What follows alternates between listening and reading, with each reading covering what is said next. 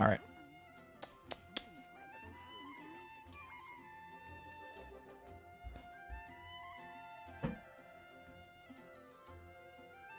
Alright. We're back again, basically.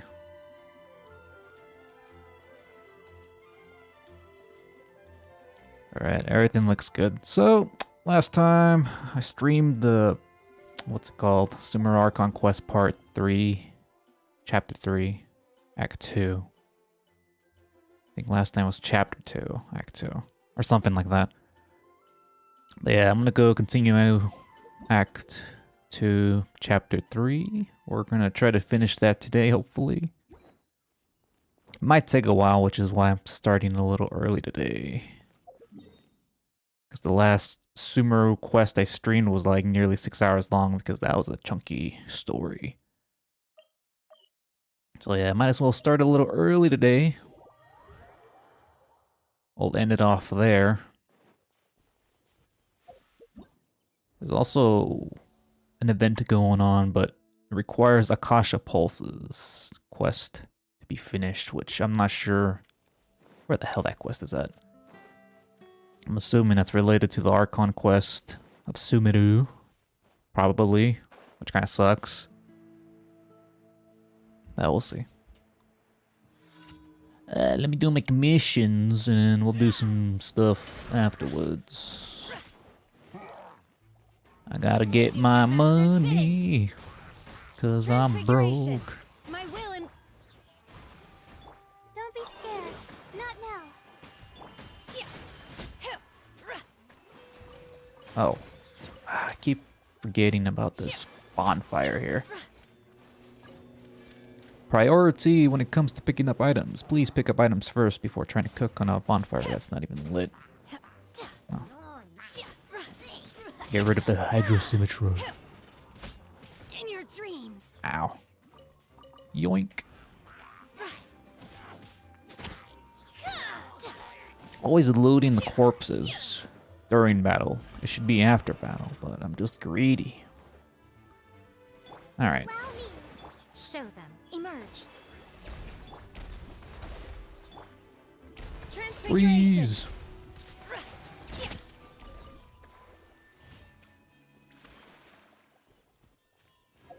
Oh shit. Almost missed this loot. Oh, what the fuck? Okay. That was probably like a barrel or something that fucked me up there. What the hell? Very surprising.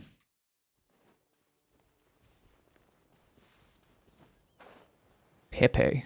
There's a kid named Pepe here? I did not know that. Alright. Gotta find this guy's pigeons again for like the millionth time. Come on. You look a little annoyed, bro. Alright, let's go find the pigeons. I think this was like the first quest, like long ago, where this pigeon quest ended up bugging out. I wasn't able to complete it for some reason. I think it was after finding this first batch of pigeons, you had to find the second batch of pigeons on the campfire where the hilichurls are at. For some reason, the hilichurls weren't there, and that was very odd.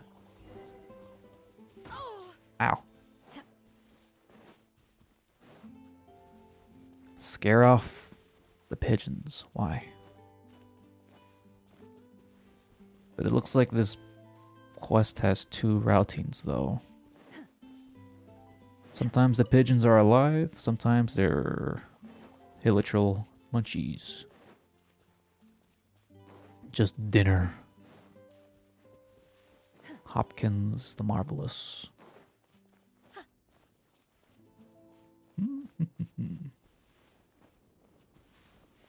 Old Finch. Where you at, Draft? Gotta go the long way around for some reason. There you are.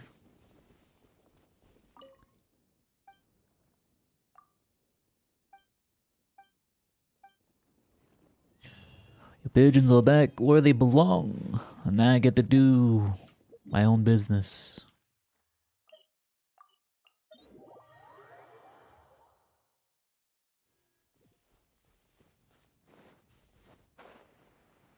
There's some dudes here up to no good. I think this is an ice. Oh, wait, no, it's this guy. Hold the line. Ow. Right now. Right here. Right now. Cold. Mine to command. My guiding star. Manifest. Cryo incarnate. Why aren't you freezing? Oh, wait, his freezing is getting counterbalanced with the electrocution. No wonder.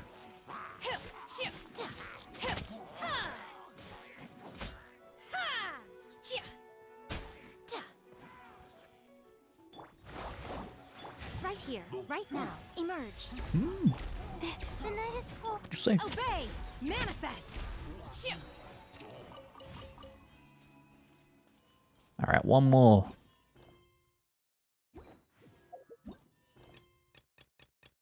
One more commission. Emergency. Defeat the floating eye thing. If I can access my map, what is wrong with this shit? God. Hey, when you're on a controller, every time you scroll through the wheel, it always picks something else. Ugh.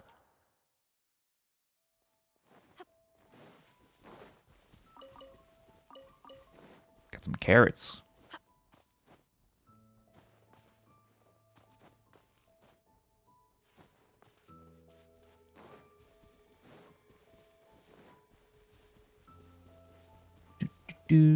Crawling way up here.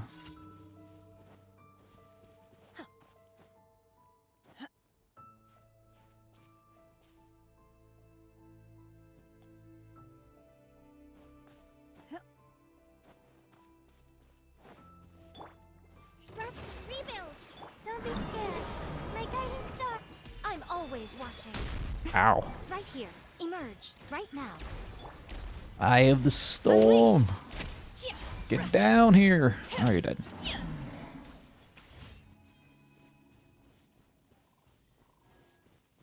No, Dehia. No, I'll pass. I'm saving, cuz.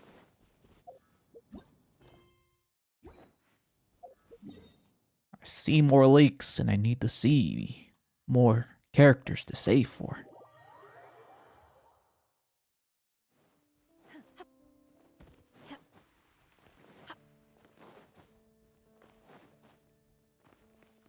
Add Astra.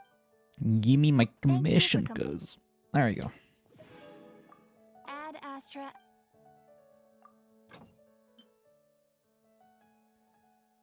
Momoka.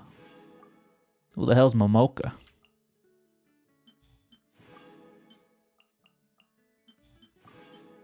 Mocha.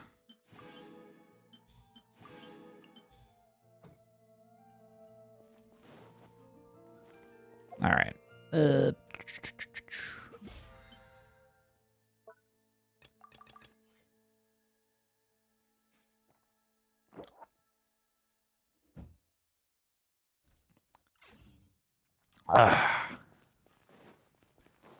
An Azuma character that got leaked. Oh. So I mean it must be recent because the last leaked character I saw was Orochimaru looking ass dude. Mr. Baizu. Baizu and the blonde dude. Ko. What the fuck was his name? The blonde guy, I forgot his name. But he's a Sumeru dude. They're both Dendro, I think. Literally yesterday. Okay, yeah, then I'm out of the loop then. I'm not scrolling that shit constantly, bro. I check that shit like once a week. And again, that shit is pretty slow, though. It's not like leaks are constant, so... Yeah, Cavi, the blonde guy.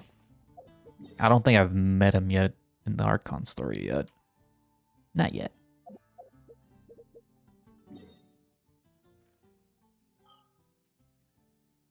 Let's go to Inazuma. Whoops, not that part of Inazuma. Let's get out of there. Need to burn some resin at this domain before I continue my Archon quest of infinite dialogue.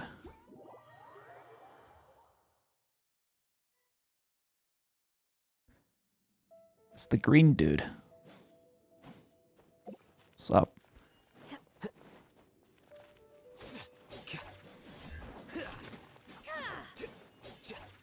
Okay, it filled up pretty quick. That's good. A hotel on site. That means I must play. Go call me. It is my duty.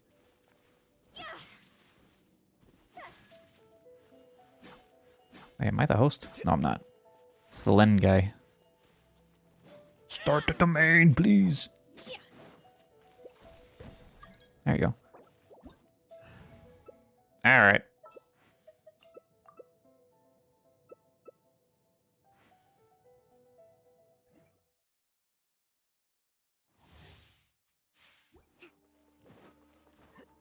I'm gonna burn like maybe 3 rounds and I'll start the quest after that.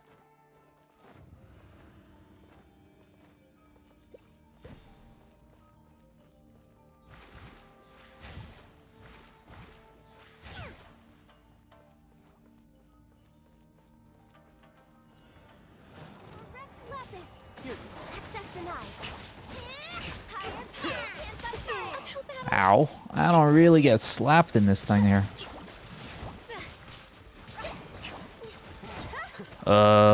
The backlog of the world quest has shrunk down. I got rid of all the well, not the Inazuma, the Mondstadt and Liyue ones, but I still got Inazuma quests around there. Oh shit. How's this goat getting damaged so much? What the hell? You're ranged. You're not supposed to be close combat. I'm sure the Hu Tao doesn't mind the healing. And the live Hu Tao is better than a dead Hu Tao. It's always my motto whenever I play Kokomi in domains.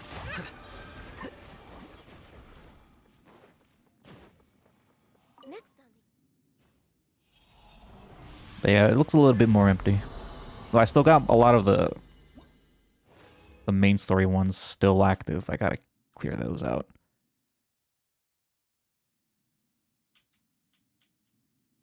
Ever Hu Tao minds the healing? Well, that's good. Hey. I can't... How you say... I can't, inconvenient the whole team just for this single hotel, you know what I mean? Because the other players can be shit and die in 2 seconds while the Hu Tao is a good player, but I'd rather have the whole team alive. Where's the other guy at? No, he's still loading in. You got something to say? You got something to say? There. Have a little firework as a sign of peace. There you go.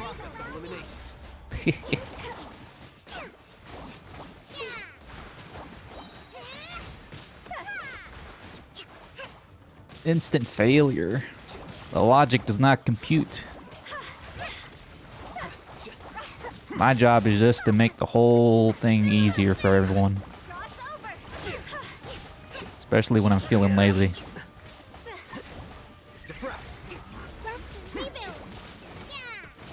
Ah, look at this light show, man.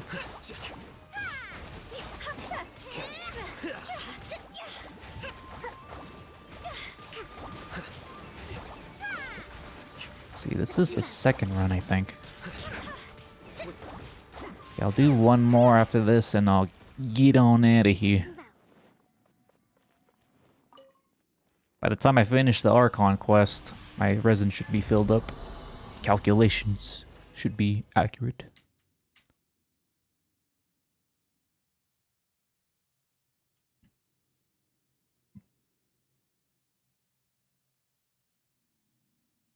I just realized the whole team's name starts with L's except me. It's all coordinated. The L team.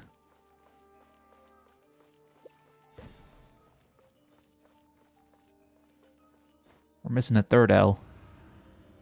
There he is. He just... it just took him a while.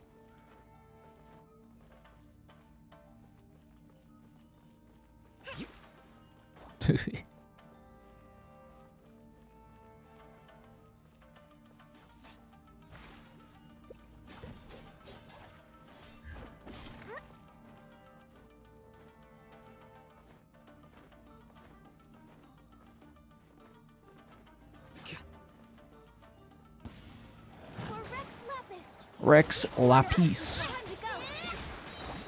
the man of pace and wine.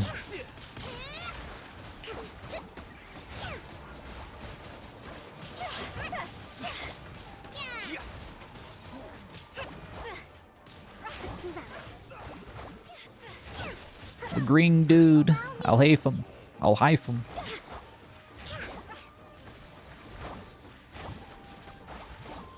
What am I aiming at? That's the thing when using ranged characters, your targeting is always fucked up. I don't know why this game doesn't implement a manual auto-target system for some reason. Just click a button and lock onto a specific enemy. Like, how hard is that to do?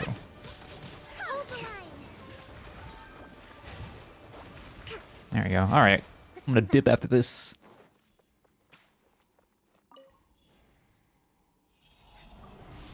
I didn't even check the artifacts I got.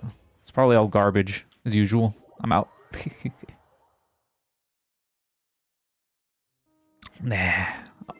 Oh yeah, but... it's quality of life, man.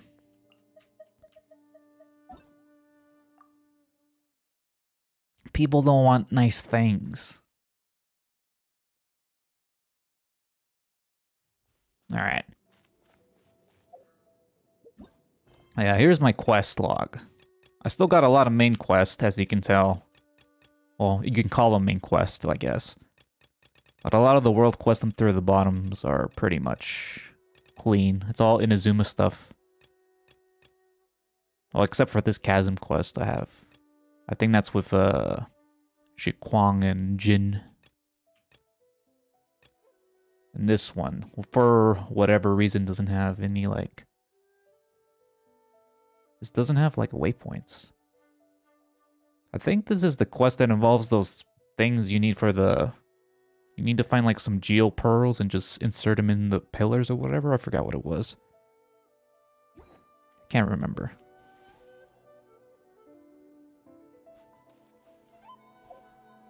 Well, yep, it's not a bajillion quest. That's good enough for me. Let's go. Let's go to Sumeru. We didn't miss the Sumeru's festival, right? Let's hurry and find Dunyarzad.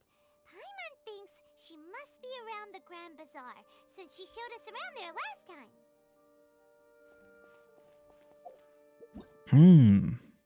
Oh yeah, which quest is this, by the way? Akasha Pulses, the Kalpa Flame Rises quest. Is that an Archon quest?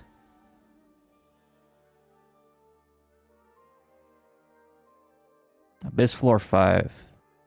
Oh yeah. Oh yeah, that's my progress, because I never even bothered with this shit. You think I'm the type of person to bother with this sort of thing? Nah. I'm like AR 56 or something. I'm like barely on the 5th floor.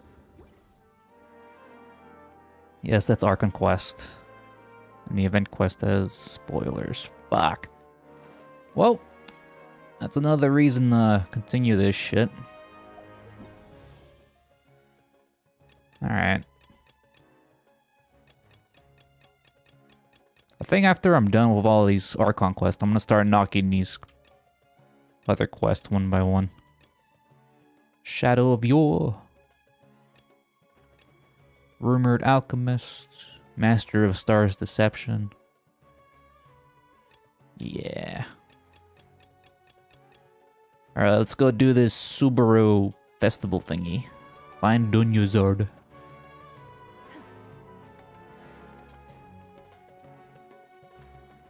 Wait, where are you at? Oh. She is below, or he is below. I forgot who Dunyarzad was. I think that was the person that was running away from their family, right? I can't remember. I think that was the one... Dehia was bodyguarding.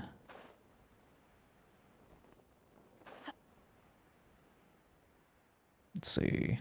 Oh, it's down there where the little eater stage is at. Nilu. I don't know if Nilu dances in this quest or not. Let's move on. There you are.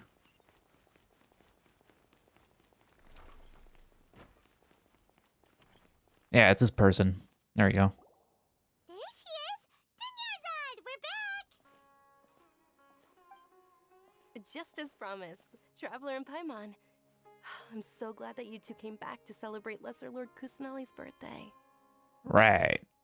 Lolly Archon's birthday, I forgot. Indeed.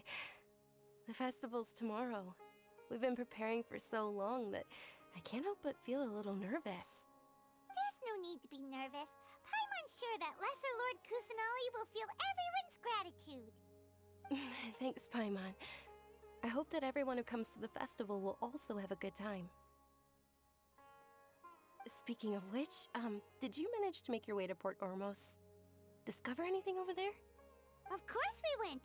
A lot of things happened there. That was all the business of El Haytham and the Desua girl. I already forgot her name. The little con artist. I see.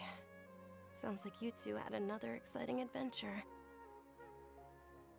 If there Jealous? is another chance, I would love to join. My lady, if you went to Port Ormos in your current state, we'd both be in for a lifetime of trouble.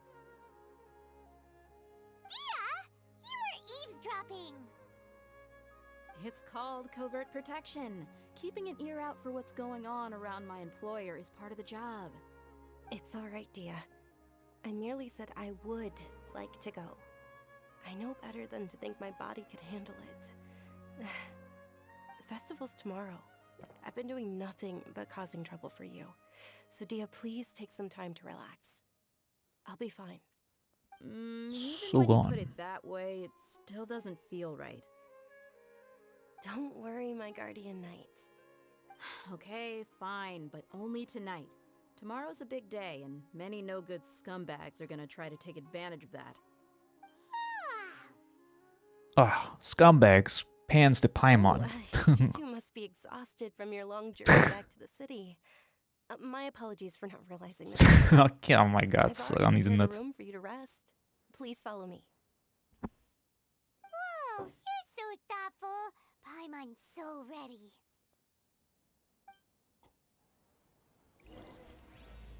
Ay, ay, ay. Mourn of 1,000 roses brings stuff I don't know. Head to the angel share.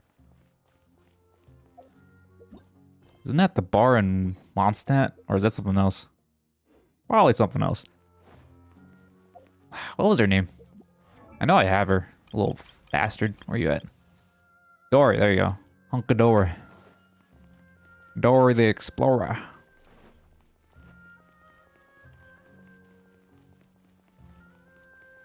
Oh yes, let's meet Candace. I'm sure no one's ever met her at all.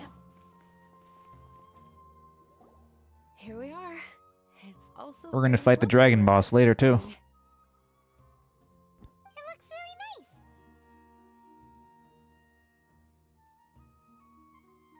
nice. Not at all. Just tell me more about your adventures when you next get the chance. That's Paimon's specialty. Paimon can tell you stories next time. Oh yeah, I forgot Candace was actually a character. Oh, if you don't mind, how about we all walk around together tomorrow? All of my friends will be working the festival, and Dia is still insisting on her covert protection. Yeah. It'll be pretty hard to relax and enjoy the festival if Dia's constantly hovering over you, right? Then let's meet at the nearby bazaar first thing tomorrow morning. Have a great night. It's a deal. Good night, Dunyarzad. I may be too excited to fall asleep tonight. See you tomorrow. Alright. I'm starting to really look forward to the Sumeru festival too. Will there be lots of yummy food? Oh no. Thinking about food is just gonna keep Paimon up all night. The earlier we sleep, the better. Let's go inside, traveler. Whose home is this? This is a hotel. We're just gonna barge in. Did we oversleep? We should go meet Dunyarzad right away. I forgot Paimon was wearing a Bluetooth. Wait, does she wear a Bluetooth? Yeah, she wears a Bluetooth. I never realized that. Even in the pause menu she does. It's kind of neat.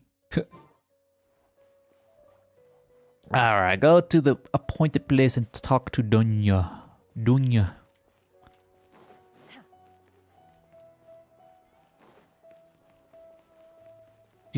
Do. Running around in the Sumeru streets. Gotta keep an eye. Oh, it's below. Everything is always below. Ow, shit.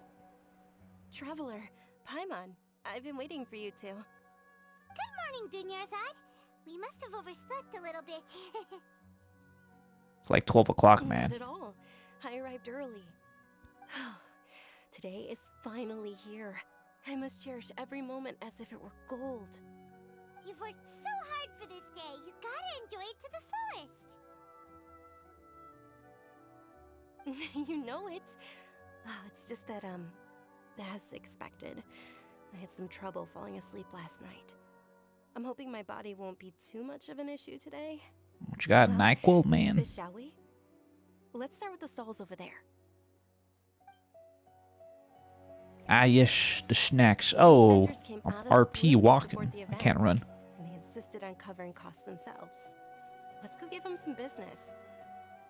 They paid for everything out of pocket? Oh, sounds like they're not in this just for the Mora. They all said that contributing to a lively festival atmosphere is more important than money. Especially since we don't often get to celebrate Lesser Lord Kusanali's birthday. Ooh, they're selling food over that way. This is a stall offering foods from the Haftmewa feast. Oh, you could tell straight away. I thought most people nowadays wouldn't know. Mushrooms, flowers, and all kind of fruit? It's Those all are some big vegetarian ass stuff. tomatoes. Aw, Paimon's a little disappointed. So, what's the Haftmewa feast you mentioned just now? It's another Sub-Zero's festival tradition. People used to set their tables with 7 different foods. Generally speaking, the most common selections were foods like Rukashva mushrooms, Nilopala lotuses, Sumeru roses, Sunsetias, Kapalatas, Hara fruits, and Zaytun peaches. So, the Sub-Zero festival is a vegetarian holiday? You don't have to be a vegetarian to enjoy the spread. We just use the 7 foods to symbolize the 7 virtues of the Dendro Archon. Wait, but if that's the case, if Sumeru uses vegetarian food to represent the Dendro Archon, then wouldn't the Pyro Archon's festival be full of food like roasted fowl, juicy meatballs, grilled steak? Oh, Traveler, we have to go to Natlan as soon as possible! I hope your wish comes true one day, Paimon. Thanks! Alright, how about we also check out some of these other stalls? God, it must be tiring to be Paimon's voice actor. So much Dear work. customers, would you like to try your hand at alchemical divination? What's alchemical divination? Those two things sound like they'd be fun to try together. Right? I thought the same when I first heard about it. It is said to be a mysterious craft invented by none other than Lesser Lord Kusanali herself. So, how does it work? It's quite simple. After you give me any 2 alchemical reagents, I'll use them to perform a random transmutation. Sure sounds random. So random that it will probably fail. That is precisely what we need. After the transmutation fails, your one and only diviner here will interpret the remnants. Sounds like a scam to me. Trying to take my Mora, dude. Well, according to Lesser Lord Kusanali, everything is interconnected. All that No. occurs can be traced back to fate. All I'd lies. say this is a pearl of old wisdom. Pure Why does BS. everything sound so much more credible when Dunyarzad says it. Are you guys working together? So that's the true wisdom behind it. This young lady sure knows her stuff. So, how about it? Want to give it a try? I guess. Oh, well, I actually got to give you stuff. I got like 1 billion of these silver rocks. I'll give you one of these. Worthless. Like, I can give you multiple, can I? All right. Here. Okay, one moment. It's the moon. Ooh. The moonstone? Take a look too. Is it? It looks more like a pie that Paimon bit into. Oh, fuck. Generally speaking, the moon signifies... It means... Wait a moment. Is he really looking it up in a book? Oh, I remember now. It means illusions and lies. Illusions and lies? That sounds rather ominous. Yes, but this book says that if you trust your intuition and overcome your fears, the sun will surely rise. He's not even trying to hide his book anymore. Naturally, fate will only ever show you the beginning of a journey. It is up to you to forge your own ending. Oh, thank you so much. I'll keep that in mind. Oh, it's nothing. I'm just learning as I go. Guess that was still pretty interesting. Okay, on to the next stall.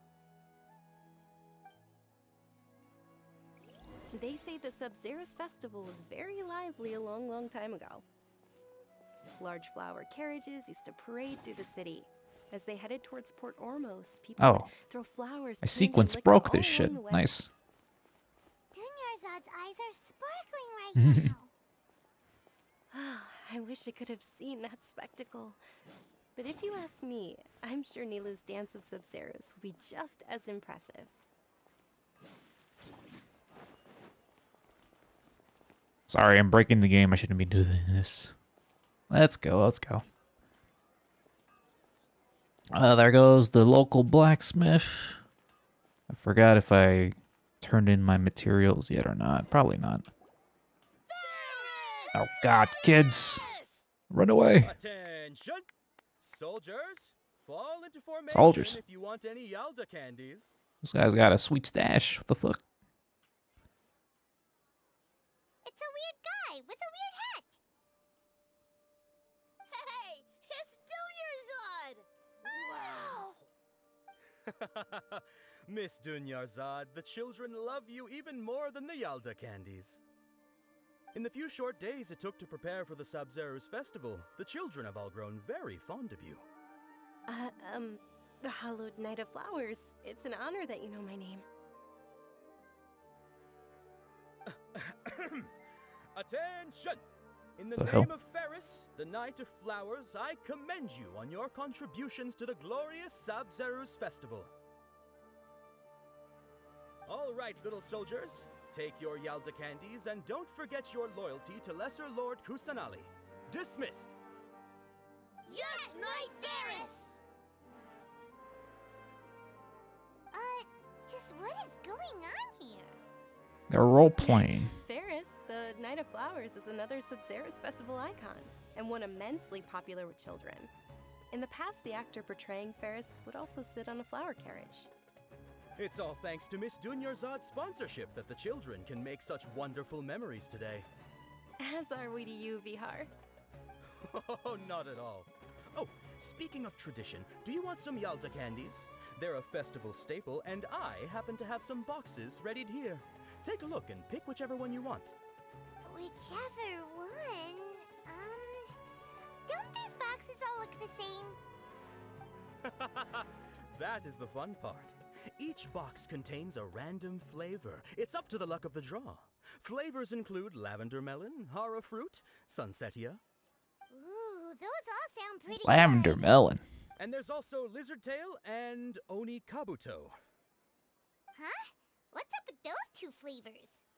Oni Kabuto is a little spicier than Lizard Tail. Dunyarzad, you tried them before? Traveler, help Paimon pick one. Paimon wants the Sunsetia flavor. Oh, they're eating beetles, man. Ito ain't gonna be so happy about this. It's alright. Paimon believes in you. I also believe in your intuition. Great. These boxes of candy are numbered 1 to 5 from left to right. Which one do you want? Let's go between number 3.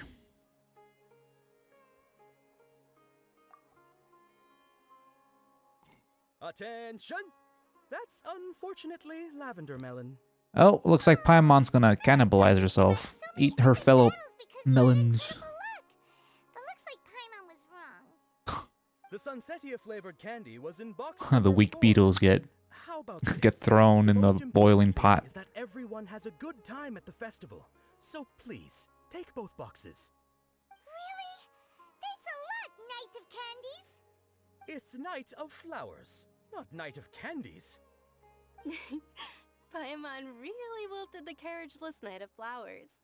They all basically sound the same. We got our candy, so let's keep going. Oh, actually, I just remembered that I left something behind. Since you're here, can you come with me to get it? The hell, man. Dunyarzad, you probably forgot because you're so excited about the Sub-Zero's festival. How embarrassing. I did like that event with the beetles, though. The little beetle fighting thing was kind of fun. I kind of enjoyed it. It's pretty silly.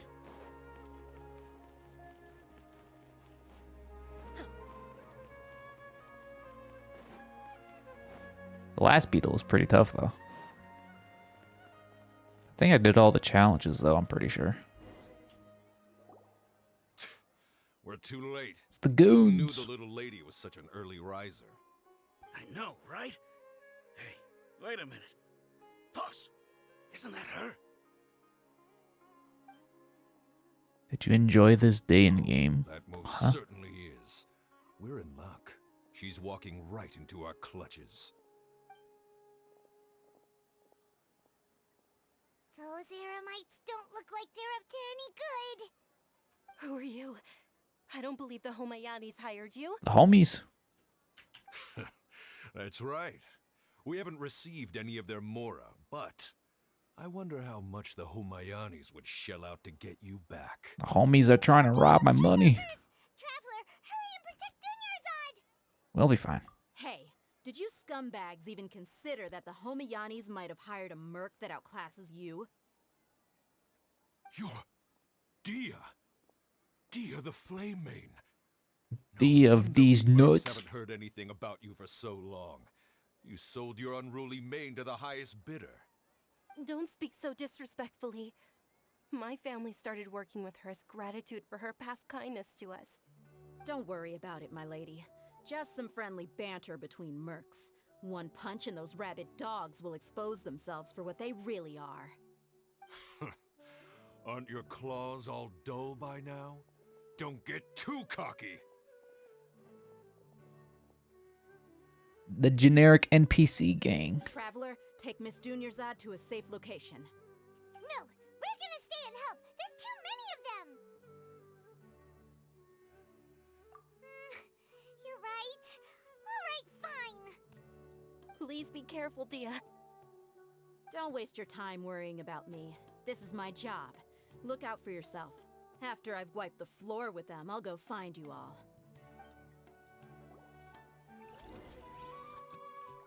What the hell? There's a timer? Escape within the time limit. Can I just...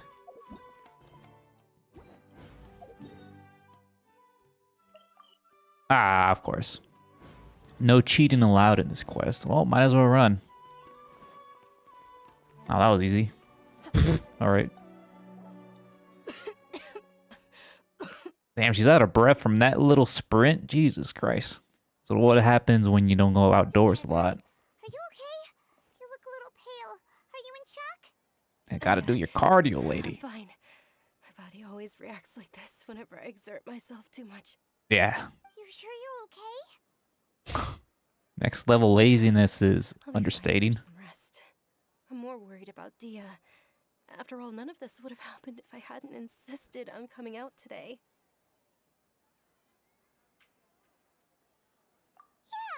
Don't worry. Regrets saying that? What you talking about? My lady, Traveler, found ya. You took care of them so fast! Any more of them? Or rather, did anyone follow you? Dia, your arm. Oh, this? I'm fine. It's just a scratch. Normally, they wouldn't have been able to land a hit on me at all, but I'm still getting used to this new greatsword. Greatsword. Please, let me take a closer look. Come on, it's nothing. Us mercs aren't as fragile as you think.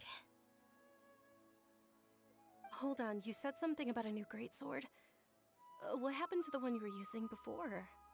About that. Well, I sold it, because I was low on Mora. Stuff like this happens every now and then. She summoned for a greatsword. It can't be. The anonymous donation that was used for the venue's final round of preparations?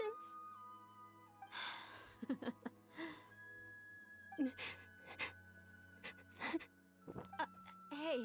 The fuck you crying about? I wasn't God. trying to make you cry, and I'm not gonna lose my commission because I made my employer cry, am I? Okay, making your employer cry won't affect your commission, but selling your weapon without permission and getting hurt? I'll have to reevaluate your performance. You're so unreasonable, my lady. Thank you very much, Dia. Don't be like that. I get embarrassed really easily.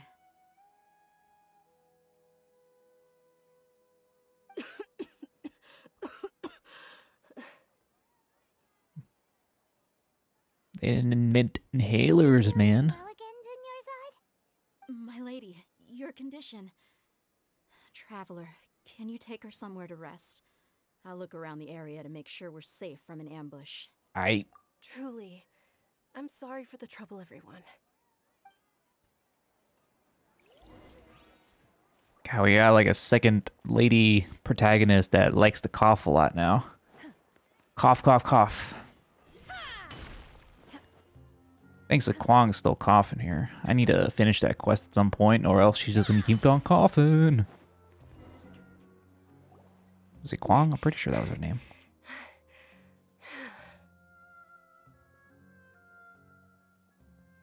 Are you feeling better,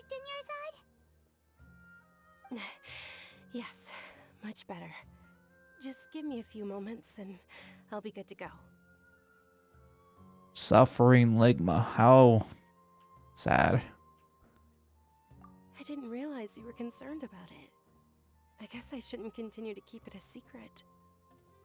I was actually born with Elazar. It's terminal now. What is that? Can't believe it's Elazar. Oh, you've already heard of Elazar. In that case, you probably know about its severity. I don't remember. Sumeru's Did current Kole have that advancements Elazar shit? I don't remember. don't find a cure. The Or was it disease's someone else? progression can only be delayed through environmental therapy. Dunyarzad. There's no need to be sad. I've always lived with Elazar and I came to terms with it a long time ago. Compared to the simple fact that I'm afflicted with this. Goldfish. its My effects on memory, life are man. I don't much more remember. painful. I know that my family loves me dearly. They've done all they can to provide the best environment for me so that I can live for that much longer. However, I know I will one day succumb to this. Did you know? Before I ran away from home this time, the world outside of my home didn't even know that I existed. Paimon only Since I was a repeats the child, all I irrelevant could stuff do all was the time. She sit on doesn't my repeat bed the and stare important at stuff, alright? everything outside of my window. I'm sure my family's worried and disappointed in me for running away, but I just didn't want to have any regrets. Regrets. I wanted to meet other people. To me, there's nothing more beautiful than being able to meet and speak with others. Wow, Not to socializing. mention the incredible time spent preparing for the festival. The joy on everyone's faces here, and all the support I've received from friends like Dia. This way, when my final day does arrive, it will be less sorrowful. At the very least, many people will remember that I once existed in this world, right? As long as you don't forget Paimon, Paimon also won't forget about you. No, even if you forget Paimon. Paimon will still remember you. Ah, thank you two so much. I apologize for the depressing conversation. This is out of character for me. To be honest, Lesser Lord Kusanali gave me the courage to do all of this. If it weren't for her encouragement, I wouldn't have taken that first step. Thanks. There will always be frustrations in life, but I know that the point of living is not to leave behind any regrets. Sure. Oh, right. Isn't it almost time? Huh? Almost time for what? Isn't the Dance of Sub-Zeros about to begin? It's the part of the festival that I've been looking forward to the most. Nilu will recreate that legendary scene with her most splendid dancing. And the Sub-Zeros festival will conclude amid everyone's applause and blessings. And with that, my wish will also... Then what are we waiting for? Let's go to the stage! Yeah, we should still make it in time. Okay. Well, no life support exists in this world. How unfortunate. Alright, we gotta go back to the stage and meet Nilo, I guess. Will Dunya Zard live or die by the end of this Archon quest? Stay tuned. I have a feeling she might kick the bucket. Just maybe. Unless the Lolly Archon comes out of nowhere, decides to Jesus heal everyone and shit. That would be something to behold. Hey, this is pretty far, what the hell? Wait, what? Wait, why am I going to Mondstadt? What the fuck?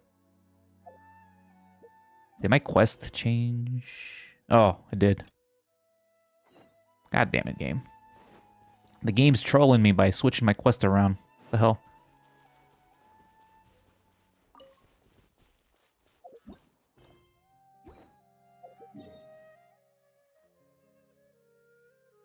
Let's go over here. Let's head south. We'll move on up.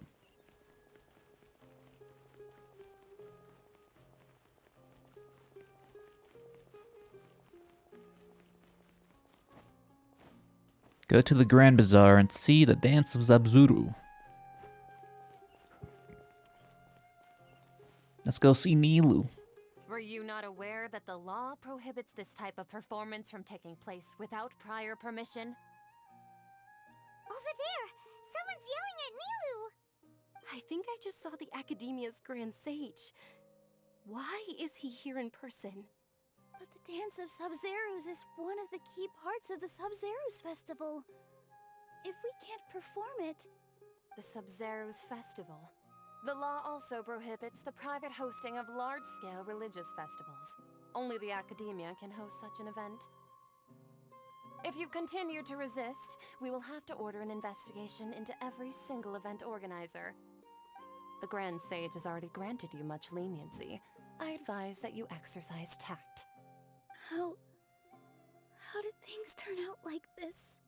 The Academia was originally responsible for the Sub-Zeros festival, but they failed this responsibility for many years. I need to speak with them. This is a hard pill to swallow, but you're right. Things would only get worse. Art, dance.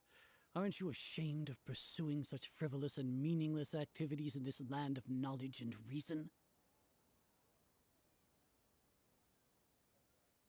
Our Archon created the utopia that is Sumeru City for all scholars who sought validity, verity, and truth, while people like you wish to defile it. No. I believe that our Archon never rejected the arts. Even the goddess of flowers dedicated a dance to her. With your lack of intellectual credentials, I do not believe you are qualified to debate with me.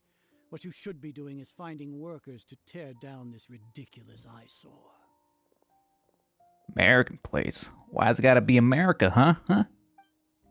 When we return, have the scribe draft an ordinance before the next Nyargarbaha Day that prohibits public art performances. We will announce it to the public later via the Akasha. Understood. I will inform him when I return.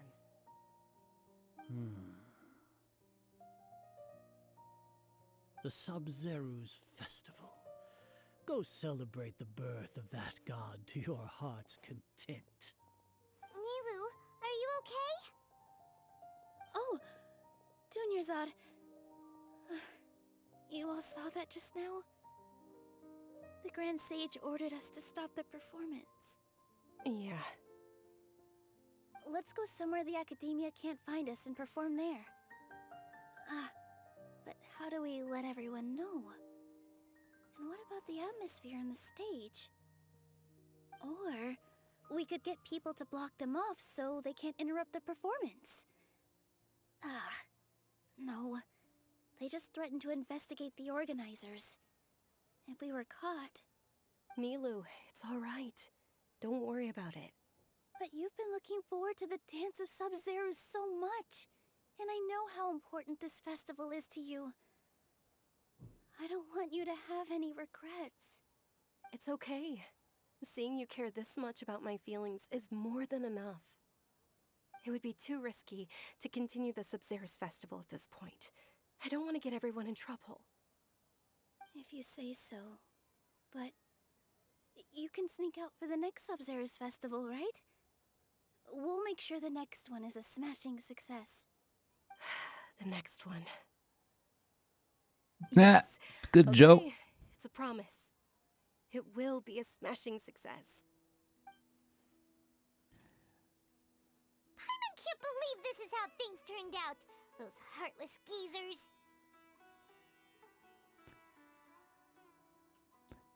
It really is okay.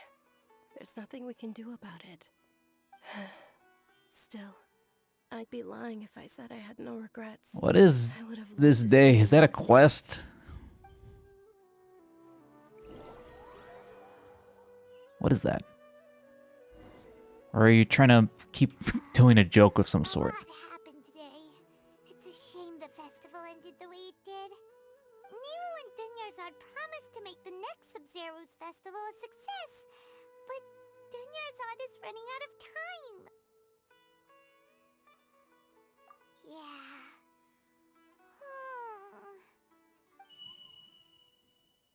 I'm not answering. Ow, God's talking through me in my mind. What is going on? I'm going crazy. Kind of sounds like Liam Neeson from Fallout. Just a bit. You gotta activate the purifier. We're gonna be late! It's all because you wouldn't get out of bed! What the fuck? Go meet Dunyarzad right away! This little brat blaming me? People always gotta project, man. That's right, you better float away, Paimon. Why does this game keep changing my quest? Stop doing that, please. Okay.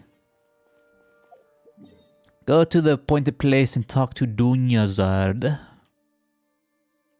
Alright. I could just run there, but teleportation points exist for a reason. What's up, guard number 69? See ya. Oh, same spot. Oh wait, no, not the same spot. Another floor below. Gonna airdrop some justice.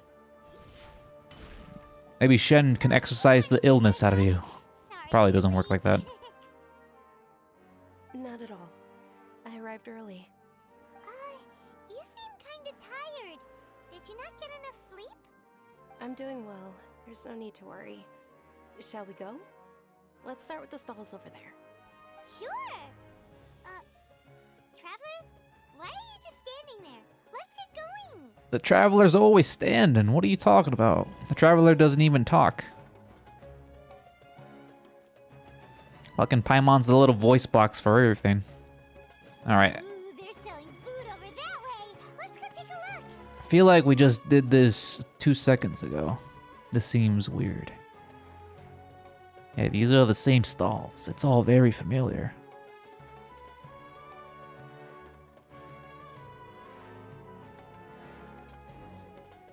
Alright, we're gonna talk to this guy again. Offering foods from the Haftmewa feast. You are quite well informed, miss. I thought most people nowadays wouldn't know. They're all plants! Oh, Paimon's a little disappointed. Actually, what is the Haftmewa feast you mentioned just now? It's one of the Sabzerus festival's traditions. People used to set their tables with 7 different foods to Oh, is that why you keep asking, do you like this day? Over and over again? Fucking Groundhog Day bullshit going on here. Wake me up from this dream. I don't want to be part of this dream. The traveler's going crazy. Yeah, it seems really familiar. The Lolly Archon's messing with my mind, man. Of course, Paimon's too small brain to figure this shit out. Some kind of food. The moon signifies... It's escaping me for now. The moon signifies these nuts. Is he really looking it up in a book? Oh, right. Yes, Means I illusions accused and her. lies. But if you trust your intuition and overcome your fears, the sun will surely rise. What other higher being of ultimate power can do this sort of thing? Is this deja vu? Understood. I'll keep that in mind. Bruh. Oh, it's nothing. I'm just learning as I go. Guess that was still pretty interesting. Okay, on to the next stall. Nah, it's probably Dunyazard's fault. She did the wish of reliving this day over and over again. Because she socializes and she doesn't want that to go away. And she doesn't want to die. So we're stuck in the time loop. This is all about not moving on and just holding on. Or some nonsense, whatever. Just talking out of my ass. Ah! Let me out. What sorcery is this? All right, soldiers. Now that you have your Yalta candies, don't forget your loyalty to Lesser Lord Kusanali. Dismissed. Yes, Knight Varus! What's going on? Is this a Ferris, the Night of Flowers, is another Sabzerus festival icon and one immensely popular. Alright, I'm gonna speed through this. We already seen this script. It's all No thanks need to to go Mr. over it again. Dunyazad. Oh, do you want some Yalta candies? No. I happen to have some box.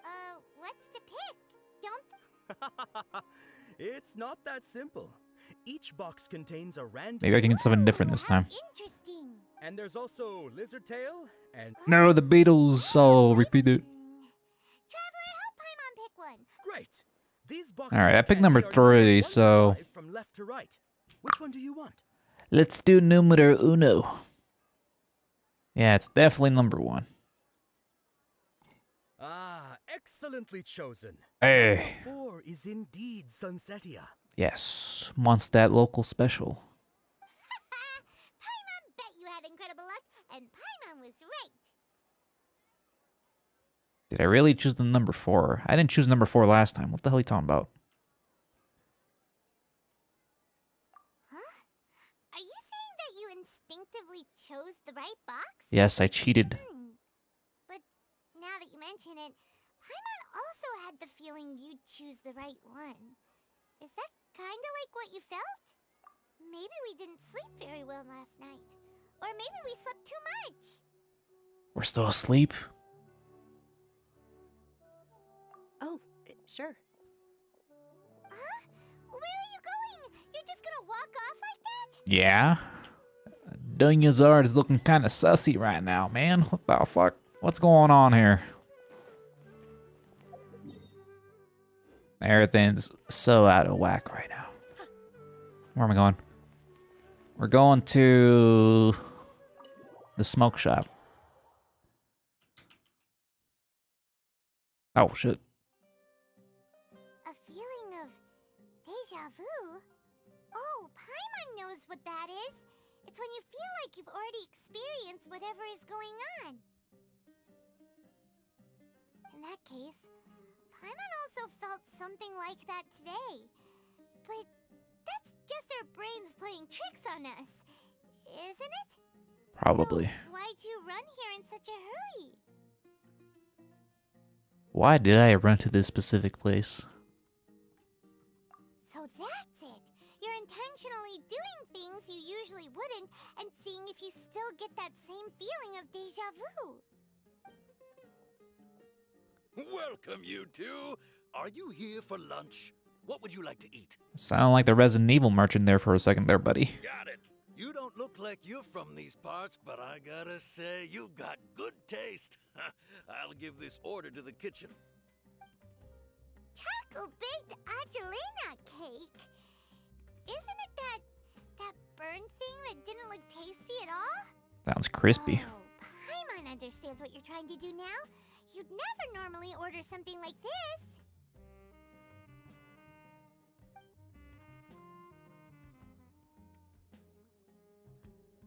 Paimon, sit down on the chair. It's rude to float on the table, alright? Thing? Are you really gonna eat it? Looks like a big-ass guacamole. Going a bit too far. What is that face? How was it? The look on your face is telling Paimon that it tasted awful. Then, you mean... That's impossible! We were just talking about how gross it looked! So, would this be a case of taste bud deja vu? Paimon also gets the impression that we've been here many times, even though we aren't regulars. How about we go out again and try something else? I'm gonna go out and get some chicken nuggies. Get some barbecue sauce. Mysterious sauce from the local fast food joint. Where's the exit at?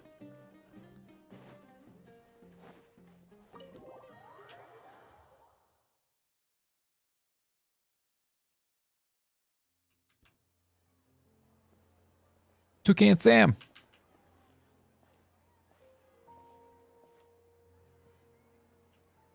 Hey, Dinyarzad is sitting by yourself on that bench over there.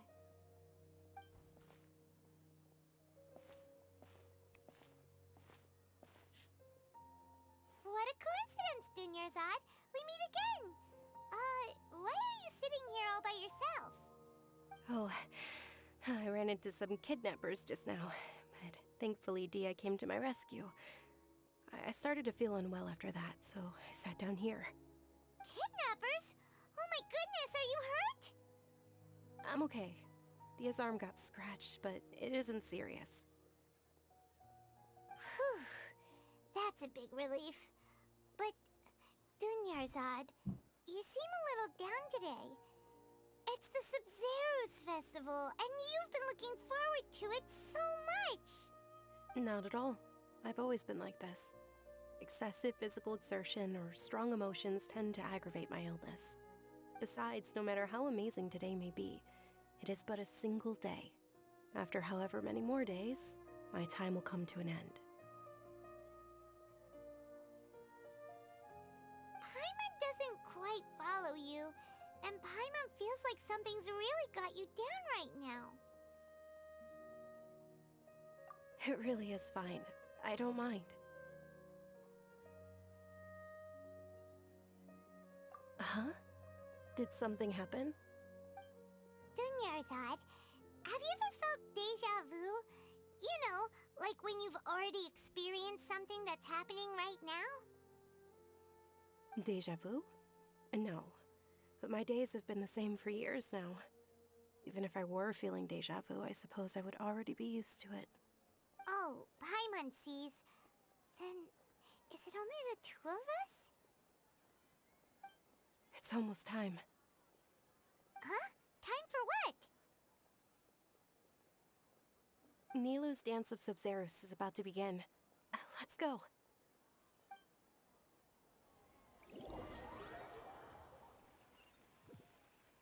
All right.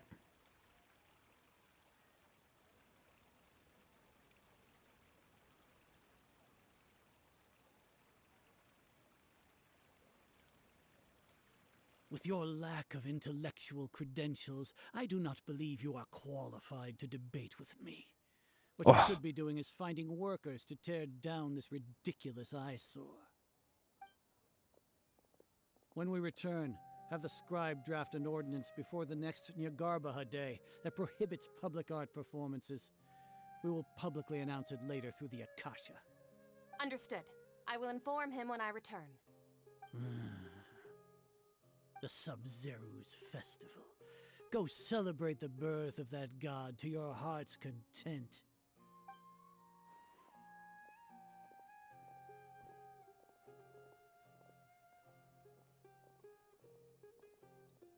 Bunch of edgy atheists don't want us to worship our religion. What the hell? Milu, are you okay? Oh, Dunyarzad. The Grand Sage ordered us to stop the performance. It's okay. There's nothing we can do about it. But you've been really looking forward to this. I don't want you to have any regrets. It truly is unfortunate, but I don't want to cause trouble for anyone. Didn't the Grand Sage say that he might investigate the organizers? True, but... well, okay. I'll just have to try again next year. The next festival. I probably won't be around by then. Wait, what did you just say? No, nothing. I'll be heading back to rest. Thank you for your help, everyone. Paimon can't believe what those heartless geezers did! I don't think Nilu heard that last time. Did Dunyarzad already go back? We should also return and get some sleep.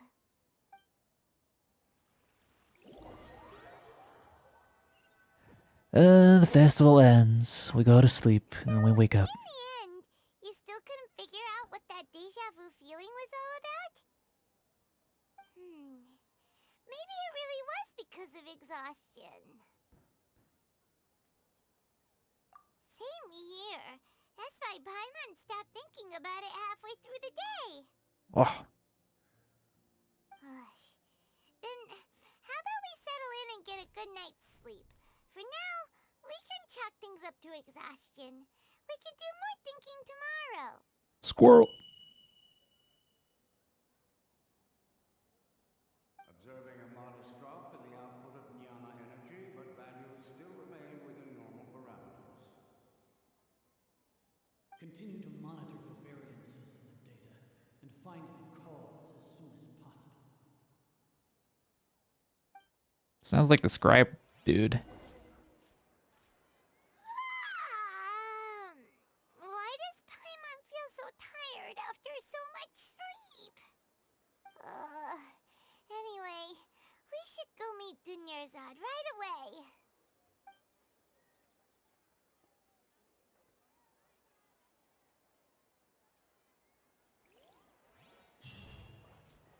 It's all because I'm huffing in this smoke from this hookah thing.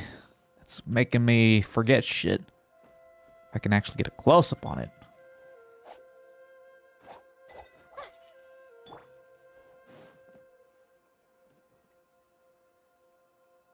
The music sounds different. Oh. Everyone's gone. What's going on?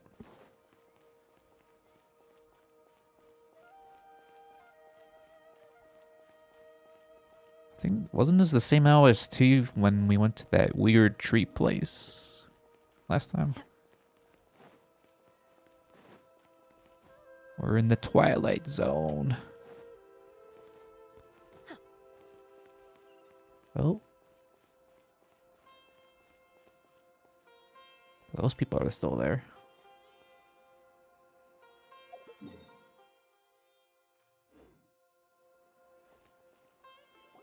The Wi-Fi. Oh, what the hell? I pressed pause and it teleported me there. Not at all. I arrived early. Huh? Paimon thinks you sound kinda tired. Did you not get enough sleep? I'm doing well. There's no need to worry. Shall we go? Let's Sound start with the stalls. kind of sad. Great idea! Let's get going! Traveler?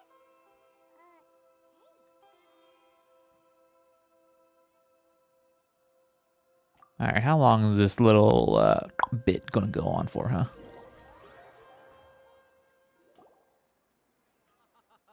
It's all thanks to Miss Dunyarzad's sponsorship that the children can enjoy the Sub-Zero's festival.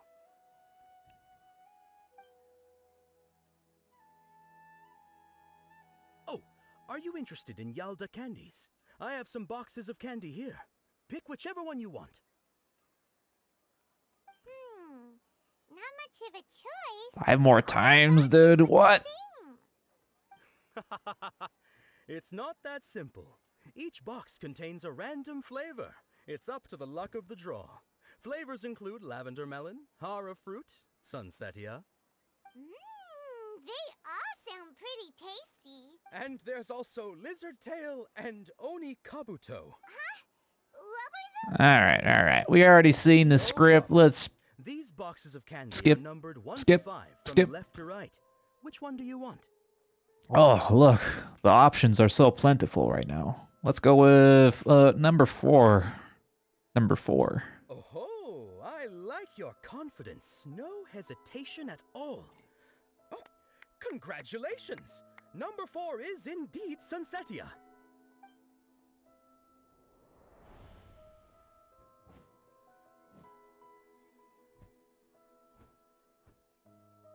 Yes. Paimon knew she always had incredible luck.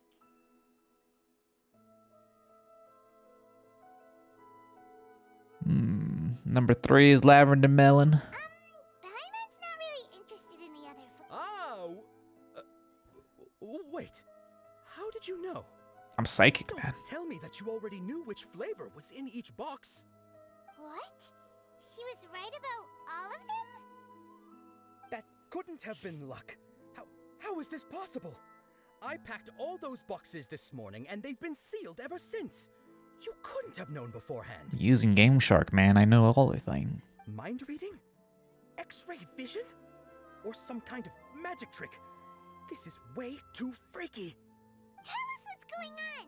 Since when did you get superpowers? Traveler? Lolly Archon spotted. See? Where are you going? It was her fault all along. I knew it. She's behind everything. Did you see something? Us leaving Dunyarzad without letting her know is kinda rude, you know. I don't care, Paimon. She's running. She's running.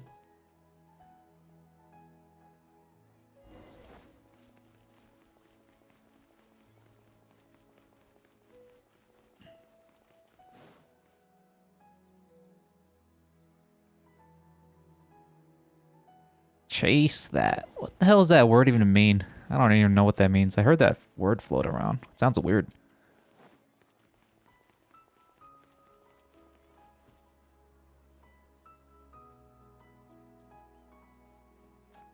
Run! Blue Jay. What are you looking Cute and funny. Why did we come here? Huh. Right. Sure, whatever you say. Traveler? Blue Archive. Oh, that game? Students with guns. I forgot what the game was about. It's weird. Hey, the bird's gone. What the hell?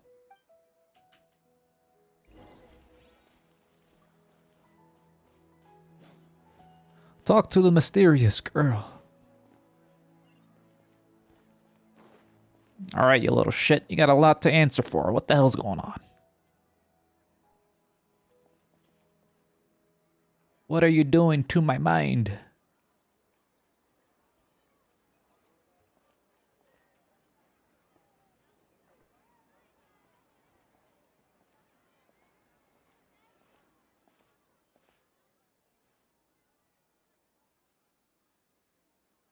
It's, well, what the fuck? Look! That's...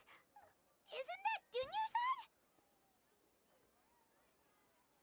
What you doing? What's happening here? Why are there two Dunyarzads? already know that this isn't your first Sub-Zero's festival, don't you? Alert. I'm sure you already know how to use this. A knowledge capsule? Where did you get it? What's inside? Knowledge.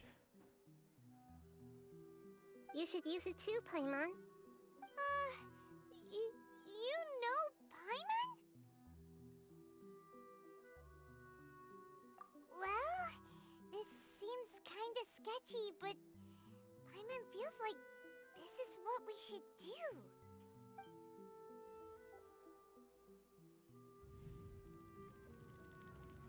Or just downloading the stuff from the hard drive. All the memories coming back. 20th time at the Sub-Zero's festival? Huh? No. The 30th? 40th? Just how many times have we been to the Sub-Zero's festival? Have we been trapped in a single day? If it weren't for you, we wouldn't have even realized. What the heck was inside that knowledge capsule? Your memories are still scrambled? Try your best to remember. This isn't the first time we've met, and I answered that question a long time ago. Let Paimon think. Oh, it's coming back. Meeting you was the real catalyst for restoring our memories, and the knowledge capsule was just your means of showing our minds the way. What about everyone else? Why are you only helping the two of us? Your sense of deja vu is stronger than everyone else's, yes? As for an explanation, you two received the blessing of Dendro, and you also have special, sensitive constitutions. It was as if a single sheet of paper was separating those memories from your consciousness. Right. A familiar question. I think this is the 7th time you asked that. As you can see, she isn't doing well. You probably sensed it too. The Dunyarzad you were just with is different from the first Dunyarzad you met.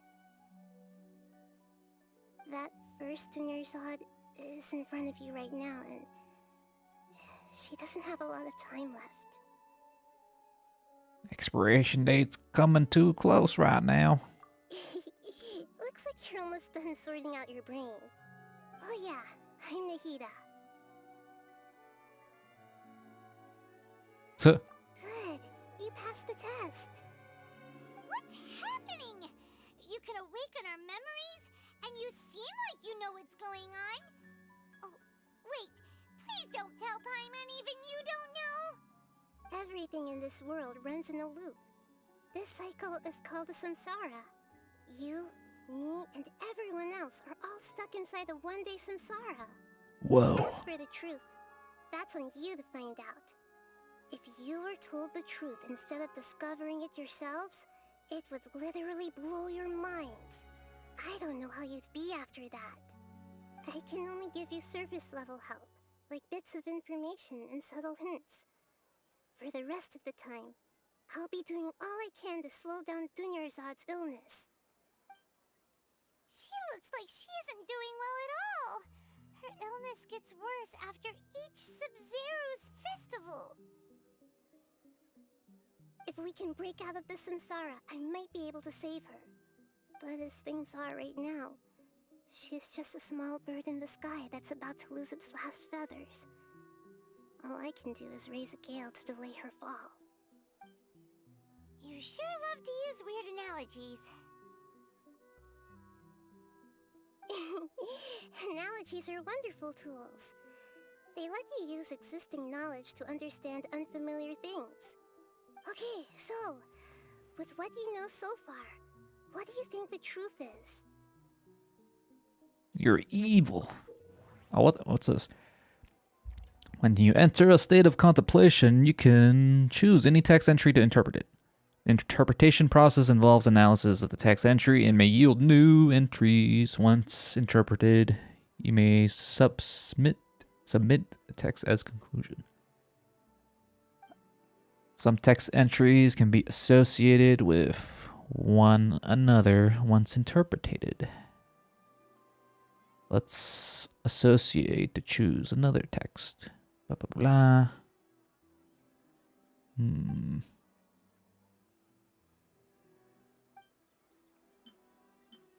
blah. Okay. So we got the festival, the Grand Sage's speech, Alchemist, Deja Vu, Abnormal Mental Fatigue. Let's go with this. We've already experienced the Sub-Zeru's festival many times. And the day of the festival seems to be in a perpetual samsara. She's actually talking.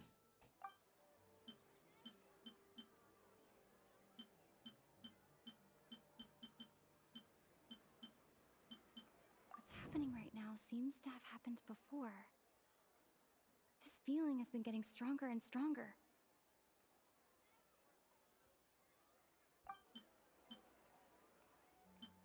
Gotta do these in order or what? Grand Sage said, go celebrate the birth of that god to your heart's content.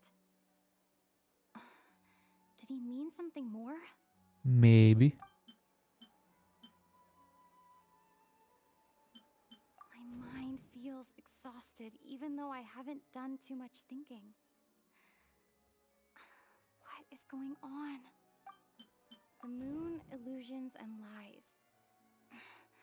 What do they all mean?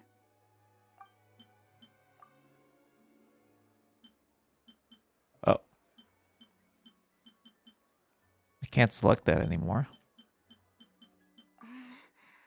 I can't seem to...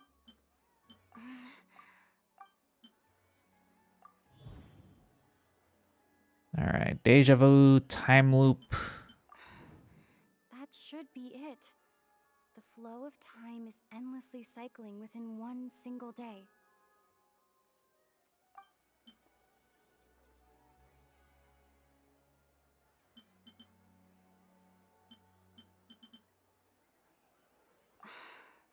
That doesn't sound right. I need to carefully think things through. Alright, so we got the festival. What the hell? That should be it. The flow... Yeah? What's happening right now seems to have happened before. This one's grayed out. My mind feels exhausted even though I haven't done too much thinking. We've already experienced the Sub-Zeru's festival many... Grand Sage said, go celebrate the moon, illusions... What's happening right now seems to have happened before. That should be it. The flow of time is endlessly cycling.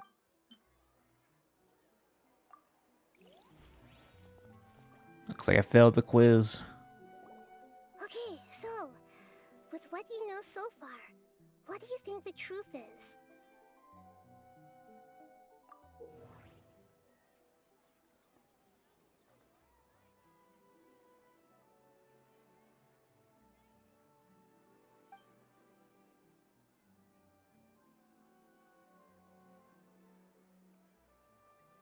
Associate. Trigger association. Alright.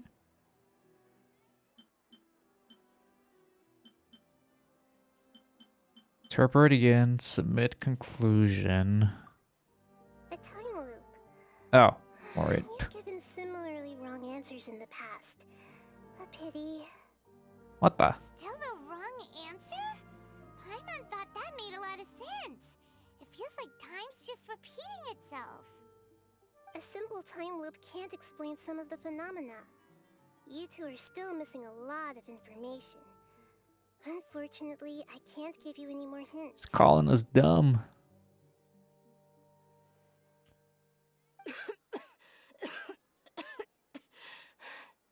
Dunyarzad.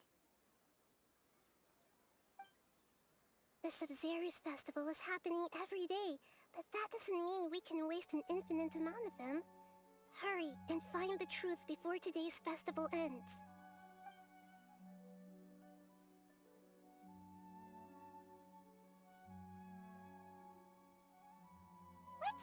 our current situation.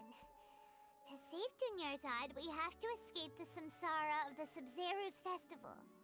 And to do that, we need to figure out what's happening. The truth. Nahida rejected the idea of a time loop, so we must have missed something, right? Paimon's memories say that we've already done this many times, but let's go talk to people again. It's more productive than sitting here and scratching our heads. Ask around for clues about the situation. This is all very weird.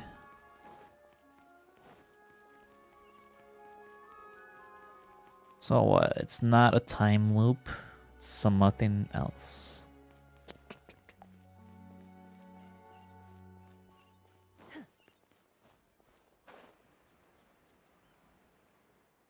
You gotta say. Hey, it's you guys again. Where's your cultured friend? She's feeling a little unwell. She's dying, bro. I see. Did you come back to buy something? I guarantee the freshness of my products. I harvested them from the forest just yesterday.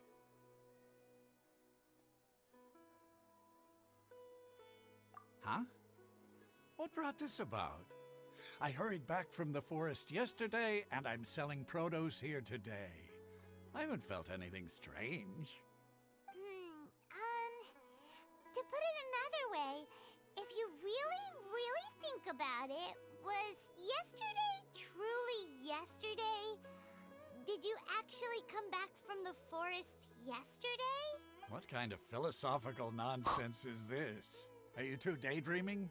Just smoked a little of the grass, you know. Didn't you know that no one dreams in Sumeru?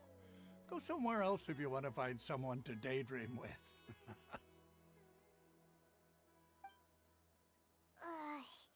He actually has a point.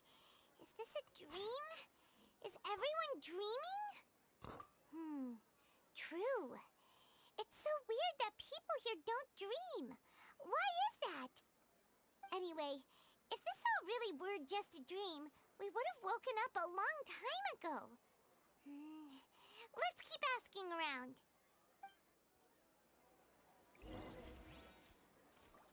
We're being kept frozen in a capsule somewhere. This is all just a simulation. Oh, it's you two. Was my divination so accurate that you felt compelled to compliment me in person? Ooh, I knew it! I told you, the god's divination is highly accurate. You just hadn't fully understood its significance yet. You're really excited about this, huh? That's exactly why we came back. Help us better understand it. Help you better understand it? Well, that isn't exactly what I excel at. So, you're admitting that you don't have a clue? Anyway, what kind of situation did you get into? I'm tripping out, man. Huh? Hold on a second. I thought you guys just lost your wallet or fell for a scam. What you just said, are you serious? Does that kind of thing actually happen? Apparently it does, dude. I knew you weren't going to believe it. Marvelous. Truly marvelous. I believe you. Recall the interpretation of your divination. The moon, illusions, and lies. It really felt like an omen. When you say it like that, the divination does sound like it's related to what's going on.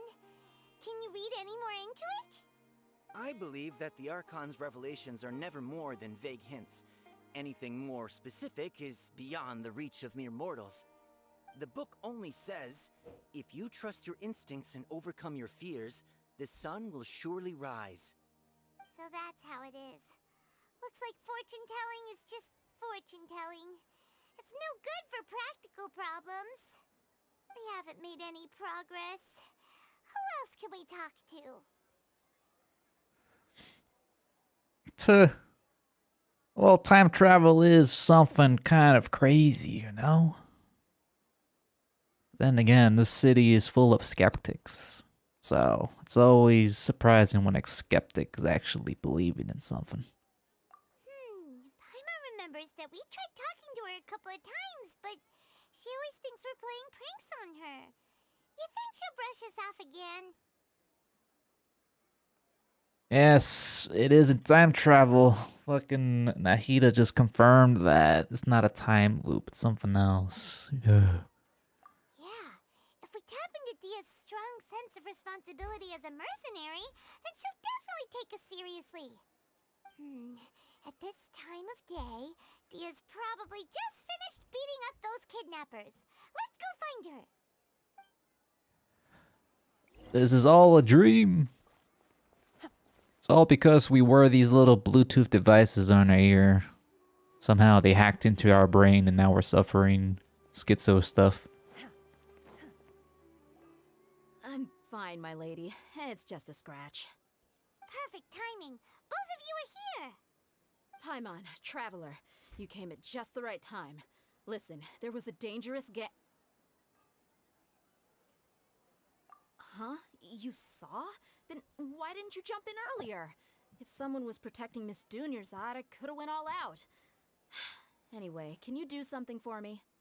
You want the Traveler to take Dunyarzad somewhere to rest up while you check to see if there's still any kidnappers around. Did Paimon get that right?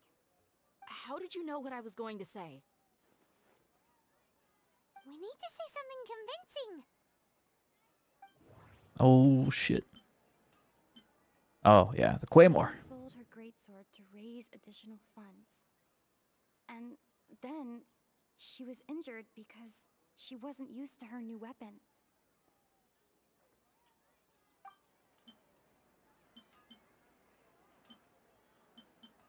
People in Sumeru don't dream.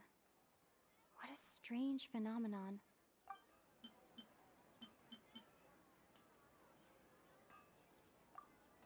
Tell her, Traveler!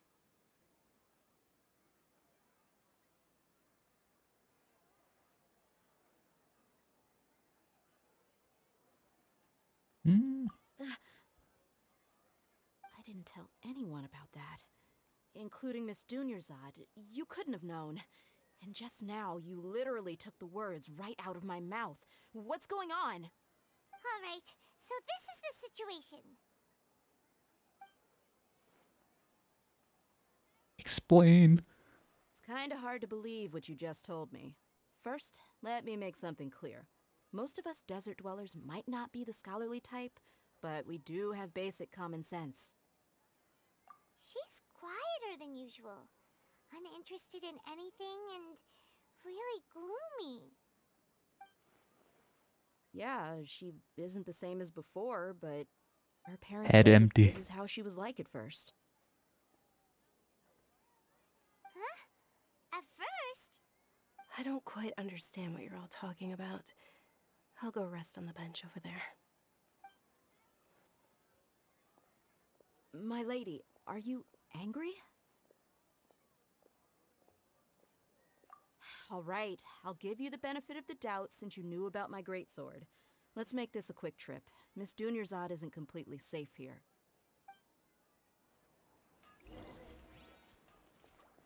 Bring Dia. Oh, we gotta bring her to the Archon. That's interesting.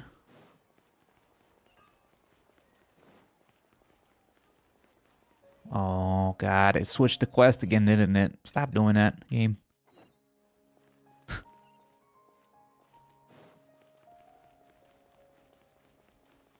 This is all just a dream. We gotta wake up. Gotta snap back into reality. Where are you at?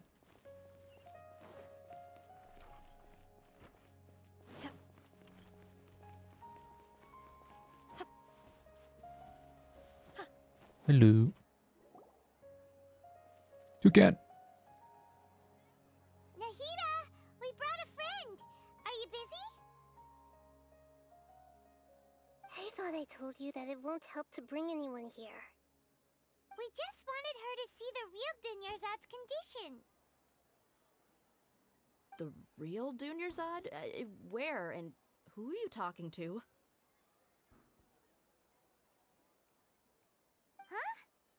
I told you that you two are special. Other people can't see me or Miss Dunyarzad here. Oh no, we're gonna look crazy.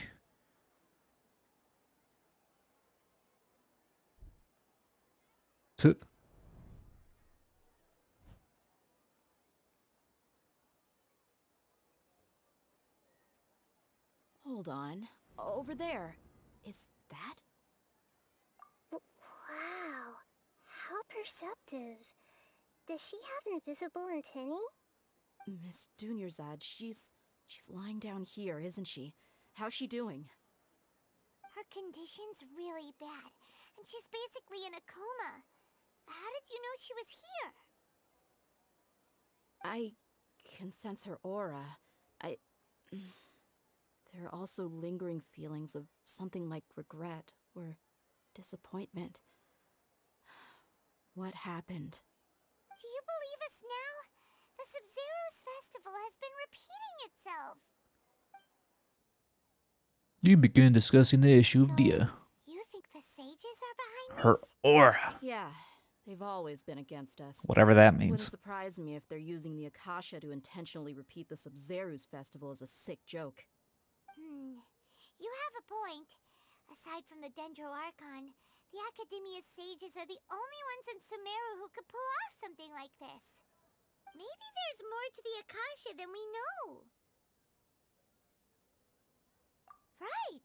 Didn't you awaken our memories using something that looked like a knowledge capsule? That means you must know something about the Akasha! The Akasha relies on the power of a gnosis to operate, as it is the manifestation of the God of Wisdom's power. It compiles the wisdom of the entire populace, and it grants knowledge to the people. A gnosis could do that? No wonder the Akasha is so magical. It's being powered by the gnosis of Sumeru's Archon. So, this Nahida you mentioned, what did she say? She said, and Paimon quotes, "The Akasha relies on the power of a gnosis to operate, as it is the manifestation of the God of Wisdom's power. It compiles the wisdom of the entire populace, and it grants knowledge to the people." Compiles the wisdom of the entire populace and grants knowledge to the people. The people. Wait. What? I get the grants knowledge part. That's what people have always used the Akasha for. But compiling the entire populace's wisdom? How does that work? Did she mean that the sages enter new knowledge into the Akasha? Compiles what? Yeah, what? Irminsul. Oh, yeah. That sounds about right. What do you think?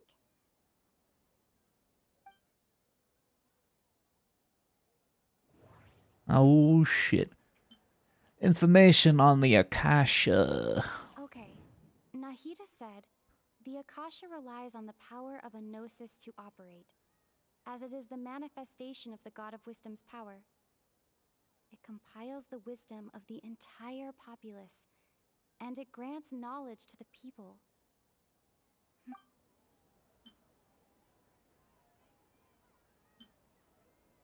That doesn't sound Oh right. shit. I picked no dream. Knowledge. What's happening right now seems to have happened before. This feeling has been getting stronger and stronger. My mind feels exhausted. People in Sumeru don't. That doesn't Whoops. sound... My mind feels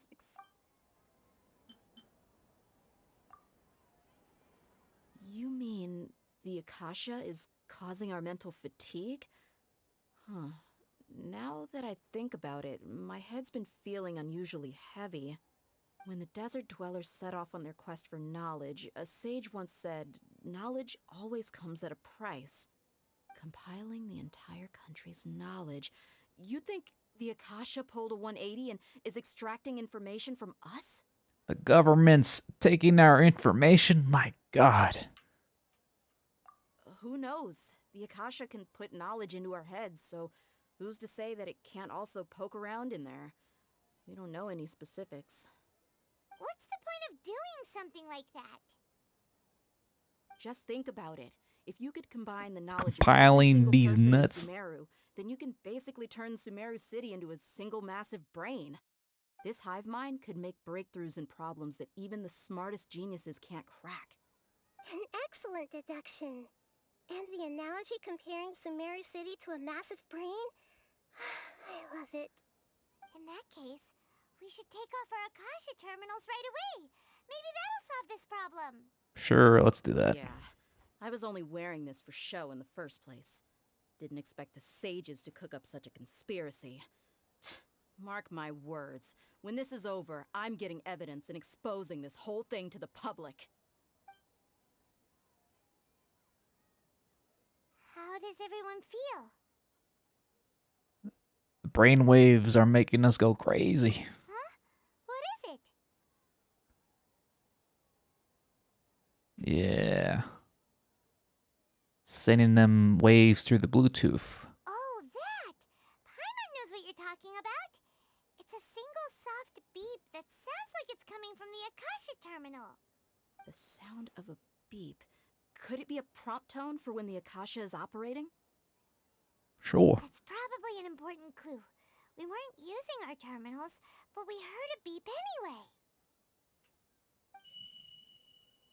Oh, Bluetooth's turning on. Traveler, did you hear that? I heard it too. Our ears aren't messing with us. There was definitely a beep, but it sounded like it was coming from inside my head. We took off our Akasha terminals. Ooh, what's going on? Phase runtime has exceeded its expected length. At this rate, there may be casualties. But we cannot lose all of our progress.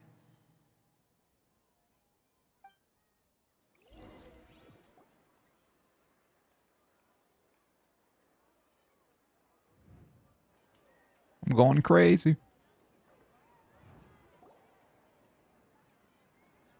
The scholars are doing this all in the name of science, don't worry.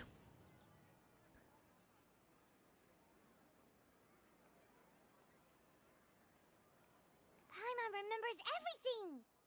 Brain blast. Good. You adapted quickly this time. We definitely took off our Akasha terminals last night, but we still heard that beep. Why is that?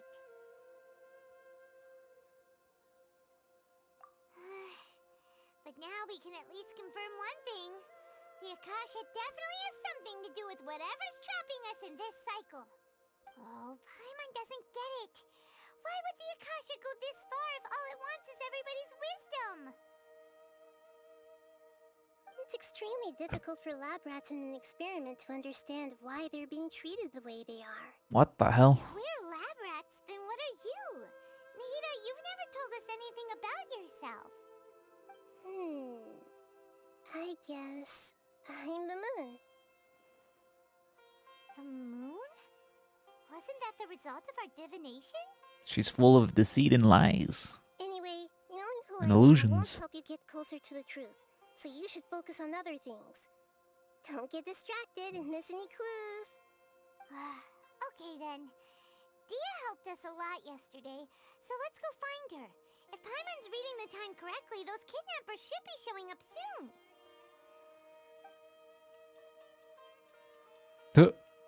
Nice segue.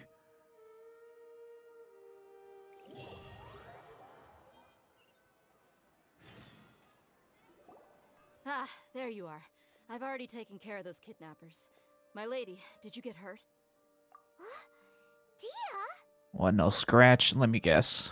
Oh, What's wrong? Why are you both gawking at me like that? my bad. You didn't get hurt this time. Huh? What do you mean this time?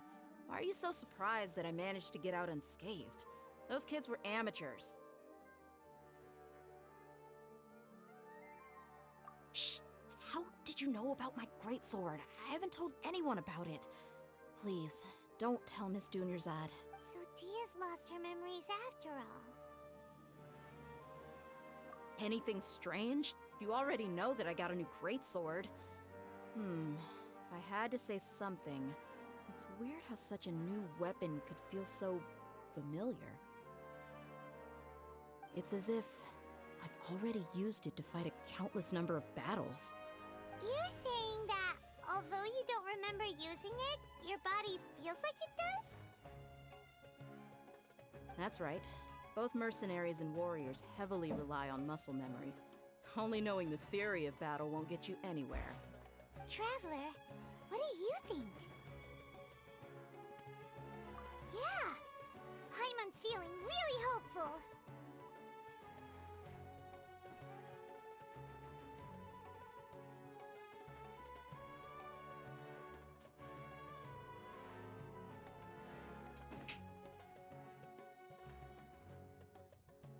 Oh, you're right!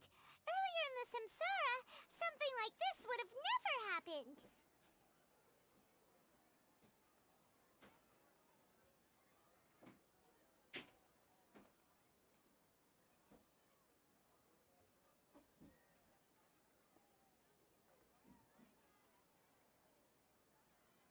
I have no clue what you two are talking about, but it's still dangerous here, so... So you want us to take Dunyarzad somewhere else to rest while you check if there are still more kidnappers around, right? How did you know what I was gonna say? Can you read minds? Forget it. Go and do your thing.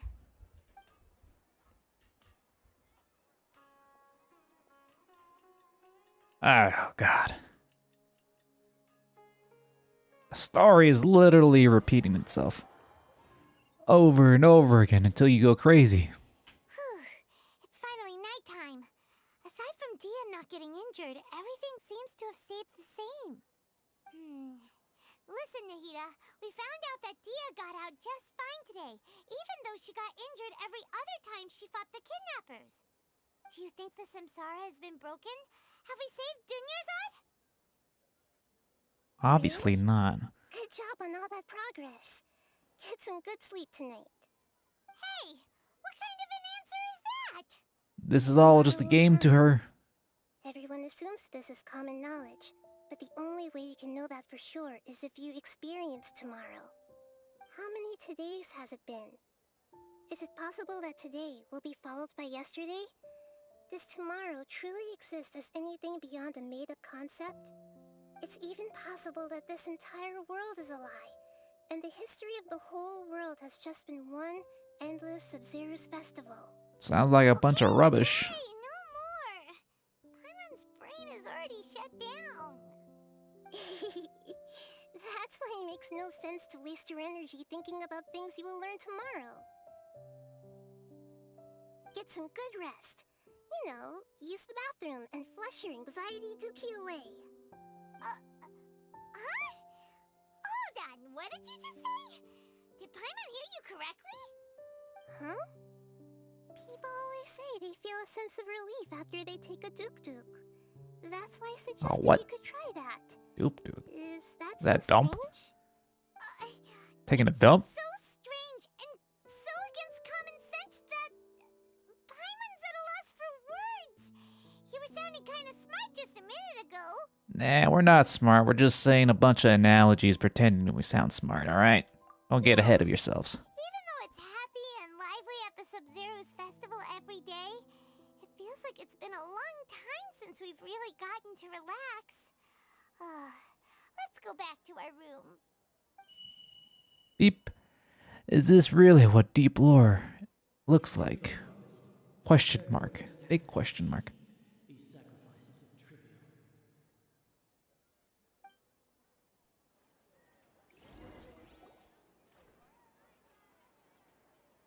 We're still in the same day.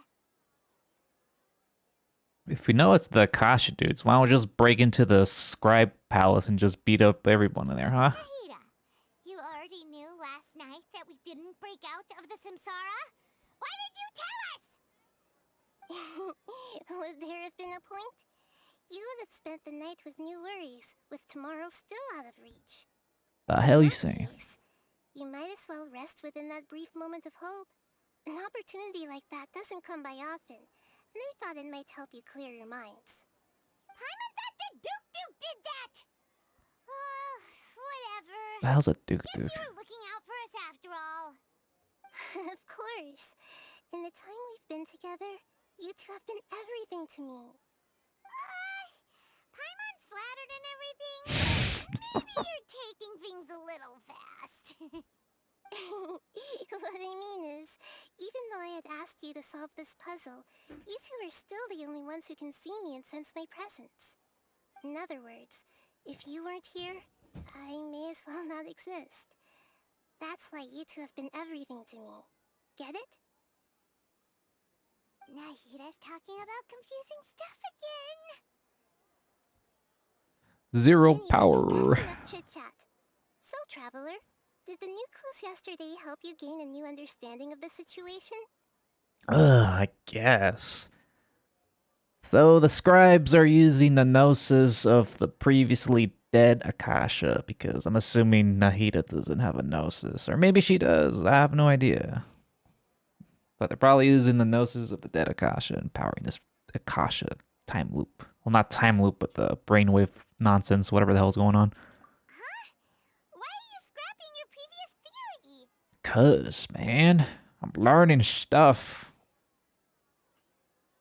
Oh yeah, you're right! Gosh, how did we not notice that? In a simple time loop, people's physical conditions should also reset. So, what's your new hypothesis? It is not a time loop because our bodies are unaffected. Well, they are affected, but it's the mind that's being affected. You got everything wrong. Of course I did.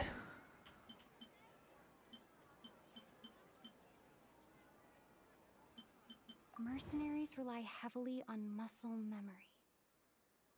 And Dia was able to use her experiences to avoid injury in later samsara cycles. Dia does not suffer from skill issue syndrome, so that's good.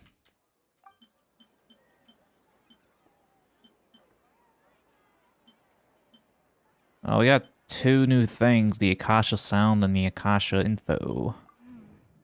The beep is a prompt tone for Akasha operations.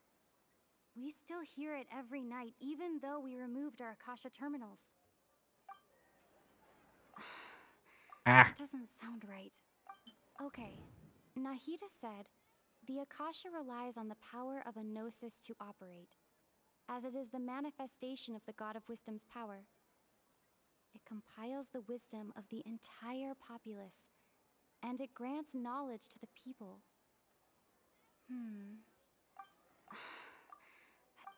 We've already experienced the Sub-Zeru's festival many times, and the day of the festival seems to be in a perpetual samsara.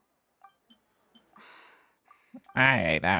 The moon, illusions, and lies. What do they all mean?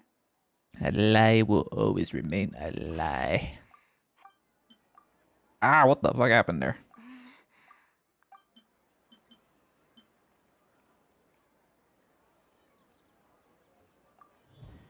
Ooh.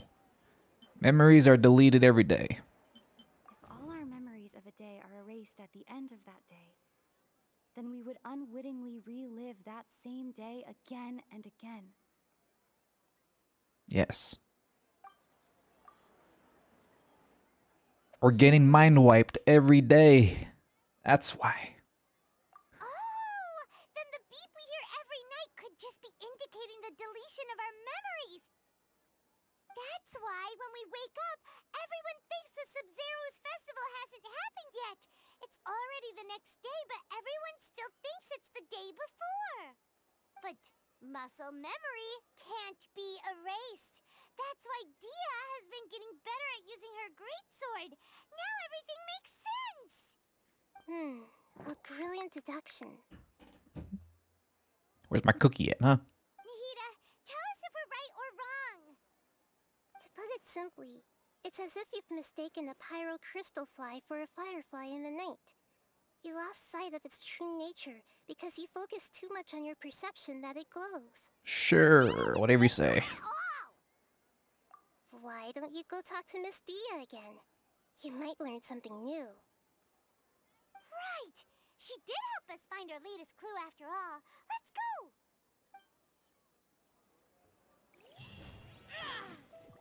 Damn it, kid. You have the power to break this, yet you do nothing. Just like a typical god. Then again, mortals always rely everything on the god to do everything for them. But whatever. Alright, I guess I'll run there. It's not too far off. Slowly but surely, we're getting all the information we need. She doesn't have the power to do anything. Well, she does have power, but she doesn't have enough power. People don't believe. It's like Santa Claus. When less people believe in Santa Claus, the old man loses his strength, and he doesn't have the will to deliver more presents around the world. Eventually, nobody will get presents for Christmas. That's some other shit. Alright. The power of belief. It really took me a while to find you. What's up? As expected, Dia also didn't get hurt today. Get hurt? Why would I? Don't underestimate me. Well, you're still getting used to your new greatsword. Huh. Truth be told, I also think it's pretty strange. It just suddenly felt so familiar in my hands and... wait a second! How did you know I got a new greatsword to begin with? I didn't tell anyone about it. Traveler, could you explain the situation? No. Paimon's gotten a little sick of doing it. Oh, that works!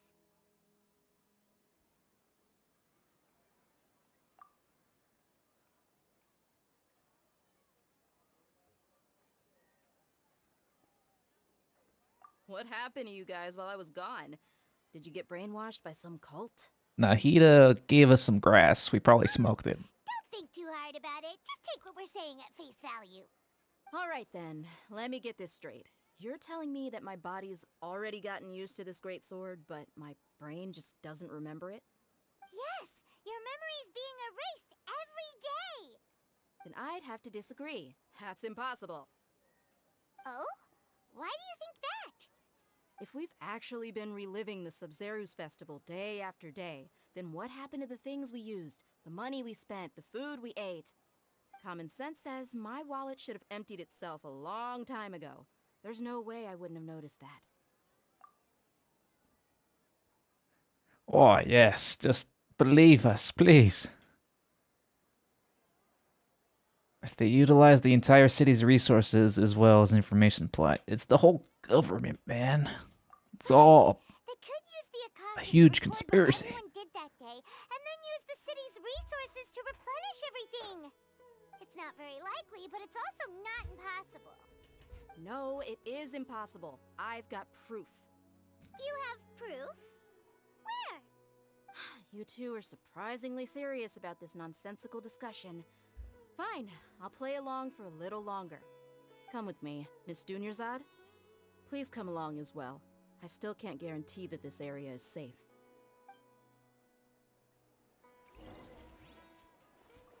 Go and check the evidence. Dia who wants to show us something this time.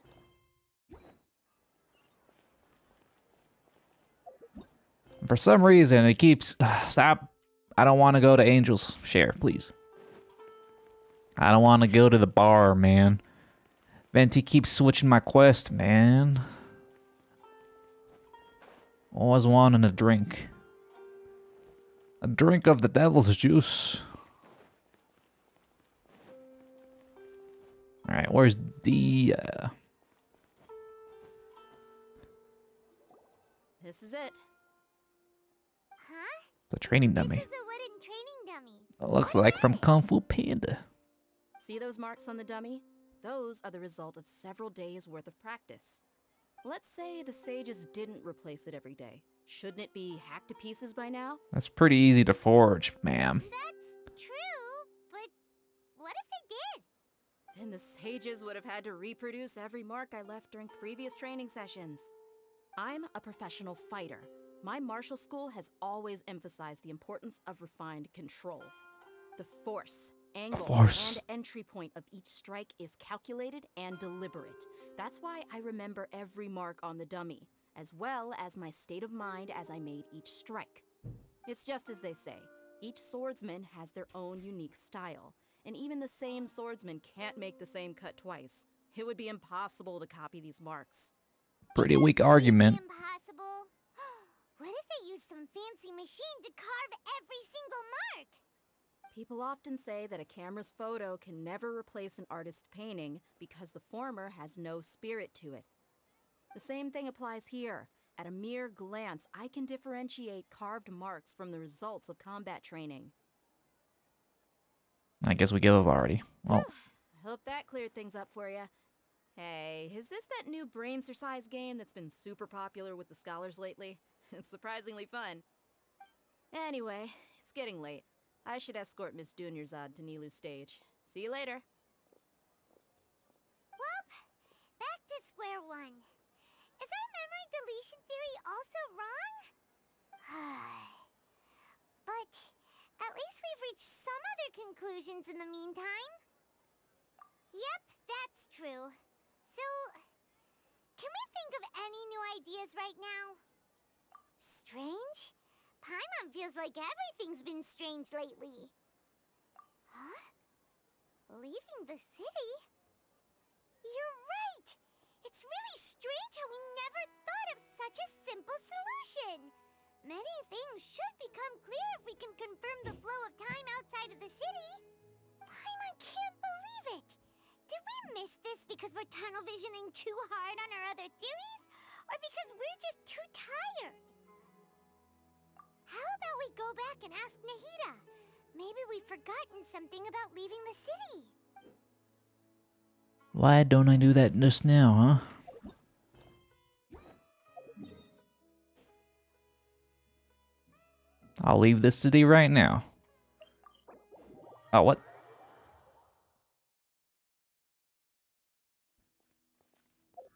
What was that little prompt?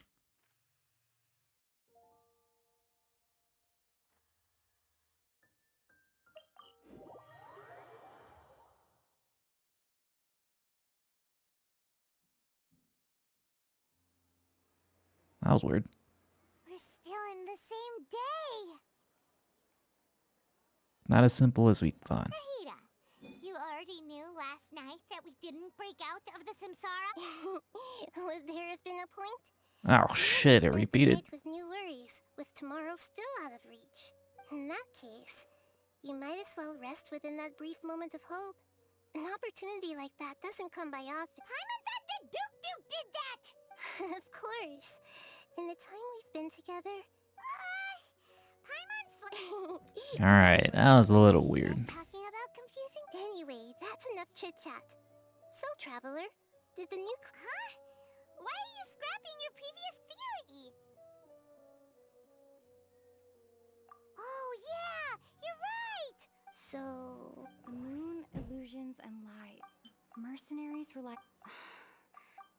If all our memory... Okay. Mercenaries rely... The moon... Mercenaries...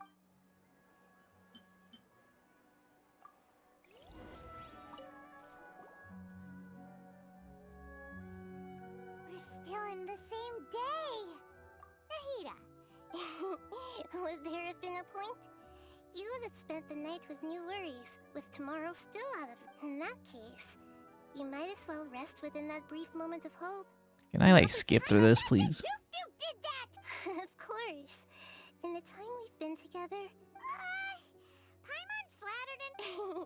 In other words... Nahida's talking about confusing Anyway, that's enough chit-chat.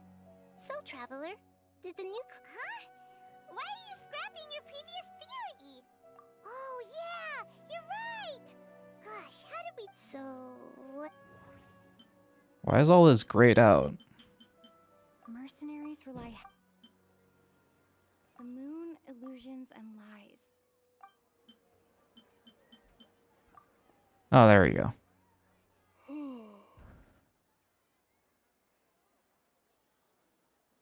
Oh, then the beep... That's why when we wait... But muscle a brilliant... Nahida, tell... it simply. That isn't simple at all! Why don't you? Right! She did help us. Totally skipping. Man, I reset quite a bit of progress just by getting out of the city. That's kind of dumb.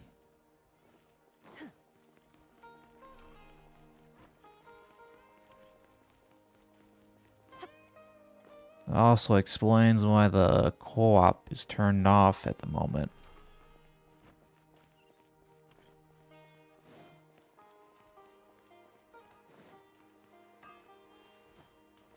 Truly in the real loop. There you are. Really took me a while to find you. Yeah, we must break free or else this thing will never stop. Truth be Traveler, could you explain the situation, Derek? Oh, that works.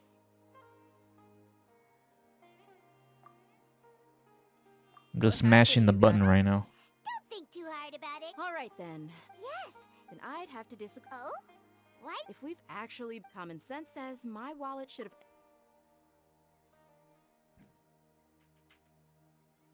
Right. They could use the. It's not very likely, but it's also. No, it. You have proof. You two are surprised. Come with me, Miss Dunyarzad.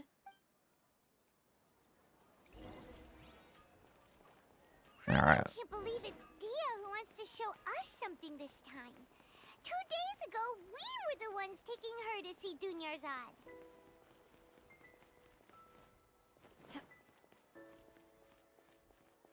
Man, this is all trippy, man. Alright, I won't travel outside the city again. I learned my lesson. This is it. Huh? See those marks on the. Let's say the sages didn't. That's true, but Then the sages would have had to reproduce. I'm a professional fighter. My mark, the force, angle, and Professional, entry yeah, point matched. right. It's just as they say. Rated so rated so Often low say on the that a tier camera's list, photo, man. The same thing applies here. At a mere glance, I can differ. Whew. I hope that cleared things up for you. Anyway, it's getting late. I should escort Miss Dunyarzad to Nilu's stage. See you later. well, but at least, yep, that's true. Strange? Huh? Her kid isn't lore accurate, You're I think. right. It's Rip Paimon can't believe it. How about we go back and ask Nahida? Maybe it is, who knows.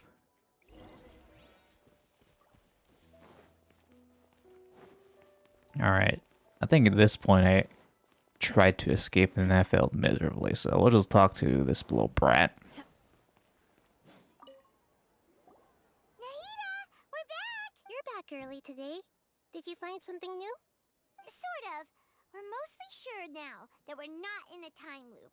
And we also aren't in the real world. But Leaving the city. As far as I remember, you've mentioned your plans to do that twice before. we did? But we don't remember anything. What happened after we talked about those plans? What did we say when we got back? Let me think. I don't think you ever actually told me what the outcome was. Oh, it's probably more accurate to say that both times you never came back the whole night. But you two sometimes stay out the entire night anyway, so at the time, I didn't think too much about it. It is true that sometimes we lose track of time during our investigations. Before we know it, it'll already be the next day. But still, neither of us remember anything about leaving town. Really? That's kinda strange. Oh no. In theory, I should have already awakened all your memories. Yep, something here's definitely fishy. Let's get to the bottom of this tomorrow. Beep beep. Our memories are back! Wow. About that. Well, where should Paimon begin? Traveler, aside from your memories that were just restored, I have another message for you. Listen to it and you'll understand. Can't go back. There are countless spaces here. What is this, Star Wars now? What the fuck? In Sumeru City is just one of them. Obi-Wan. There are countless spaces here. Our Sub-Zero Festival in Summer City is one of them. Wow. Traveler, you should be missing 2 days worth of memories. Paimon will fill you in. How does this one know? It's time to carry out our plan from yesterday. Okay, let's go.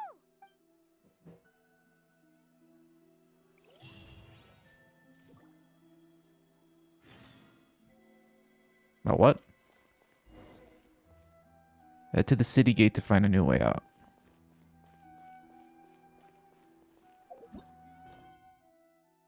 We're still in Act 2. Yeah.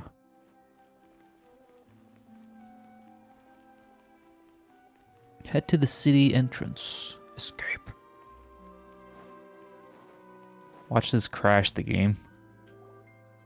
Why can't we leave the city? What is the Academia up to now? Don't ask me. It's not like I can tell you anything. This is a direct order from the Grand Sage. Just wait until tomorrow.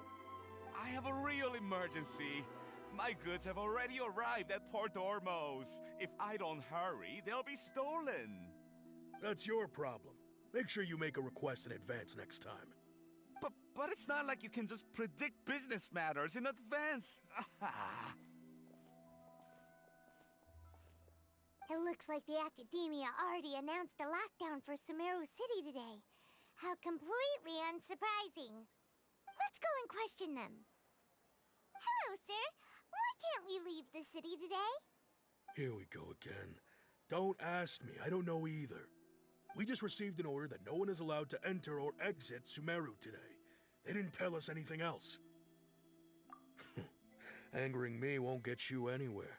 If I had that kind of insider info, I would have left this stupid post long ago. It looks like he really doesn't know. If we can't get anything out of him, let's take matters into our own hands. Why don't we climb over the walls? Those guards can't be everywhere at once.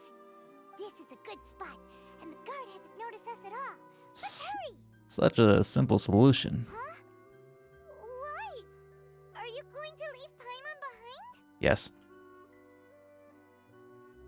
But what if things get really weird out there and you get into some trouble? Then Paimon won't be able to help you. Oh, Paimon knows that Paimon can't do much, but we've always been together, haven't we? Okay. Paimon will wait for you. Promise Paimon that you'll come back as soon as possible. Just a quick look. Shash. Please. Be careful.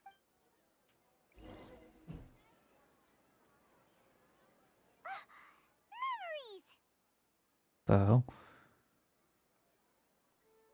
Traveler!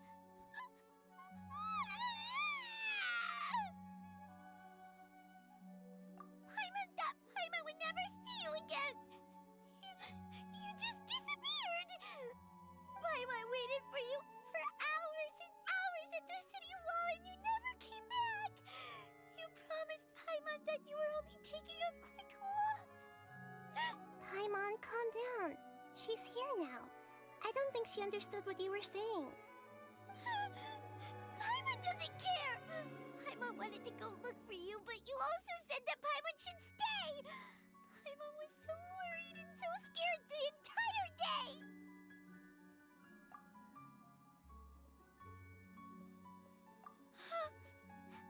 Okay.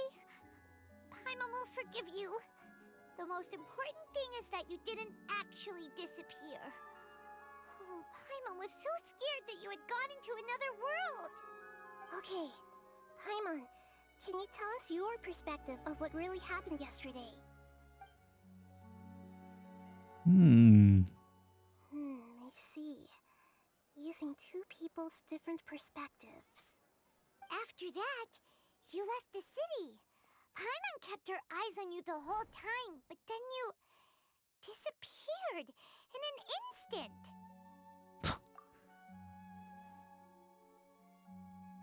No way! Paimon was watching you with the fullest attention. What's your perspective, Traveler? You sure you don't have any memory of this? I guess that explains everything. You also lost your memories the last 2 times you tried to leave the city. Those days' memories can't be awoken. So, if we leave the city, our memories will be completely erased? It really sounds like something big outside of the city is being hidden on purpose. But this way, we'll also never discover what's outside. Something like a message? But how can we send it back? Don't look at me like that. I'm not used to being stared at. Well... Okay. You want something that can pass on messages, right? Give me some time and take care of Dunyarzad for me. Yep, now we're talking. Paimon being a good character. What? Only took like 3 years? Shit. She is a little annoying still, though.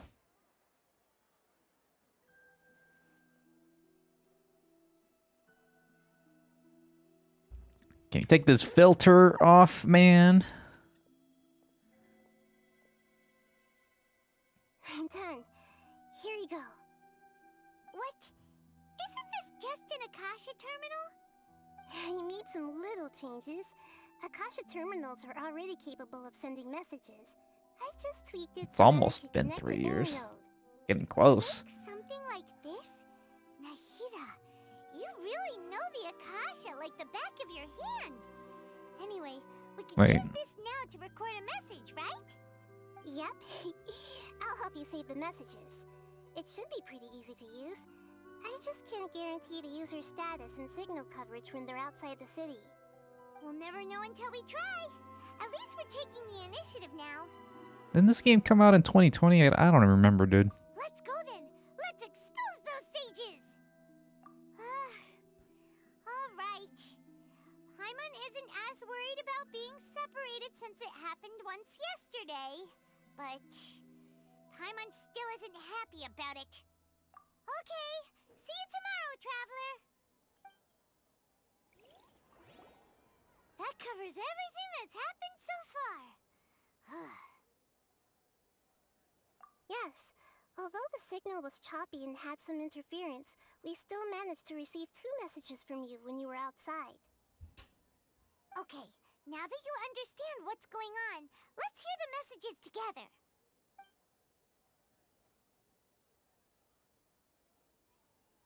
Oh, what's this? Can't go back. There are countless spaces here. Our Sub-Zero's festival in Sumeru City is just one of them. I've entered another space. Before me are flowing sandstone and howling fish. Impossible and surreal sights. All these spaces are empty, except for the occasional ones that contain mute puppets rather than people. I can't sense any human presence.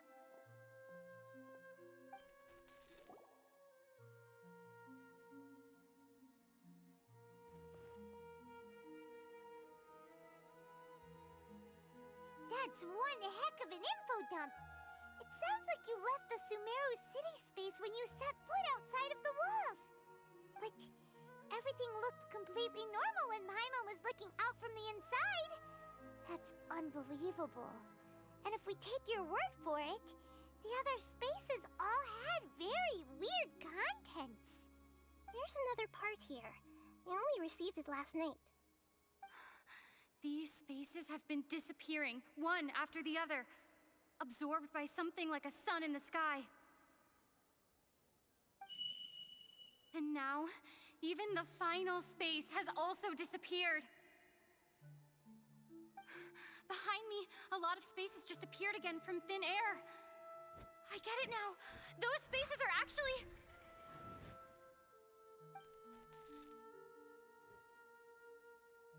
So dramatic. Why did the message end right there? What did the Traveler want to say? What are those spaces? Probably because yesterday just happened to end at that moment. Oh, right. Paimon did hear a beep from the Akasha. Did it come from here or from the message? The message. It should have come from the Traveler's Akasha Terminal. After the beep, Traveler said even the final space has also disappeared. Traveler, what do you think that final space could have been? Spaces without human presence, the real world.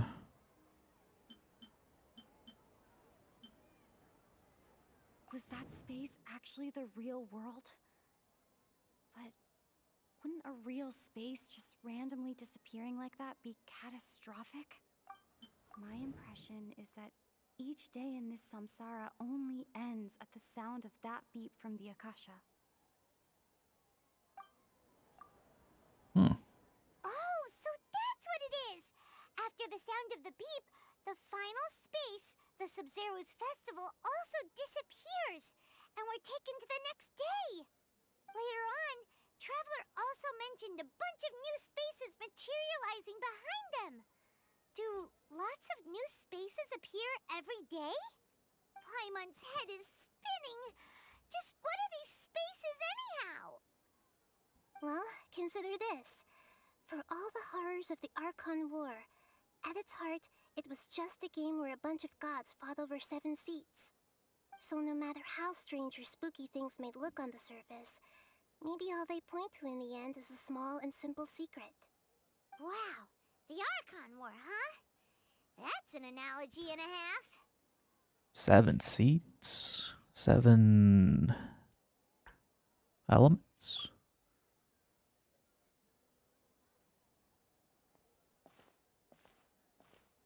Hey, where are you going?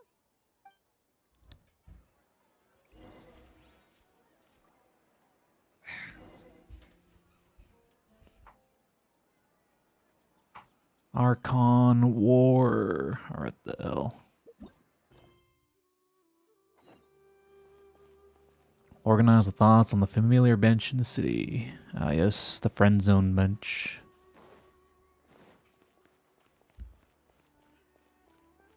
I need to remember to finish that anime.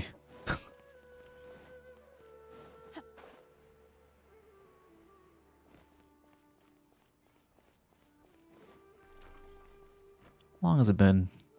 2.5 hours? Huh.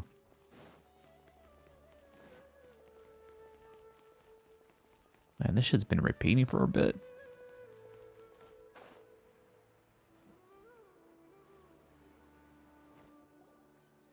Do you want some alone time to think? Alright then, Paimon won't disturb you. Alone here with my thoughts.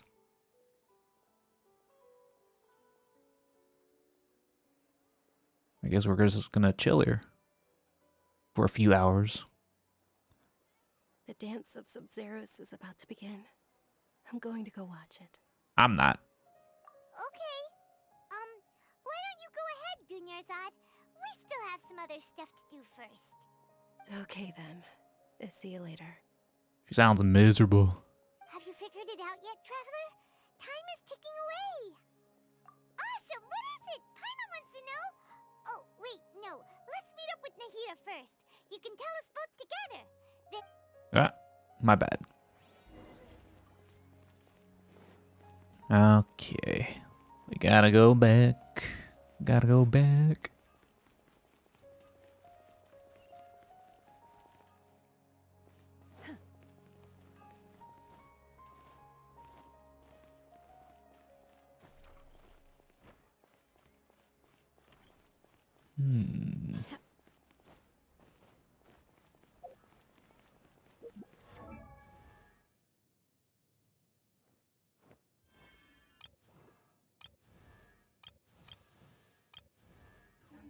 Interesting.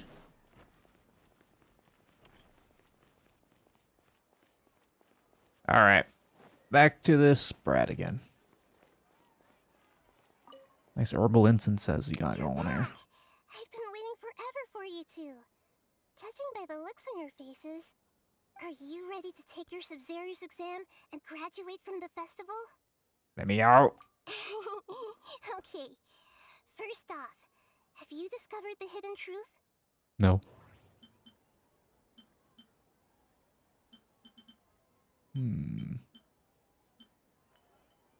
all the bizarre spaces I saw outside the city had one thing in common: a lack of human presence. Yes.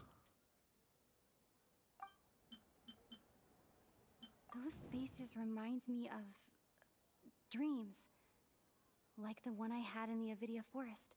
Nvidia? Except these have no sign of human presence. That doesn't sound right. Whoops.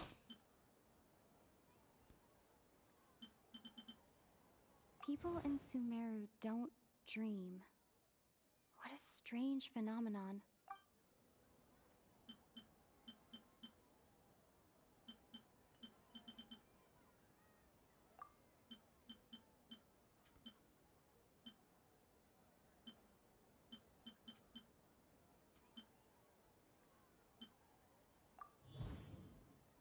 The truth behind the dreams. We are all in a dream. It isn't that the people of Sumeru don't dream. Rather, the Akasha is taking their dreams from them. My God. People in Sumeru think they don't dream, but the truth is the Akasha steals their dreams without them knowing it. And those spaces with no human presence are stolen dreams without their host. That would explain why they sounded so weird when she was trying to describe them. Huh. So people in Sumeru do dream after all. In fact, we're all in one big dream together right now. Correct answer. Now, how did you conclude that the Akasha is capable of this? The signal.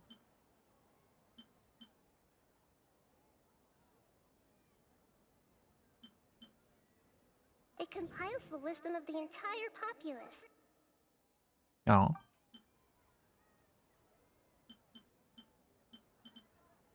And it grants knowledge to the people.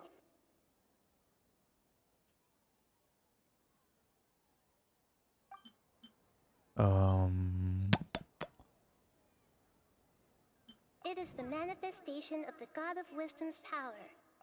The Akasha relies on the power of a Gnosis to operate. Oh. That doesn't sound right. It is the manifestation... Oh, okay. Those dream-controlling creatures in the forest also get their power from the Dendro Archon, right? That would explain why the Akasha has the ability to control people's dreams, too. I forgot about the little mushroom people. Is stealing everyone's dreams really how the Akasha compiles their wisdom? Isn't there anything more to it than that? Dreams are fantastical, complex, and full of imagination. People's brains are the most active when they're dreaming. In other words, dreams are rich bundles of human wisdom. So in other words, the complete opposite of how Hypatia understood it. Paimon remembers her saying that the sages think dreams are foolish delusions, and the fact that no one dreams is a blessing from Greater Lord Rukkhadevata. So it was all a dirty trick? The real story is that the sages from the Academia are using the Akasha to steal people's dreams for their own use, huh? Oh? By the sounds of it, you understand the current situation pretty well. So then, what about the Samsara? More quizzes. Let's see. Akasha sound, Grand Sage's speech, abnormal mental fatigue, Sub-Zeros. The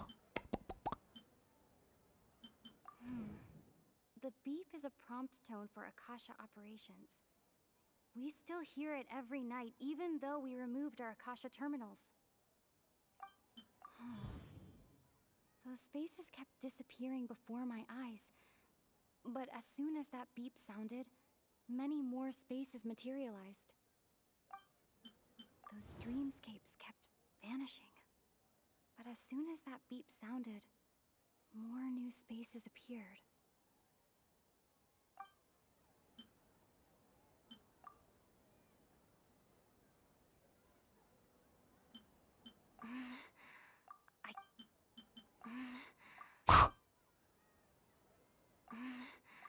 What the fuck?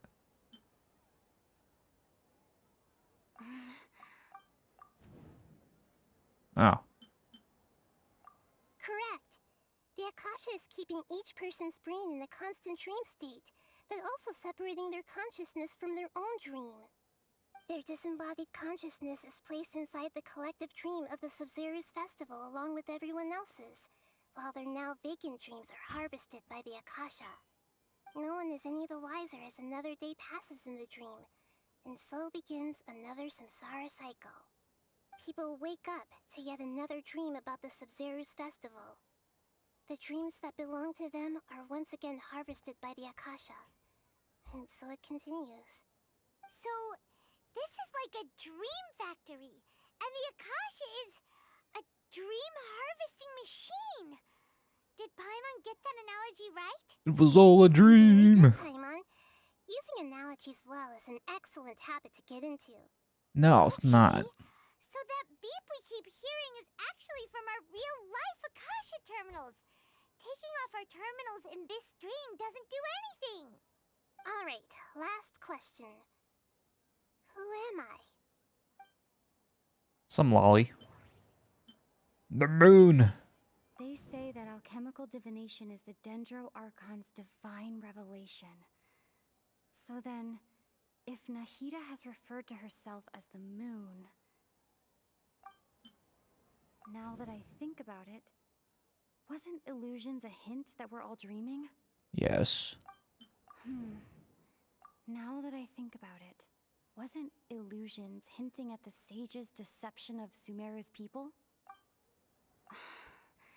That does...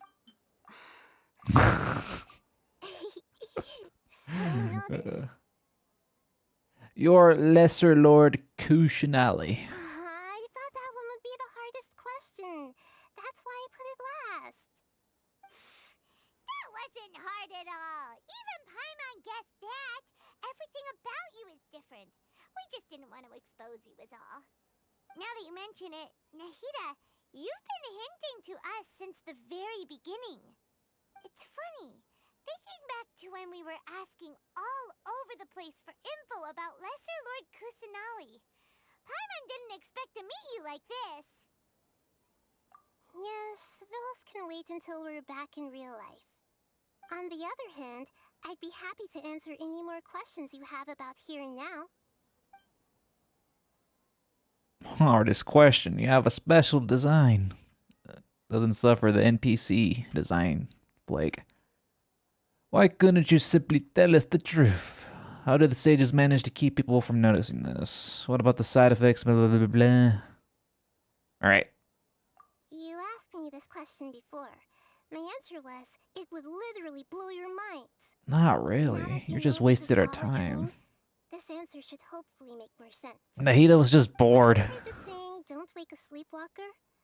Likewise, if someone suddenly had told you all this instead of you learning it on your own, your notion of reality and dream would be thrown into irreversible confusion. I couldn't expose you to that kind of risk. Nah, I'll be fine. That's why I could only give you very subtle hints and some suggestions.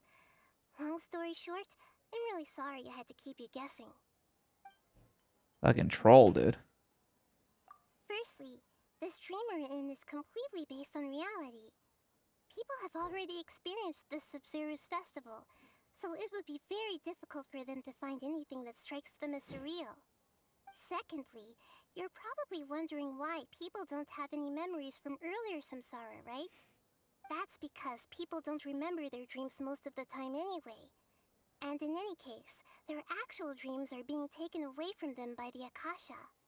So whenever they wake up in this dream of the Sumeru's festival, they don't remember anything from their previous identical dream. That reminds Paimon. Traveler had a dream when we were in the Avidia Forest, but couldn't see what it was about after waking up. Is that an example of what you mean? Yes. Only after receiving the blessing of Dendro can a person gain the Dendro element's dream-enhancing power. That explains the feelings of déjà vu.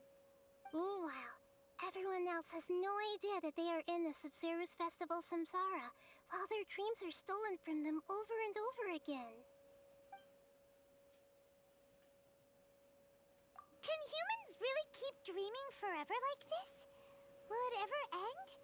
And if so, When? You might say your mental fatigue has already answered this question. Eventually, there's only so much that people can tolerate. Especially those whose health is compromised to begin with, like Dunyarzad. This relentless exploitation takes an even harder toll on them. People's lives are at stake here, and nobody knows a thing! We've got to put a stop to this! I know, right? Why did they have to base this dream on my birthday? Could it really just be a coincidence? Even you don't know the reason? Wow, now that's strange. The Academia sages are determined to harvest lots of dreams in a short time, no matter the cost. They have to be up to no good. Unfortunately, I don't know anything about it. Traveler, do you have any information?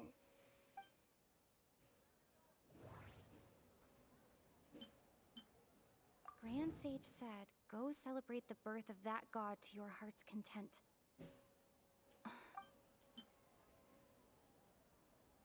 Okay, Nahida said, the Akasha relies on the power of a gnosis to operate, as it is the manifestation of the god of wisdom's power.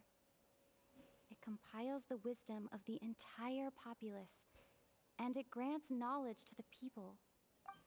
Those spaces remind me of dreams, like the one I had in the Avidia forest, except these have no sign of human presence. That doesn't... Always gotta do that. Celebrate the birth of that god? Could it mean...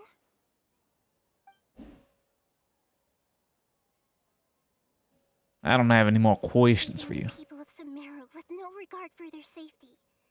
No matter what they're trying to do, this is unforgivable. After we end the Sumeru's festival Samsara, we have to look into them. How can the sages of the Academia do this behind their Archon's back? This is ridiculous! In the end, I'm just the moon. The real sun is long gone. A sun and a moon? Nahida's talking in riddles again. Nintendo has the rights to Sun right now. She didn't have enough money to buy that copy. Oh, we're out of time today. I'll tell you how to break free of the samsara tomorrow. See you then. Bye.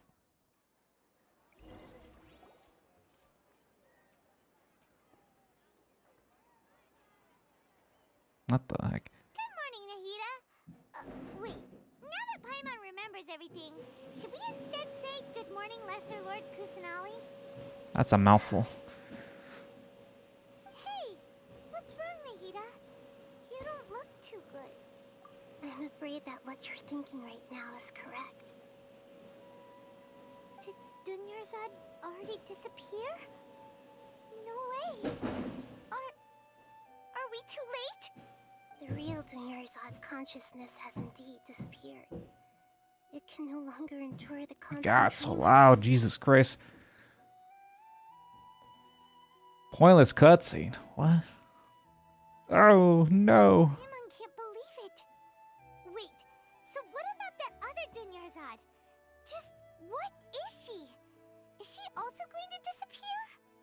She's actually something like a puppet, but not completely. The real Dunyarzad's consciousness could no longer keep playing her role in this dream. So another Dunyarzad appeared to replace her in the dream. Just like the grass and the trees, that Dunyarzad is just a building block of the dream that helps to keep it going.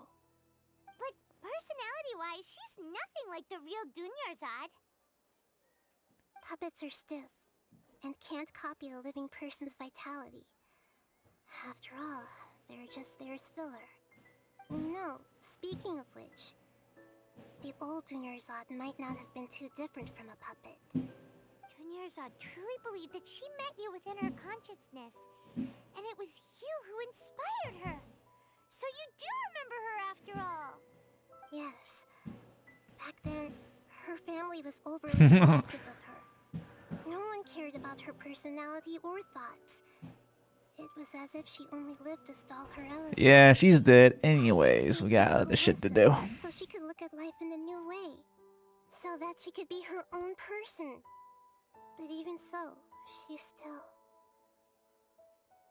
far from it. I'm still a long way off from being a real Archon. I couldn't even save her.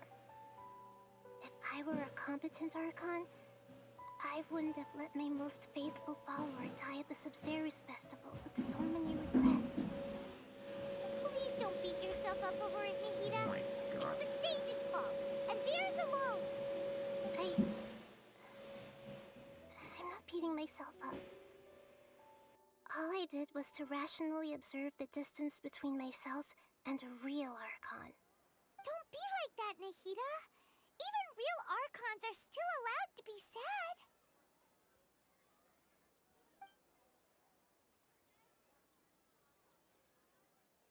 To prevent more tragedies like this, we must end the samsara as soon as possible.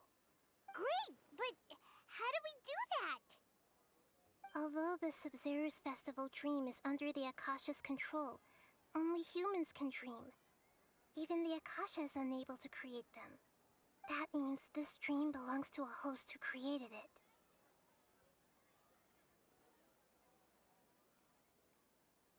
Huh? So, how should we find that person? Well, if this is someone's dream, then everything here must come from deep within their consciousness. Which means, with the power of imagination, they can change anything in this dream. Imagination? What do you mean by that? Imagination means breaking through what you perceive as normal. SpongeBob. Like when a server at a tavern brings a plate to you, you'd naturally assume that food is on it. However, if you're the dream's host and you become aware that you're dreaming, when you imagine gold and more on the plate, She's starting to sound like SpongeBob now. What the hell? My ears are deceiving me. gold and mora. But right now, our host is unaware that this is a dream. No matter how many times they're served, it will always be food. Find some way to make that person realize that they're dreaming. Usually, once that happens, the person will wake up and the dream samsara will be broken. How are we going to find them, though? If it could be anyone, it'd be like looking for a needle in a haystack. And even if we did find them, how are we supposed to make them realize they're dreaming? After all, like you said, don't wake a sleepwalker. It's extremely difficult, yes. But the only ones who can do it are you two. Remember, everything you've achieved up to this point has all been for the sake of finding the host and ending the samsara.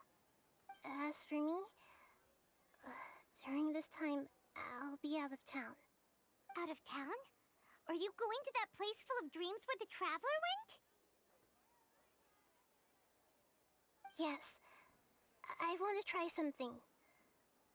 There must still be a small wisp of possibility. She wants to bring Dunya back to life. Dreams are Or supposed something, to be I don't know. fantastical, romantic, and full of pleasant surprises. Unnecessary things like this samsara need to end. You must end the cycle. I'm still a little upset that we've come this far only for Dunyarzad to... She was such a good person, with such a simple wish. But fate was against her. Yeah, saving Dunyarzad is what kept us going this whole time. But we mustn't lose hope, Traveler. Dunyarzad would definitely want to see us save everyone else. So let's break the samsara for her sake. Paimon's wondering, do you think the sages would get one of their own to be the host of this stream? Feels like it would be easier to control it that way, no? What the hell are you saying? Knowing the plan, they probably become aware that they were dreaming. An unsuspecting host would be less likely to realize this is a dream. Huh. That's true. Plus, the sages probably weren't counting on there being other factors beyond their control, like Nahida and us. So, who do you think the host of the dream is? Varys? Oh, that would make sense. Ferris, the Knight of Flowers, is a symbol of the whole Sumeru's festival, right? Pretty core character. Let's go ask him some questions, shall we? The Hida's the Teresa of Genshin.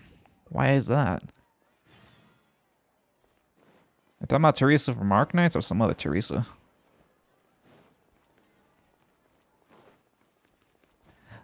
Madam Teresa.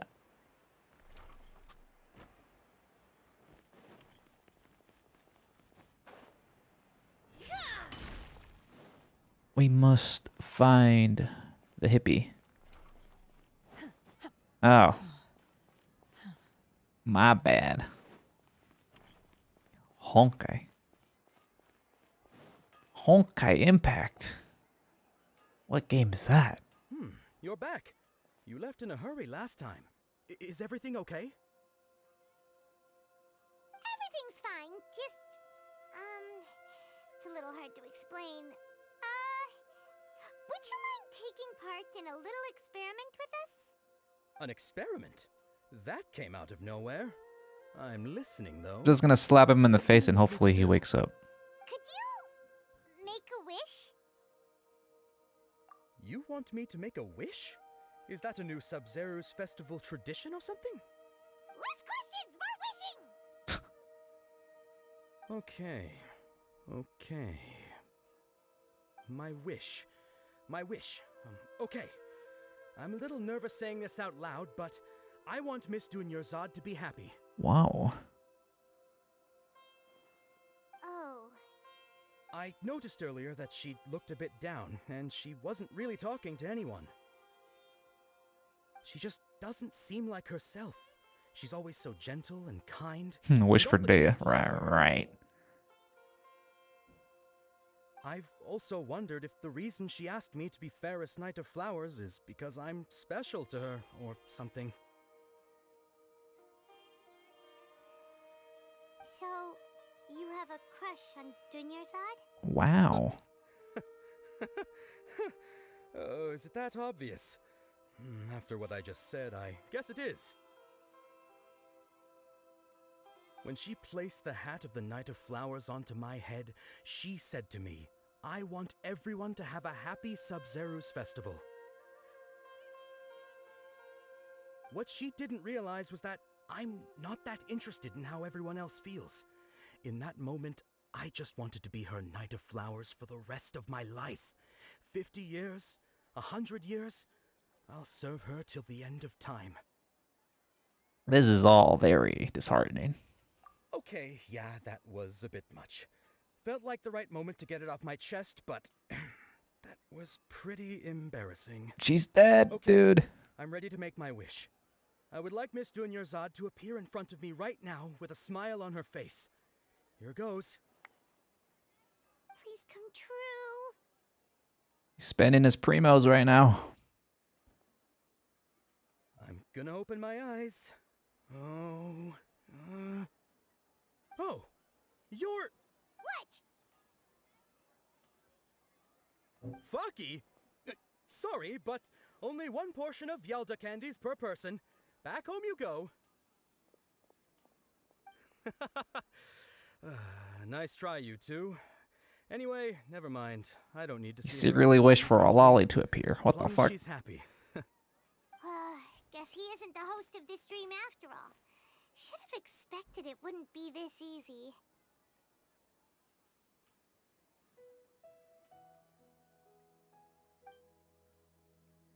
It seems like everyone who knows Dunyarzad loves her, but none of them has any idea that she... My lady, step back. That sounds like Dia! Oh, right. This is when Dunyarzad bumps into the kidnappers. Huh? But Dia can handle them. Hey, Traveler!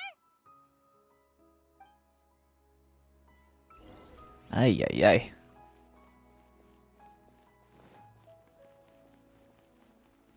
Kazuya.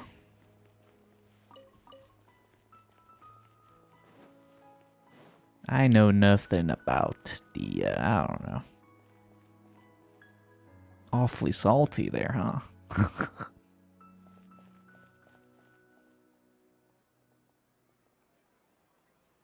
Hey, it's these guys. Oh, There she is. Oh, it's the puppet. Please take. Hey, this is my job. The homie Yanni's paying me. The homies are not you. paying me. You. Fine, all right. Knock yourself out. Why are you so worked up anyway? It's not like I don't trust your fighting skills. Anyway, watch yourself. Traveler's feeling a little frustrated, so we gotta beat some people up. Some backup. Suit yourself. Finally, some action. So it's only these three schmucks. All right. Do your master's bidding, feeble, my will embodied. What the fuck? Stars, shine for me. Emerge right here, right now. Ha! Cha!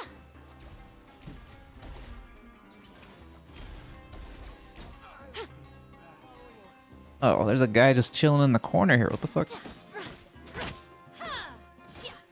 I'll just poke him.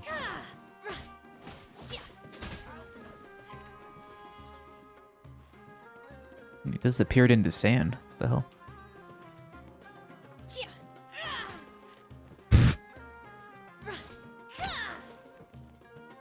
Just bully this dude.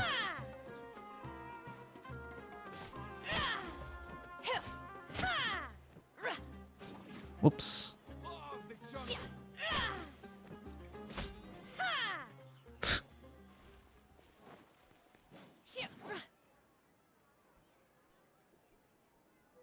Traveler, were you just taking your anger out on those guys? Sure.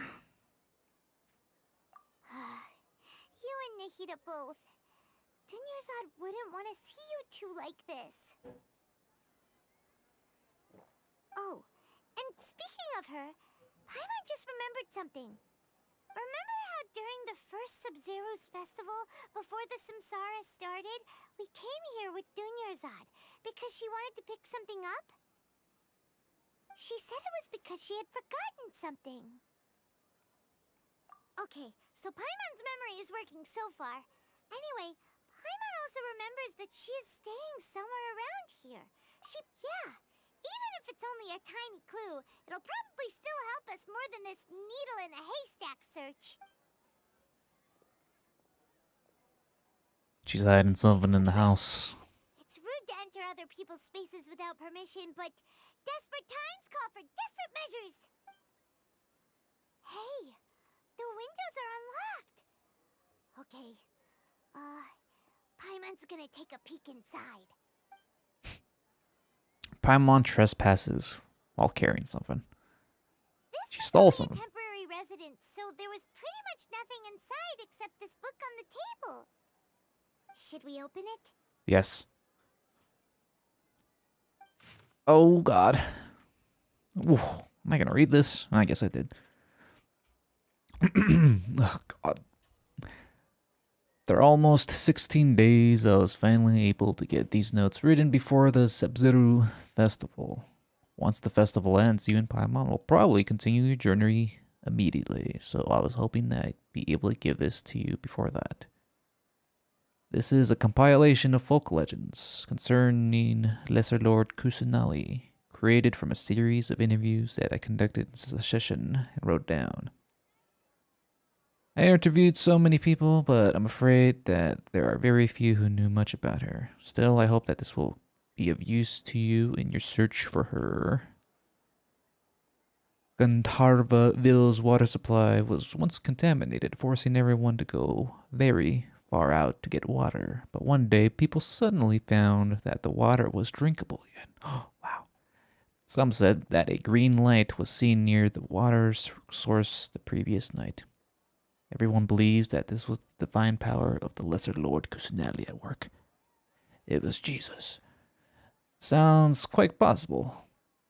The decontamination of water sources via natural means probably took ages. Did the Lord appear in Gandharvaville then? Maybe. What? He's nuts ridden. After Mama passed away, I was super afraid with the dark and couldn't sleep. But from one day on, I would hear a voice that would chat with me until I fell asleep. A nice lady told me that Lesser Lord Kusnali has been watching over me. Poor child. I hope that the Zebzuru festival makes him a little happier. This is similar. Wait, this is quite similar to something I experienced back then as well. She is indeed a gentle god. There was this one time when I had a wee bit too much to drink and couldn't find my home to save the life of me. Then I was turning the corner. I could have sworn I saw Jesus in the corner. She was very tall and had the most muscular arms. What? And she caught me when I slipped and fell. The next morning, I found myself sleeping under a tree. I reckon that must have been her looking out for me. I'm not sure this one had that much value at reference. That was probably just a tree, right? Probably. It's probably D at the end there. Wow. Dunyarzad wrote all of this. Sounds like she was always thinking of us even while we were away. Even though she was also busy preparing for the Sumeru's festival and had all her health problems to worry about. She must have wanted to give this to us as a gift on the day of the Sumeru's festival, right? Maybe. If we hadn't found this book, we never would have known. But now that we know, we can't even thank her. Oh, grieving. We're grieving. Hey! Where are you off to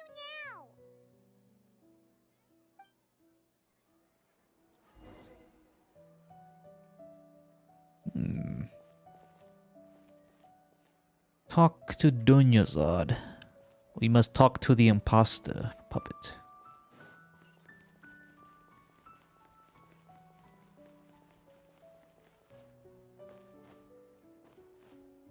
I mean, they gotta hammer it in there, man.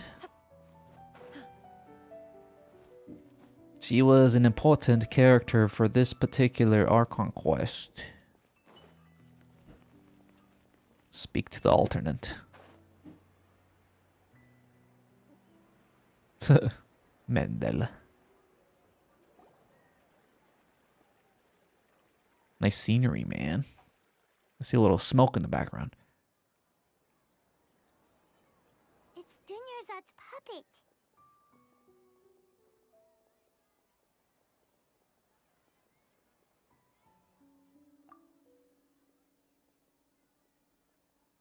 What are you gonna yell?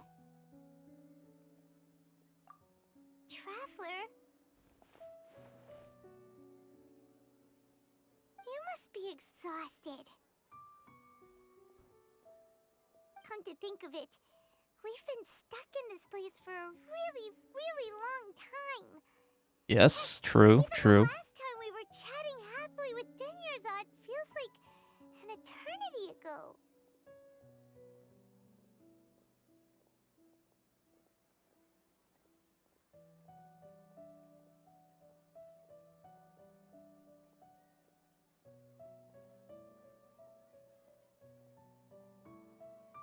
I like how nostalgia and remembrance is always affiliated with the golden tint. Why is it always that, huh? Why is it when we remember stuff from our childhood, we only have like a little tint of yellow? Still remembers when Sign of warm feeling. The way her eyes sparkled when she talked about Nilu's dance of Sub-Zerus. Or Breaking Bad. Remembrance is just Mexico. There will always be frustrations in life, but I know that the point of living is not to leave behind any regrets.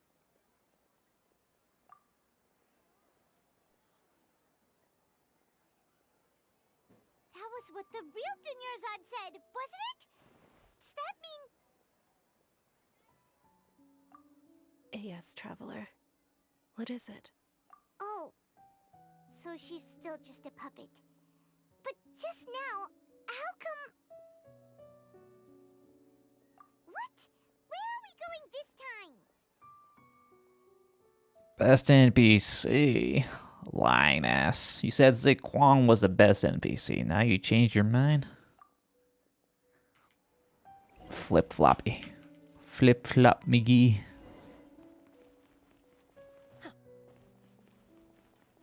Let's go. Gotta go to Dance of Sabaru. Subaru. Drunk. Jet. Oh yeah, that guy. Everybody loves Jet. If you continue to resist, we will have to order an investigation into every single event organizer. The Grand Sage has already granted you much leniency. I advise that you exercise tact. How did things turn out like this?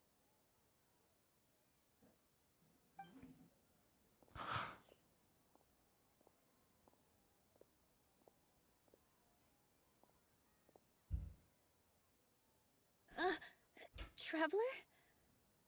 You don't have to get involved. He's a sage from the academia. I don't want to drag you into this. Traveler? Traveler? What the heck are you doing? If you get arrested by the academia, that's another day gone to waste. I lost count of how many days. How many has it been?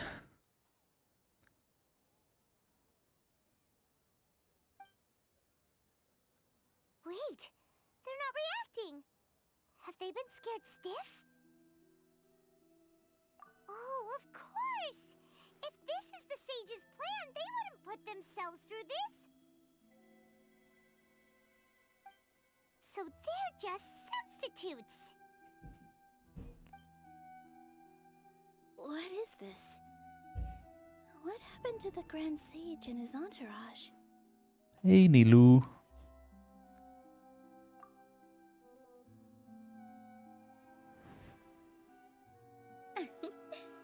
Like I said, they symbolize the goddess of flowers. It's just a shame that all the real Padisaras went extinct after her death. Yes. The Greater Lord brought forth new Padisaras in memory of the goddess of flowers. But she ultimately could never truly replicate that beautiful shade of purple.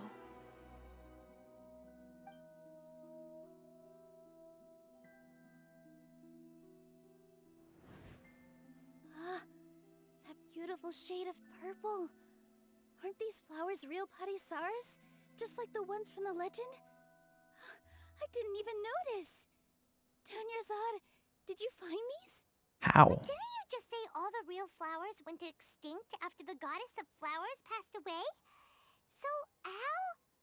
Yeah. What's going on here?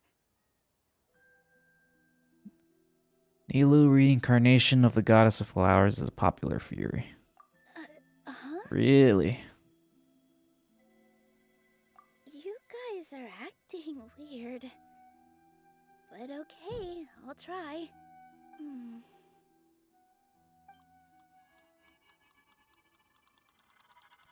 Hey! Huh? They disappeared!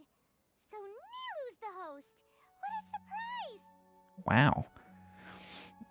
Purple Padisaras don't Oh, that kind of surprised me. I wasn't sure who the host was, but that's good. They can appear as decorations on the stage! That's a good reveal.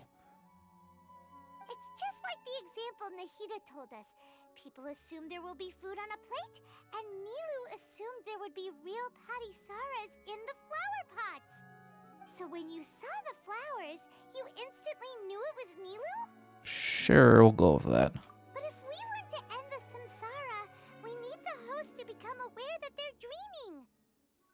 How should we make Nilu realize that? Am I dreaming? Maybe. Huh? So I'm right. Is this Lesser Lord Kusanali responding to our celebration of the Sabzeruz festival? Wrong guess, but you aren't completely wrong either. The point is, what made you think this is a dream? As far as you know, people in Sumeru don't dream, right? Yeah, but have you heard the tale of the first sage? To prevent a calamity, he went on a journey to find the Dendro Archon. Ooh, sounds familiar. Dunyarzad told us a story like that when we first arrived in Sumeru City. So it was about the first sage, huh? Yep, but in the part you heard, he hadn't become the first sage yet. There's more to the story. His piety and wisdom were acknowledged by the Dendro Archon, and she finally gave her blessing to him. All kinds of spectacular scenes appeared in front of the first sage, as if all the knowledge in the world was being painted onto a canvas right before him. He was captivated. After who knows how long, he mastered all the knowledge he could comprehend. Why should I watch the Afterward, teaser? he said Huh? to the Dendro Archon, I miss my parents, my wife, and my children. I've been away from home for far too long. They must be worried. The Dendro Archon smiled. The next second, the sage found himself lying in his bed, as if he had just woken up from a dream. His wife, lying next to him, said, You're off to search for the Dendro Archon today, aren't you? Have a safe journey, my love. In the end, the first sage took care of many disasters in Sumeru City and founded the Academia. What a happy ending. So, the first sage was dreaming ever since the beginning of the story? He never went on his journey? Yes, but his faith and determination were conveyed to the Dendro Archon, so she blessed him in the form of a dream. Paimon understands where you're coming from now. That's a really interesting connection. But we really gotta wake up soon, like the sage in the story. I see. Well, it just so happens that today's Sub-Zero's festival is almost over too.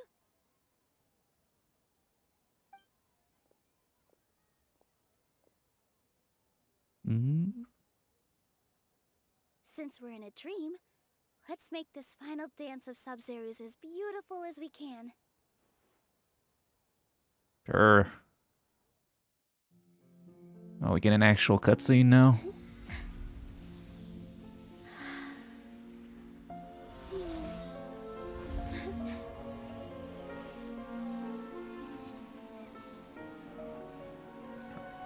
The wait is over, everyone. I dedicate this to our god, the dance of Sub-Zero's.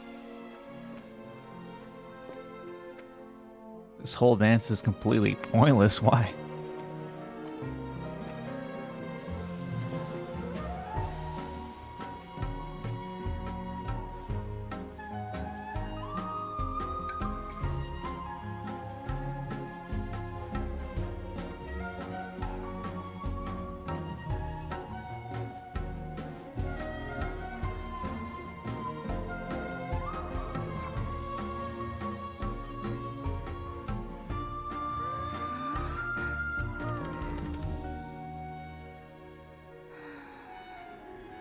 I'd be lying if I said I had no regrets. I would have loved to see Milu's dance.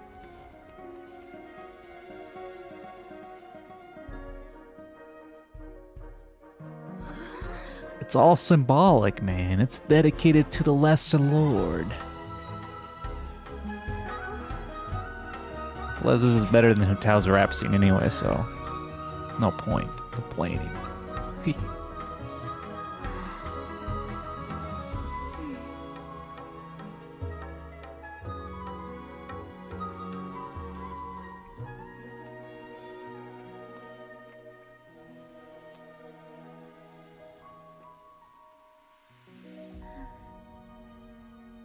Am I awake? Am I awake?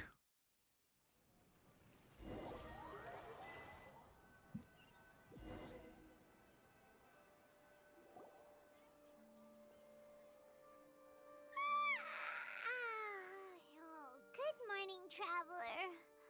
Oh, Paimon feels like she's been asleep for the longest time.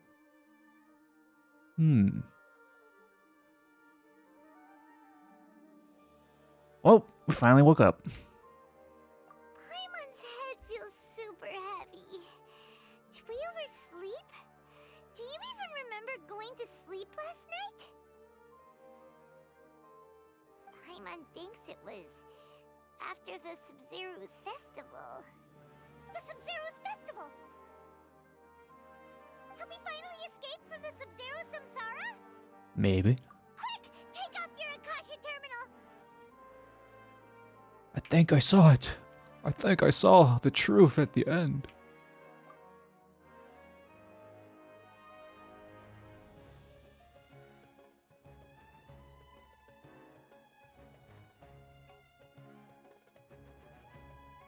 Still dead. Sad times. What happened? Huh? What usual spot? The bench. The friend zone bench. We must go.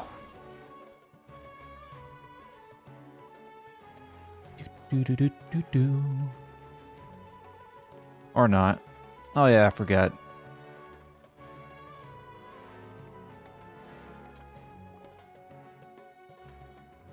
Well done, Traveler and Paimon. Catherine. And thank you, Dunyarzad, for organizing the Sub-Zero's festival for me. What the fuck is going on? Who are... Dunyarzad! You're okay! Oh, don't scare us like that! I like how they're completely unfazed by Catherine's voice. The hell? Oh, Traveler Paimon. I have something amazing to tell you. I just had a dream, and I saw Nilou performing the dance of Sub-Zeros.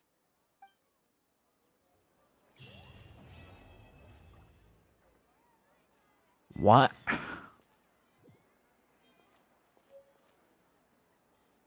Talk to Catherine, quotation marks. Alright. That was a fever dream. What the hell? Why is my player thing glowing? Did the Traveler unlock something? Oh, I got a constellation.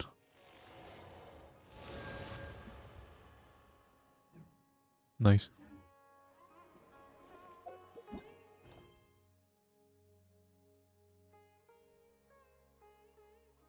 Act 2 of 5. Holy shit.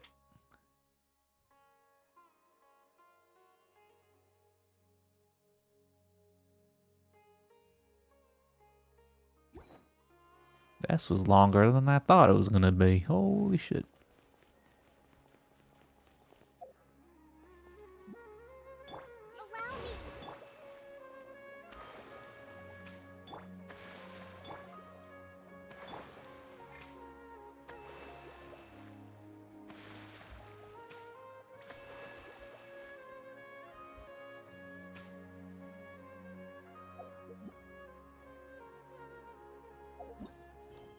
Oh yeah.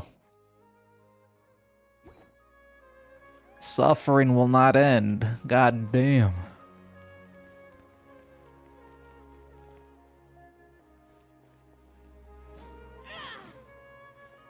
And yeah, I don't know how to explain what the samsara was. I don't know how to explain that shit. We're all stuck in a dream. Nilou's dream. Sort of, I think. You're actually Nahida, aren't you? Paimon felt like Catherine was acting weird when we met at the Sub-Zero's festival. And Dunyarzad, did you save her? It's a really long story. We shouldn't disturb her. Her consciousness is Fucking still voice. Let's chat somewhere else. How about by the Traveler's favorite bench?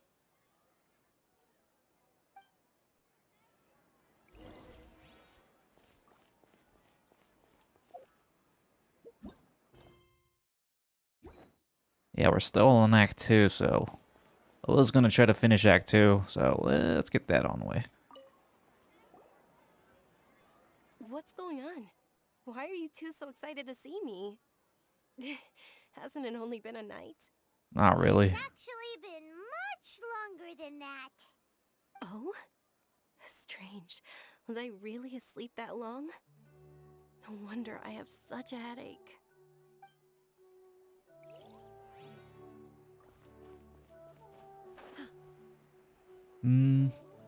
Hello, Mika. Oh boy. Now I gotta talk to Nahida again. Alright.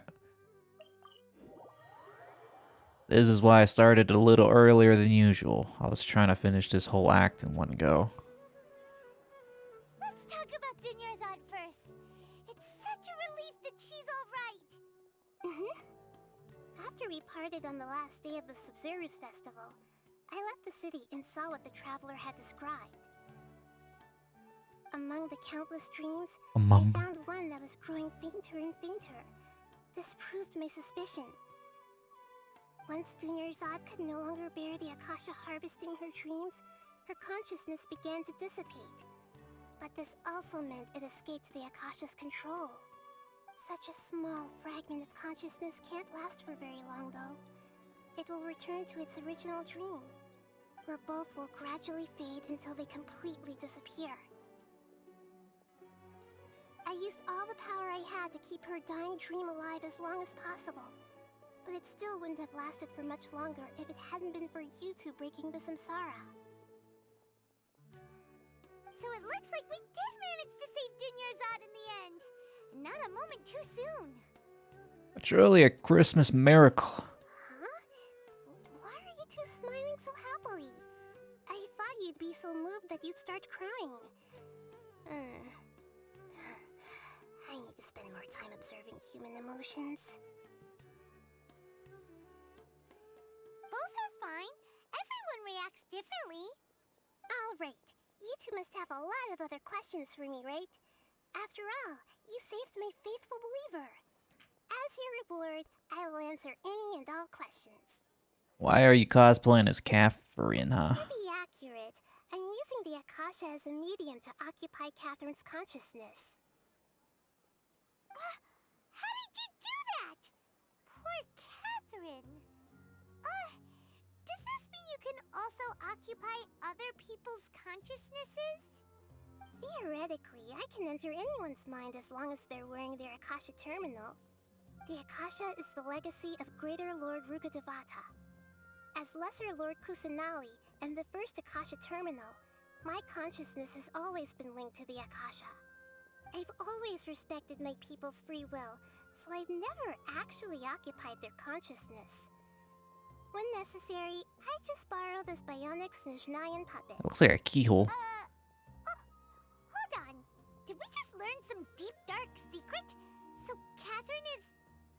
No wonder Paimon felt something was off about her. There's something always off about Catherine the whole time. Why do you need to borrow other people's? Don't you live in the sanctuary of Surasthana? That story begins a long time ago. After Greater Lord Rukkhadevata disappeared, the sages found my newly born self and took me back to Sumeru. At that time, I was young and weak. The sages kept me in the sanctuary of Surasthana, ostensibly for the sake of protecting me. But I've hardly heard from them since. However, I do understand that they had hoped to find Greater Lord Rukkhadevata instead of me, a symbol of her passing. So, the sages basically put their new Archon under house arrest? How dare they! Why don't you teach them a lesson, Nahida? In some ways, Sand your own crumbs. wrong. Greater Lord Rukkhadevata was omniscient and omnipotent. Even after her death, the All Akasha three was still empowering this nation. our conquest led to this moment. I'm still really far away from being able to call myself the God of Wisdom. Moreover, the Academia is also more proficient at governing this country. My existence has little meaning. Not with that attitude. Yeah, you got a lot of believers. Just look at the Sumeru's festival. Everyone who showed up truly loves you. Thank you for the kind words. But I honestly don't need physical freedom as long as I can connect my consciousness to the Akasha. Trying to find a way to save Irminsul is my life's mission and top priority. I will work on that, and try to live up to being a deity in the meantime. Every once in a while, I will also take up the duties of the God of Wisdom and enlighten a lost soul here and there. Doing all that should be enough. At the Avidia Forest, there was this incense that made the traveler fall unconscious and dream of a huge tree and a red sky. Yeah, what was that all about, man? That shit was You also trippy. heard someone's voice, right? It said world and forget me. Kinda. I don't remember that part. Yeah, so you do know. We've been wanting to ask you what that was about, and if the red sky was related to Conria. Conria. What do you know about Conria? It seems like the traveler established a connection to Irminsul. That was a message left by Greater Lord Rukkhadevata's residual consciousness in Irminsul. Perhaps her last memory before she died. As you two probably know, Greater Lord Rukkhadevata disappeared after the disaster in Conria. The timings of these events do line up, so your suspicions are reasonable. A message from Greater Lord Rukkhadevata? We thought it was from King Deshret. King Deshret? That god who died even longer ago? Some present-day desert dwellers still worship him. You probably just heard some of their conspiracies. Okay, so what does the message mean? I still haven't managed to decipher it. Even the Akasha isn't currently capable of doing that. Greater Lord Rukkhadevata's residual consciousness in Irminsul seems to be contaminated with something that has a very dangerous aura to it. Many devoted scholars go mad as soon as they connect their consciousness.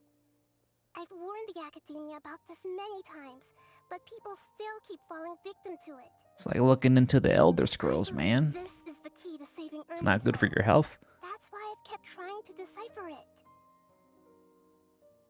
You gotta find the dwarves. They're the answer. Irminsul? Oh, Tainari also said that Irminsul is sick. Is it because of the contaminated consciousness?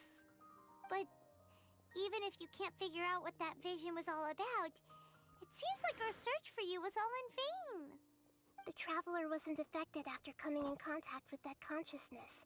I've never seen anyone like that. With you here, we may have a chance at deciphering it. No, we must decipher its secrets. I've already eliminated all other factors that might affect Irminsul. This is the only one left. This puzzle has life and death at stake. It could determine Irminsul's fate, as well as Teyvat's. There's never been any big problems with the Academia's governance of Sumeru. This is the first time I've seen them step out of line. I wonder what caused them to go down this path, and what they hope to achieve. Because they're evil, clearly. Residents haven't noticed anything strange. If the traveler hadn't broken the Sumeru samsara, the situation could have become dire. I tried to do some investigating in the Akasha, but I couldn't find anything suspicious. And all the people of interest seem to purposely avoid wearing their Akasha terminals.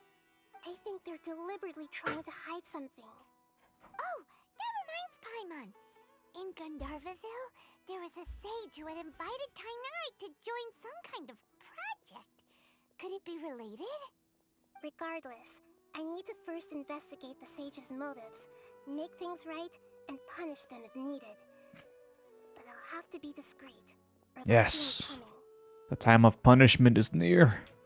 You mean how the Akasha stops you from having dreams?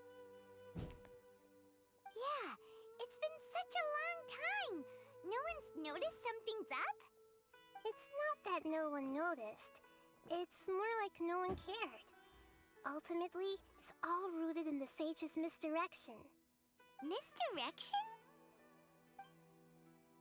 The sage has convinced everyone to believe that being unable to dream is a sign of rationality and wisdom. Not dreaming is a badge of honor in Sumeru. Even if the truth is that their dreams are being reaped by the Akasha. With their propaganda in place, the sages can maximize their use of the Akasha to facilitate their research. Besides, Greater Lord Rukkhadevata must have created the Akasha in the hopes that it could be used to its full potential. That's why I've never come out strongly against this. Anyway, The perspective advocated by the sages drowned out any voices of doubt. By now, even those who never use Akasha terminals find it too shameful and embarrassing to talk about their dreams. Whoa, what kind of stuff they dream about? Got it.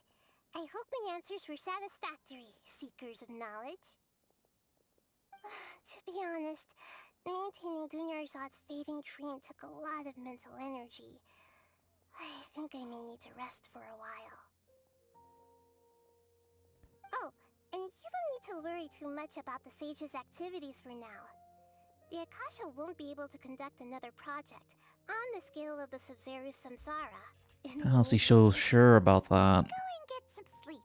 Leave everything to us. What a relief. Yes, they're totally dreaming about the Dojin hentais, I'm sure. Best birthday I've ever had. Traveler? Paimon? Why am I here? Do either of you know? No.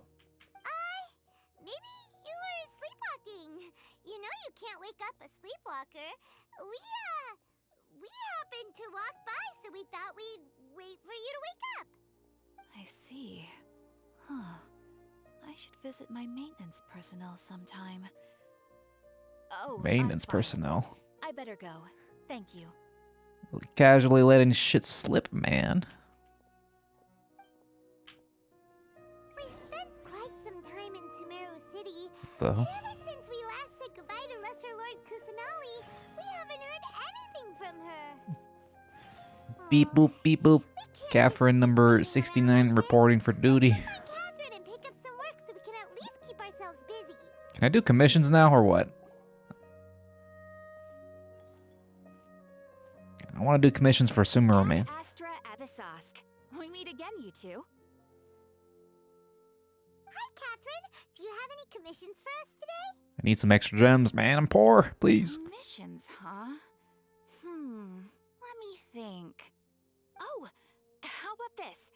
Please attend the Academia's Academic Symposium this afternoon and recite a love poem on stage. Say what? Wait, say what now? Oh, God. And if possible, please also use your camera to capture the reaction of the audience upon finishing the poem. Huh? What kind of commission is that? I see. It appears that you're not interested in this commission. In that case, please go to Port Ormos and convince the Eremites there to spend some time volunteering at the local orphanage. This is Paimon brain rot. Hey, that's not any better. It's a dangerous disease. It's a slow and painful disease in the brain. I'm sure the mercenaries will have some interesting reactions as well. Paimon's gotta ask. Just who exactly has been submitting these commissions to the Adventurers Guild? This Tivat Jesus. The commissioner?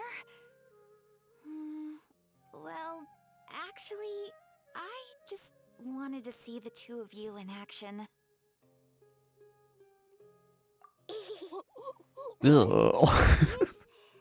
Nasty ass giggle. Take one of those commissions. That kind of chance That's to what I heard. observe humans doesn't come by often. Ah, so it's Nahida. Paimon just knew Catherine wouldn't crack those kinds of jokes. When did you get into her head? From when she said, "Ad Astra Abisask." So it's been you this whole time? Are you done resting up, Nahida? Radish baby. Yes. I've been sleeping ever since we parted ways, and I even had a really, really long dream. It was another dream about the Sumeru's festival, except it was a happy one. In my dream, I was sitting in the middle of a flower terrace, and everyone in Sumeru City was holding hands as they danced in circles around me. They danced round and round, and everyone looked really happy. I also got to sit on a gigantic flower carriage. Ferris, the Knight of Flowers, raised me really, really high No, above the ground. I don't think I and was will. throwing an endless amount of Yalda candies at the children. You know, Nahida, maybe your dream is how the Sumeru's festival really should be. It's meant to be a joyous time where everyone gets together to celebrate your birthday. Huh? Wasn't I describing a really happy dream? Why are you both looking at me like that? Do it. Wait, could this be an example of the emotion known as pity? No, we aren't pitying you. That would only make everything worse. We just don't want you to feel too sad. By the way, have you had a chance to visit Dunyarzad? How's she doing? The Homianis The haven't homies. allowed any visitors after the festival, so we haven't been able to check on her. Yes, I paid her a visit right after I woke up. She was resting at the time. Her condition is stabilized. However, since Elazar is a manifestation of the withering on the human body, we can only cure it by finding a way to take care of Irminsul's own withering. But for the moment, our top focus should still be figuring out what the sages are up to and what they're planning. Right. Who knows what'll happen if they manage to pull off another scheme like the Samsara of the Sub-Zero's festival. So our first priority should be investigating and putting a stop to the sages' activities.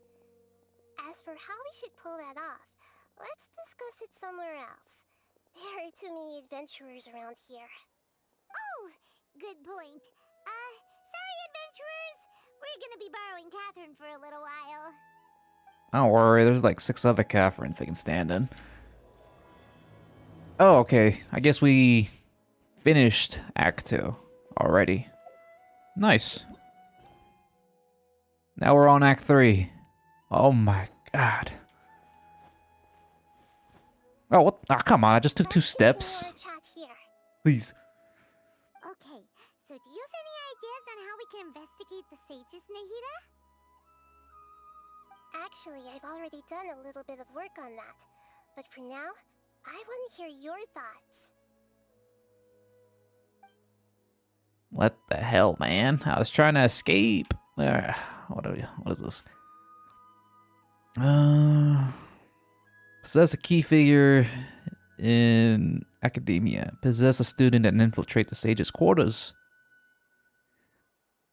We could grab someone close to the sage and question him. I don't know about taking a hostage.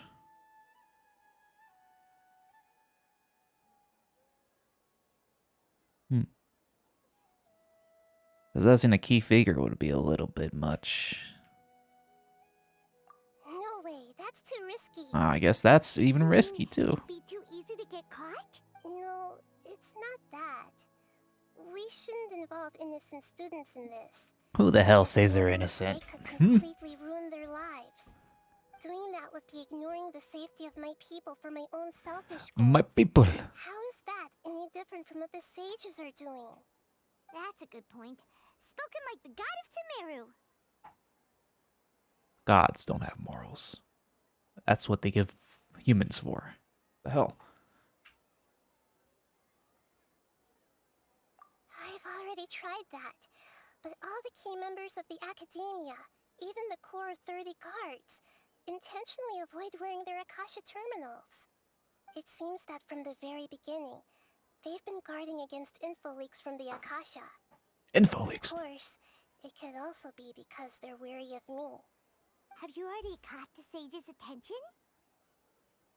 I'm guessing not yet, but distrusting me would make perfect sense if they've ever paid attention to the urban legends about me. In any case, I probably can't take over their minds directly. We're in the dark as of now. Since we still don't know anything about their goals, any rash move could tip them off and lead to terrible consequences. After all, every person in Sumeru City is one of their hostages. Are we really out of ideas? Nahida, you're super smart, so you already have something in mind, right? Don't keep us in suspense. Spill the beans already. Spill the beans, please. According to a popular theory from the Vahumana Darshan of the Academia, rejecting impractical motions at the beginning of a planning session will give more weight to the actual proposal. Okay, but aren't you the god of wisdom? You don't have to use that kind of gimmick to make us take your ideas seriously. Well, I've been thinking that if I can't directly possess the leaders, and if I can't get ordinary people involved, then I should find someone who's already involved, but hasn't decided to side with the sages. You're saying we should recruit a spy? That does sound like it could work. Oh, before coming back, we met someone named Alhaitham. He seems like he acts alone, and he likes doing stuff behind the Academia's back. They probably aren't in cahoots. Actually, I already have someone in mind. Do you still remember that female scholar named Sataria? No, I don't. Sataria. Paimon remembers now. Isn't she the one who's always trailing behind the Grand Sage of the Academia? We ran into her basically every time the Sumeru's festival repeated itself. Oh, that lady. Okay, Say okay. we're old enemies by now. Paimon still remembers the smug and mean way she always spoke to Nilu. I've always liked observing all kinds of people, and Sataria has always stood out from the crowd. Still an NPC, though. She was born in the desert and was hailed as their greatest genius. Her academic gifts allowed her special admission into the Academia, and also gave her the opportunity to serve as the sage's assistant. Oh, Paimon didn't know she was from the desert. She must be pretty special then. Paimon feels like most of the desert dwellers around the city are working as mercenaries. The name Sataria means star. When she lived in the desert, she shone like the brightest star in the night sky. Later on, she was chosen by the sun. The star was given a place in the daytime sky to complement the sun's dazzling light. Soon after, the star witnessed the sun scorching the earth, which brought forth many disasters. The star began to waver. Instead of staying beside such a sun, wouldn't it be better to return and light up part of the night sky? I don't know. In the end, she couldn't give up the radiance of daytime. To cope with her shame, the Copy. star buried her guilt and closed her eyes. From the sound of it, Sataria's just hung up on the research opportunities here. But she doesn't really support the Academia. She still feels guilty about not doing more for the desert, right? She's just running away from her problems. Indeed. When they are presented with complex moral issues, many people will simply plug their ears and go with the flow until the problem can't be fixed anymore. She's suppressing a lot of guilt, but before she realized it, she had already become the sage's accomplice. She can't deny her part in their schemes anymore. Right. We must somehow make her face her problems again. That way, not only can we get useful intel from her, but she can also use it as an opportunity to redeem herself. From my past observations, Sataria will take a day off from the Academia every 10 days to do some shopping in the city. Tomorrow afternoon just happens to be a shopping day for her. That'll be our chance. Damn, complete stalker mode now. Let's go check out some of her favorite spots, and have a quick chat with a few of the vendors there.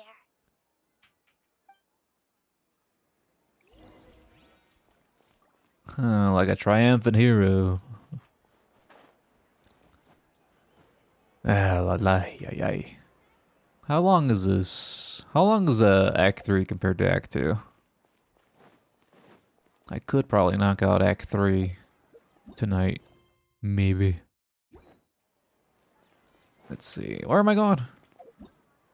I gotta go find an inflammation.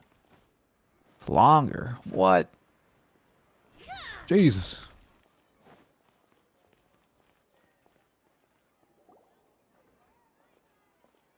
This should be Sataria's favorite fortune-telling spot.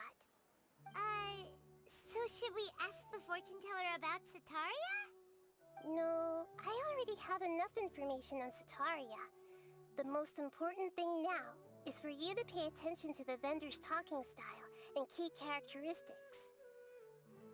Talking style and key characteristics? My poor lost lambs. Have you become troubled over your fates? The divine voice of wisdom often echoes between mine ears. If thou be blessed today by the gods, Mine ears. I may be able to show you the way. Huh? Really? Nahida, you've been whispering things to her? My friend Remembering here has stuff. some doubts regarding her future. Can we get a fortune reading for her? Of course, of course. In that case... Ew, freckles.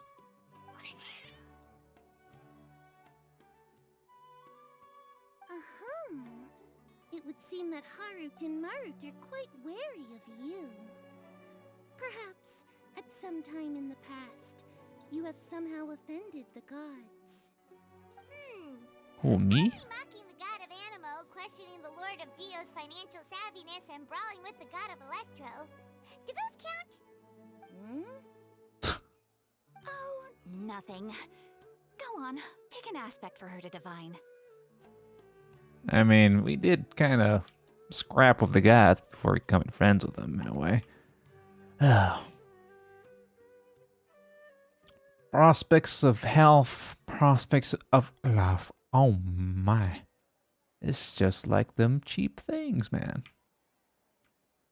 Love prospects? Uh-oh. No problem at all.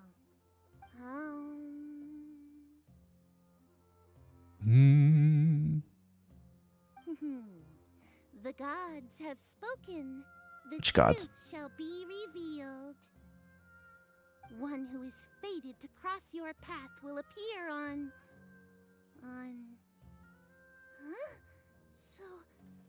So many people will fall for you. I feel like if I was playing Aether, this would just further reinforce the harem Archon meme.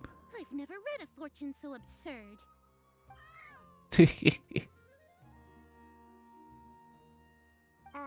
Actually, Paimon thinks this is probably the most accurate fortune-telling you've ever done. I admit that the orientation of today's celestial matrix is suboptimal. As such, there will be no charge. Is that so? Well, that can't be helped. If you were to bring some food offerings for Harut and Marut on your next visit, perhaps they could help you reverse the wheels of fate. Sure, I'll bring him some kibble. Small cat, big cat. Gather information as instructed by Nahida. We gotta talk to this Joe Schmo. What do you want? Is this another one of Sataria's favorite stalls? Yep. It belongs to a king. His father helped Sataria a lot when she first moved to Sumeru City, so she still comes by whenever she has time. When I start talking with him, listen carefully to the details of our conversation. This guy's got the Goku hair. Customers, would you like to look at some pottery? We caught wind of your great craftsmanship, so we specifically came to take a look. Oh, I recognize you. Aren't you Miss Catherine from the Adventurers Guild? Sounds like I'm in for some big business. Speaking of, where did you learn this trade? I learned it from the suppose you streets. could say it all started with my dad. He's a mason by trade, but I picked up an interest in clay while apprenticing for him.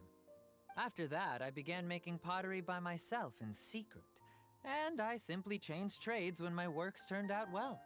Although it's a pity that I'm no longer making much use of the knowledge provided to me by the Akasha. That's nice. You're making a living doing something you love. Oh, man. So is your father still working as a mason? Oh no, not anymore.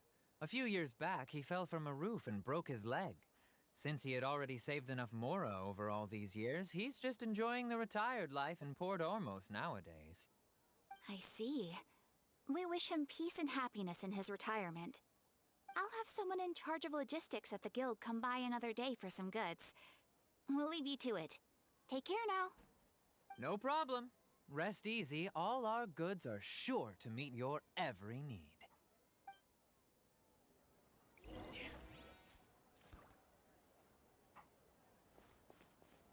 Man, falling from a roof? That sucks.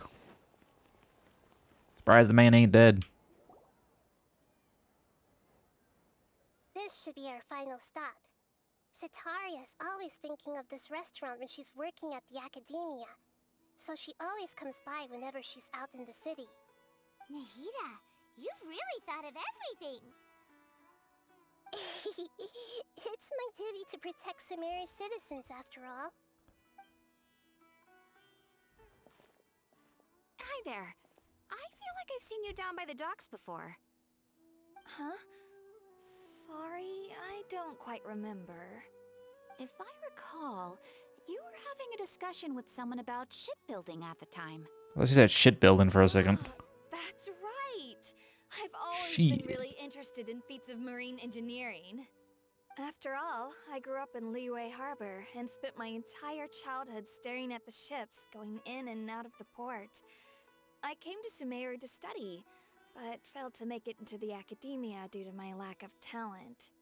But I'm still discussing all kinds of problems with different scholars, and I'm continuing to study and perform research from the restaurant's basement.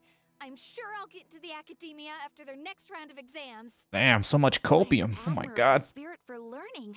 Amazing.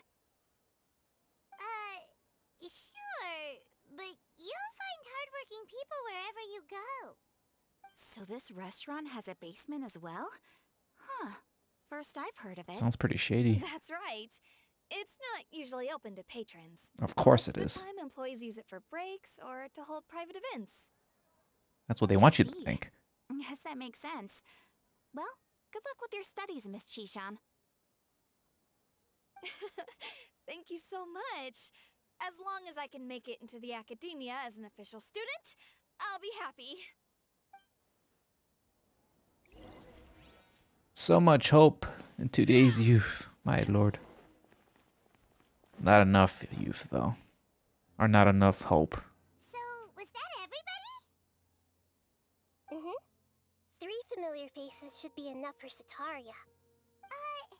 What's the point of all the information we've collected? Nahida, you still haven't told us how you're planning to make Cetaria face her problems.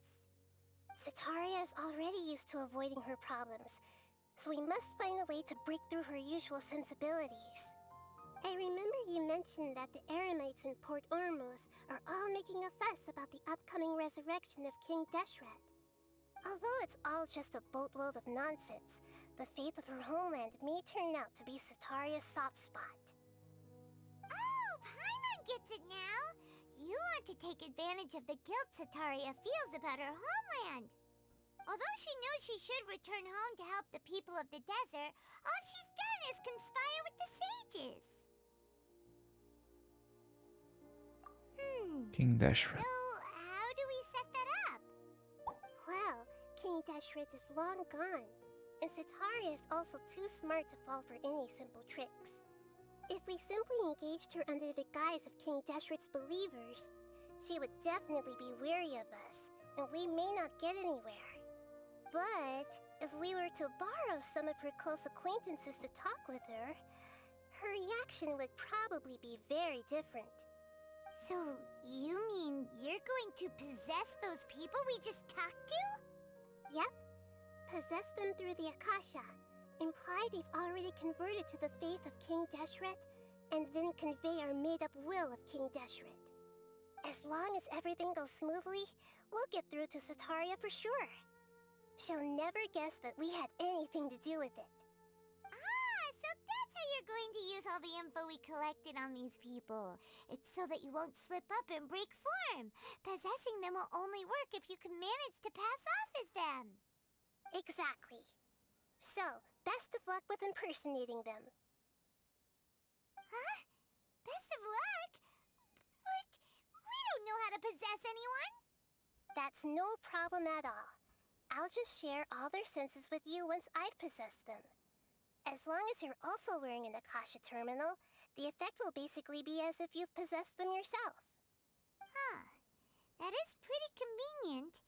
But why does she have to do this? Can't you do it yourself? Although I've been observing humans for a while, I've never been good at imitating them. You should play more Among Us, then you'll know. You're not wrong. It's always been painfully obvious whenever you try to pass as Catherine. If it was at all possible, I would have preferred to leave these people alone. But seeing how things are now, I probably should just accept it and push on. Yeah, don't beat yourself up over it. We're only doing this to help everyone, and we'll only be borrowing them for a little while anyway. Alright, then let's give it a go tomorrow afternoon.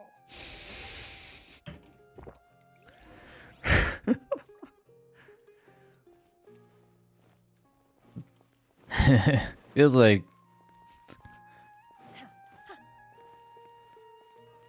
it feels like satire when people complain about that sort of thing. Unethical. I mean, sure, possessing people is unethical, but whatever. Feel like if you go on like a 3-page rant about it, then it becomes a little nonsensical.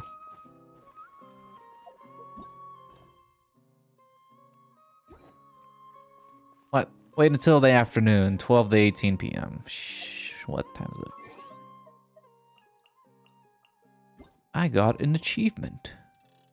12 o'clock.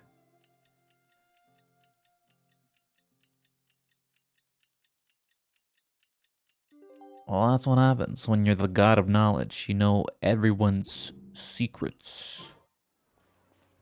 Well, sort of. Sort of. There's limitations. Wait, what? Until the following. Oh, wait, next day? It's probably the next day, I guess. Alright.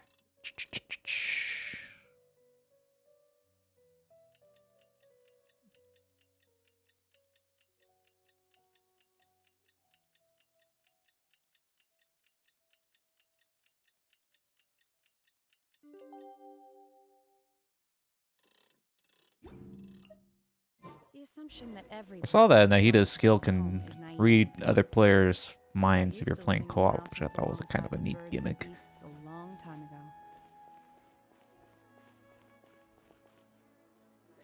Invading people's thoughts. Oh, there she is. Forgot her name already. Sakasha? Oh wait, no, Soteria. Who the hell's Sakasha? Quietly follow her. Once she starts talking to her acquaintances, we'll find a safe spot to begin possessing them. As for how Oh, we'll say NPC. Okay. I'll leave that Guess to from you. like story quest I trust you'll know what to say. ones. Paimon's starting to feel kind of nervous. Okay, let's go. Looks like they've already started talking.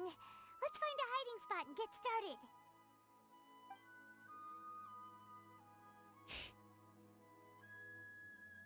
I am the Akasha.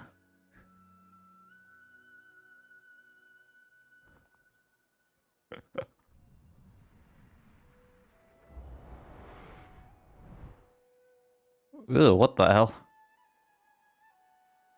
That's right. You really can't force anything when it comes to love. And besides, everyone around me has a very different background and outlook. You got the fortune that you're gonna be alone forever. Are you still listening to me, Nabia? Oh, No. of course I'm listening. You were talking about troubles with your love life, right? I heard everything you said. Okay then. You just seemed a little distracted for a moment there. Ah, the cat knows. The cat knows I'm sussy. Strange. Your cats seem pretty worked up. Is something wrong? I always thought they were quiet, happy kitties. Oh, what are their names again? Harut. Ah, that's right. Yeah, Just I remember. darlings, aren't they? Harut and Marut.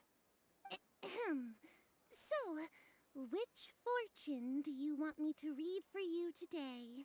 You must have come for another echo of the divine voice of wisdom. I'd like to get another reading on my love prospects, but to be perfectly honest with you, I feel like I've been a real mess recently. A mess? Well, could you do a reading on how long it'll take me to finish my current project at work? I really just want to Fucking Paimon in the corner. I hear you. Just peeking out like, what the hell? The gods will reveal the truth. Oh.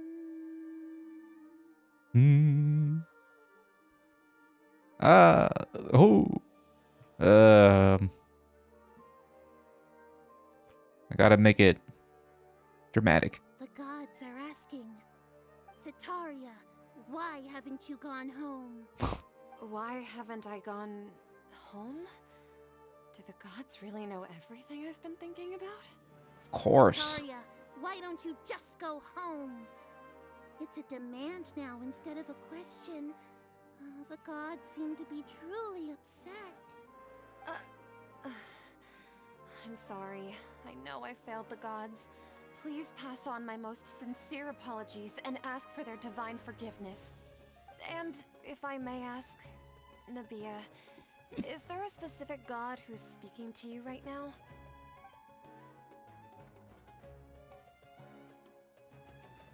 The god of D. What an inconsiderate and naive question. The god who is speaking Yeah, it's to a me traveler. is, of course, the wisest and mightiest of all, King Deshret. King Deshret? No wonder he would make such demand of me. Wait a second. King Deshret passed away a long time ago. Even though news of King Deshret's Nah, that dude's resurrection has alive. been Don't worry spreading about like it. wildfire, it's all just a misinformation campaign from the academia. How can King Deshret still exist in real life? Oh, yeah. She doesn't remember the whole bit about the fake news. What insolence! I am King Deshret's most loyal believer. Do you wish to refute his voice of wisdom? Oh, no. As a child of the desert, I am only reveling in his power upon learning that his divine glory has touched even this city. I will think very carefully about his demand of me. I'm sorry. I must go now. Wait! Political secrets. Well, it's not exactly a secret. The follower dudes are just casually going around yelling about it all day in the streets. Ran off in a hurry. Our lord has returned. Well done. Setaria didn't seem to suspect anything amiss. To have something she's been trying desperately to avoid show up out of nowhere and berate her, that must have shaken her to the core. Aw, Nahida, it seems like you understand human emotions really well after all. All I know are some abstract Harabatot theories. Harabatot. My time with you has shown a lot of them to be utterly useless. I'm still trying to make sense of everything. Anyway, enough of that. Let's hurry and catch up to Setaria. Alright. She's out of Keem's now, right on cue. Let's get ready to possess him right away. Wait for Nahida to enter the inhabitant's conscience. Why is the Angel Shear quest popping up so damn much? Why is it so urgent? Like, what is that quest about? Why do you want me to do that quest so much, game? Huh? Which one is it?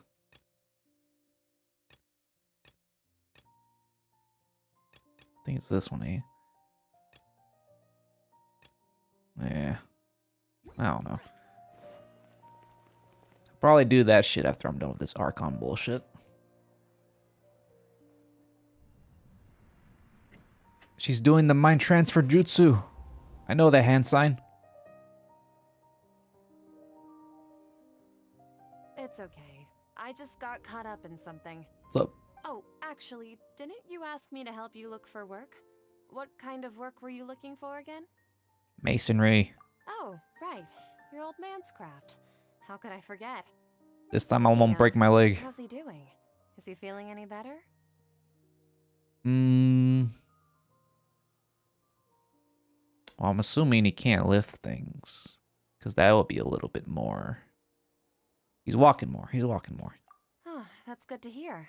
His I've been leg. thinking a lot about him. If I could get some more time off, I'd love to pay him a visit. Actually, while we're talking about him, is he still living in Port Ormos? Yeah, he's been retired there for a while.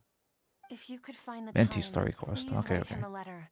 Let him know that recently, faith in King Deshret has taken root in Port Ormos and has begun to spread across Sumeru. He has a quick temper and has always been a devout follower of the Dendro Archon. I don't want him to get into a fight with those King Deshret believers because of a difference in beliefs. Oh? So, who are you siding with in all of this? The Academia or King Deshret? I'm so jealous of you. You were born a child of the desert, yet you chose to betray King Deshret, and now you spend all your time with those crooks from the Academia. Damn. Put her on the spot, man. You don't mean you've also become a believer of King Deshret? Yes, I am a follower of Deshret. What's so strange about becoming a believer of the wise King Deshret? In fact, aren't you the strange one? The one who still can't pick a side? Can't pick a side? Me? Whoa! Paimon had no idea you'd be so good at this. Yeah. Very easy to criticize people, you know? Right in front of her. It might feel a bit overwhelming for Sataria. But once everything is over, I'll be sure to pay her a visit to her mind and explain everything. Anyway, let's keep going. Alright. Now we gotta talk to the third one. Follow Sataria. Oh, wait. I guess I don't gotta be sneaky. Mind transfer jutsu. So, Shishan, have you noticed anything weird in the city lately? Like, as if someone was trying to preach to you about something? Basement. Oh, right. Speaking of strange things, I celebrated the Sub-Zerus festival so many times that I lost count. That was really weird. Same thing happened to me, man. How could you be aware of that? That should be impossible. Nothing in the report indicated anything like that. Are you still failing to realize that the Academia's lowly tricks could never deceive all of Sumeru's citizens? Ooh. Shishan, don't tell me that you've converted to King Deshret as well. Yeah, that guy's pretty cool, man. I like his ideals and shit. You make it sound like I should be ashamed for becoming a believer of King Deshret. In reality, shouldn't you be the one who is ashamed? You, who works side by side with the Academia and treated people as nothing more than experimental subjects? Please, please stop! Yeah. Even now, Sataria's still trying to run from her problems. She can no longer justify everything to herself. Hey, she's trying to talk to the guards! What should we do? This is the most important part of all. Quick, get ready. Are we resorting to violence? You're a member of the Corps of 30, correct? Please help me pass a message to the Matcha right away. The situation in the city is getting out of control. Please, try to remain calm, miss. Tell me what's happening in the city. King Deshret's coming Heretics are back. infiltrating the city, and they've already converted many residents to their side. Heretics? What kind of heresy are you talking about? Heresy. King Deshret! Many people I know have suddenly started believing in him, but he's long dead. It's impossible. Miss Sataria, nothing is impossible. You know my name? King Deshret is immortal, and all who defy him will one day pay the price. You must face the truth, Sataria. 3 people is enough. You tread a treacherous path, and the longer you ignore it, the tighter the Academia's grasp on you will become, and the deeper you will be ensnared. Ooh. Child of King Deshret, never forget that the desert that belongs to you lies elsewhere. What's so strange about becoming a believer of the wise King Deshret? In fact, aren't you the strange one? The one who still can't pick a side? What an absurd question. You make it sound like I should be ashamed Face. for becoming a believer of King Deshret. Sataria, why haven't you gone home? She's going nuts.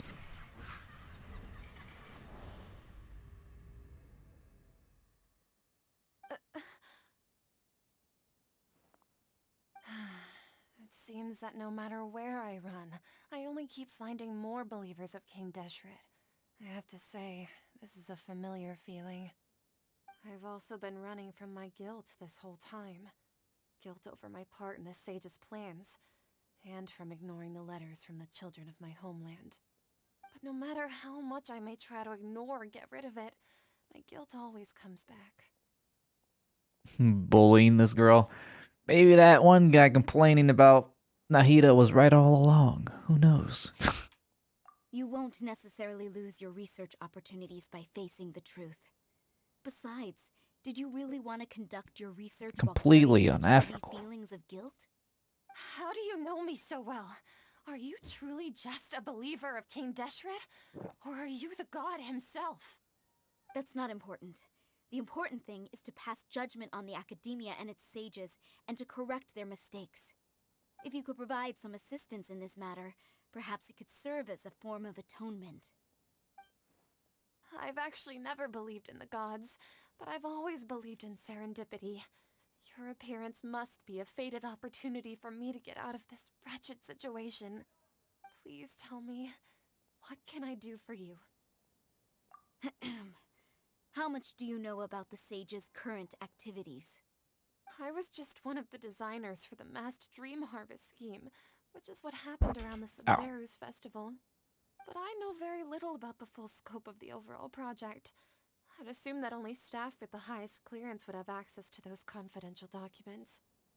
I've just been working to meet the Grand Sage's specified requirements. However, there's something that's been really bothering me. I heard that a scholar who was previously expelled has returned to the city, and even the sages are still quite wary of him. Ah, that's what serendipity means. I was trying to remember what that means. Ah, you're reading my mind, man. To fight against the academia, we will need to figure out the nature and the purpose of their work. Is there a way for us to get access to the confidential documents you mentioned? It should be possible if we're willing to take some risks. After all, I'm an assistant to the Grand Sage, and I've been working on many tasks outside of the project. One thing, though, I won't be able to transfer the documents to you through the Akasha once I get my hands on them. The sages have always closely monitored all activities within the Akasha. Let me see. Let's use the Milkshake. most primitive method. I don't think I've heard of that brand before. Documents tomorrow evening at the Academia entrance. The Academia entrance. Wouldn't that be too conspicuous? The powder for milkshakes is pretty expensive, though. It's a little too expensive. I'm only suggesting this location because it'll draw more scrutiny for me to Cold leave leaves, the though. Academia again. It'll be safest for me to distract the guards long enough to hand you the That's just extra fancy. All right, I trust you. So, if I were to successfully complete this task, would it mean I've atoned for my wrongdoings? No, you must be punished for your Depends sins. on the judgment of the Dendro Archon. Yeah, that's up for God to decide. Archon. That's right. Her people are the ones we have endangered. As the god of wisdom, she's also the one responsible for judging and guiding the scholars. Maybe it's time for me to find a god to believe in. Just as Nahida predicted, we've managed to bring Sataria to our side. The Traveler's execution was ingenious. She's the one who deserves all the praise. Yeah, I didn't fuck up anything. Now that we've made plans to meet again tomorrow I can remember shit. all we can do is pray for Sataria's mission to go off without a hitch. Pray?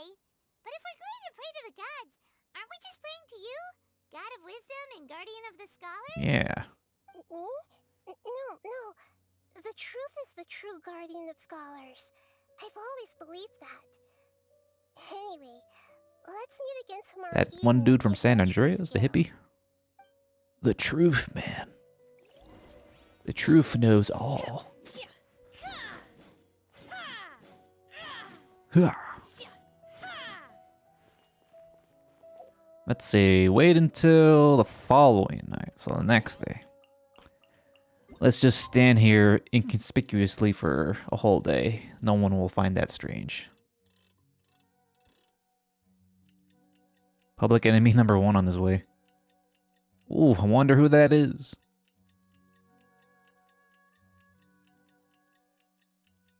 I think I waited a little too long. Well, whatever. I'm sure it'll work fine. The pyramid. Did King Deshret build that pyramid over there, I wonder? Who do you think it is? Well, I'm assuming it's a Sumeru character.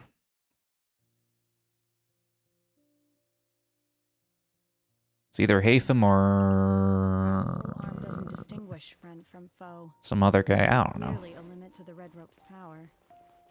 That's why I loathe crowded areas. Haytham or Kavi? Kavi?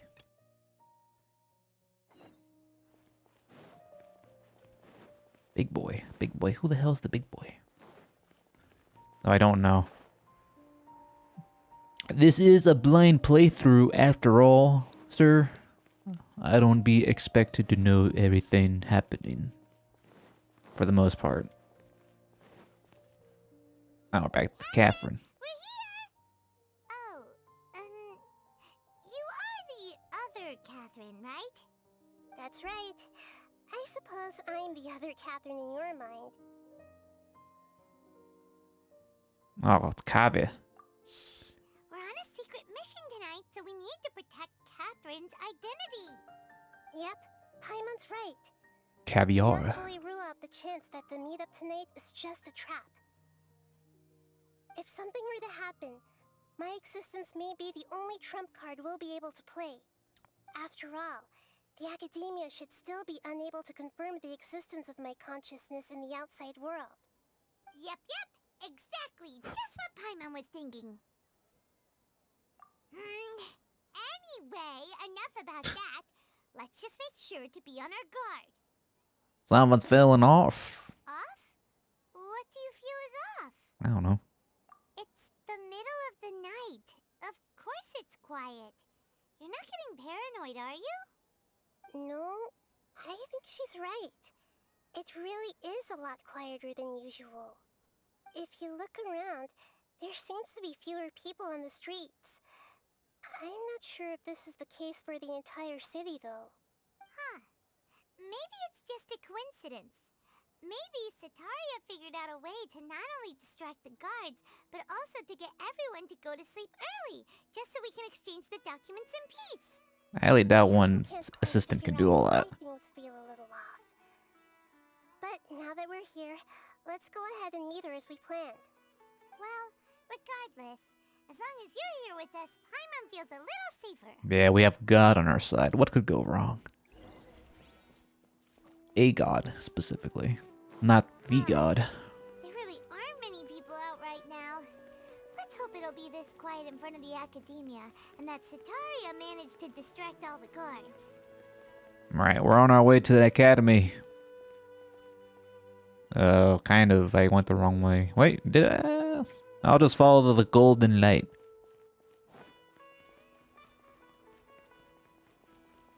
The golden light. The God of Guidance is helping me right now. Menacing. Oh, another cutscene.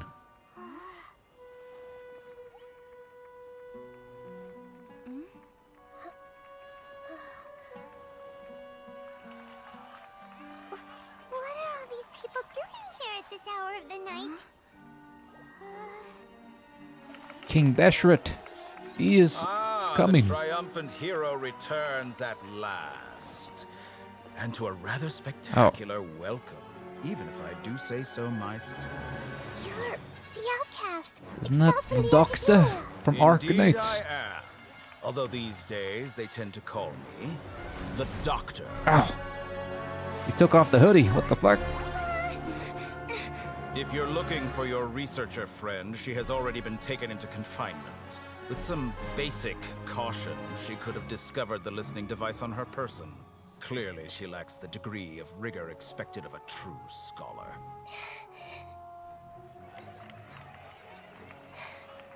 The people of Sumeru City.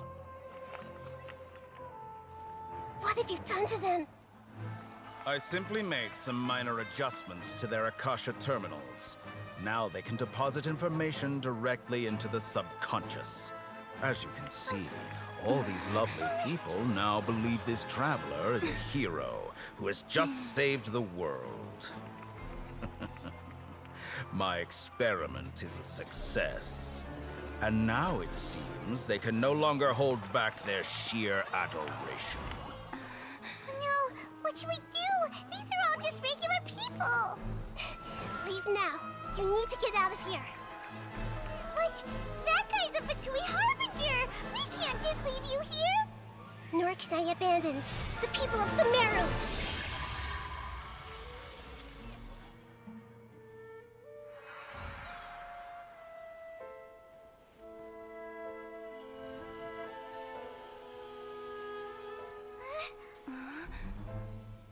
Don't worry. We'll meet again outside of the city. I still have my dull sword. I see. You appear to have overridden their mental faculties with your own consciousness. To possess such a powerful mind, you must be the God of Wisdom.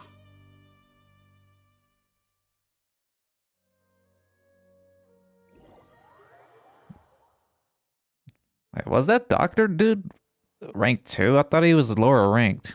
I thought there was another guy that was ranked above him. This should be far enough. Paimon needs to catch her breath first. Is Nahida going to be okay? We only made it out because of her. Paimon wasn't counting on running into a new Harbinger here, let alone such a high-ranking one. That guy was number 2. So scary.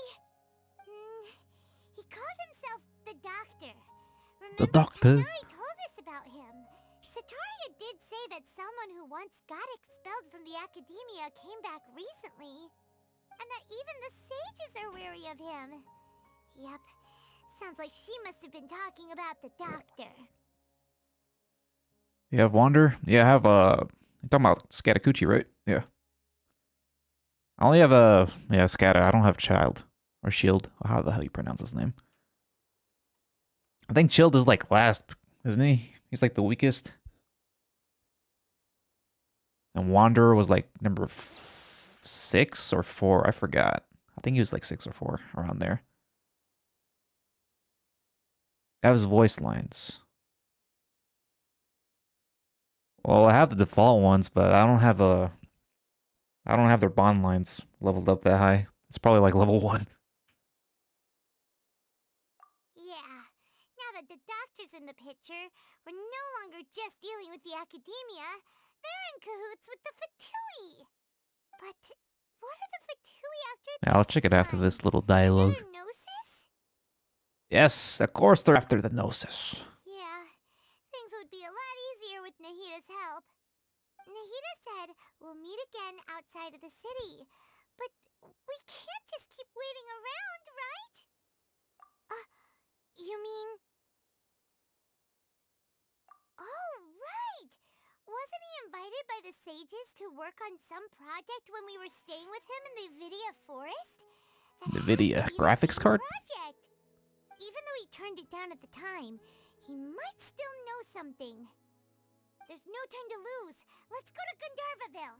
Oh god, we gotta talk to Big Ears.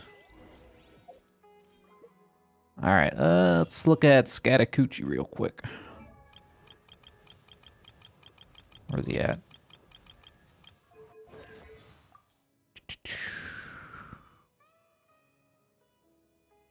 Let's see. Let's see if there's any mention of Fatui here.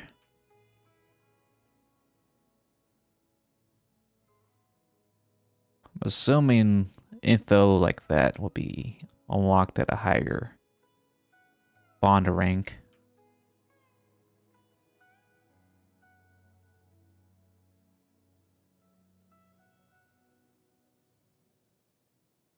Just go down. Well, it's all the way at the bottom. Okay, that requires friendship.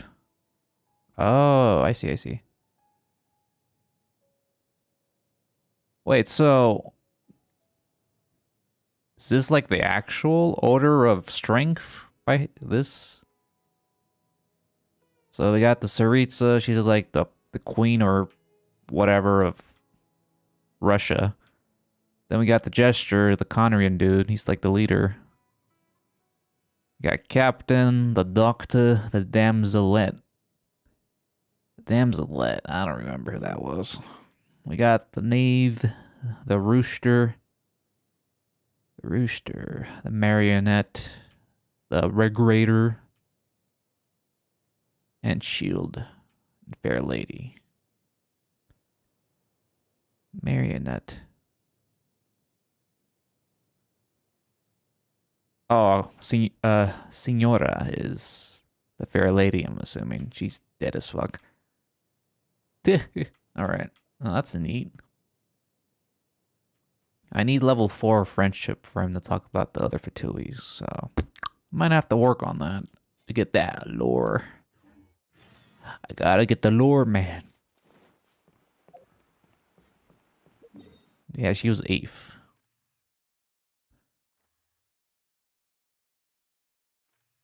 Yeah, Jester is the boss. He's el chefe.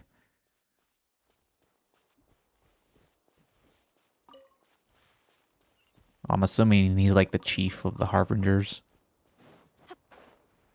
He's not a fighter, he's just a leader.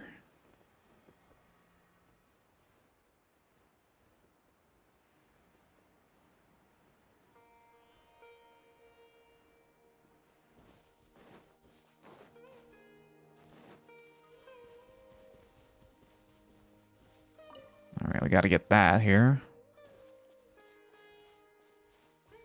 The director of the Fatui. Well, that's pretty Hold it right there. straightforward. A blonde-haired traveler and a floating ferry. We've got you all right. Take a look around. You've Curved fallen swords. right into our trap. Are you mercenaries from the Corps of 30? Did you come here to arrest us? Corps of 30? We're nothing like those government lapdogs who don't even get scraps for their work. We are an elite brigade that commands the highest commission rate in all of Sumeru. We're here on the orders of a client known only as the Outcast. Never heard of you guys. Outcast? An outcast from the academia? But why wouldn't the doctor just send the Fatui after us?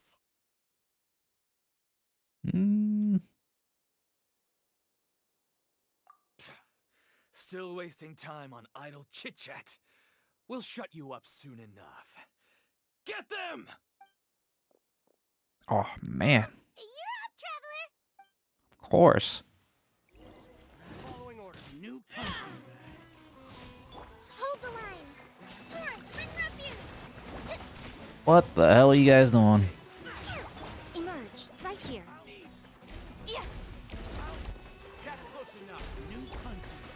Why does it keep switching? This directional pad is being funky. Cryo incarnate.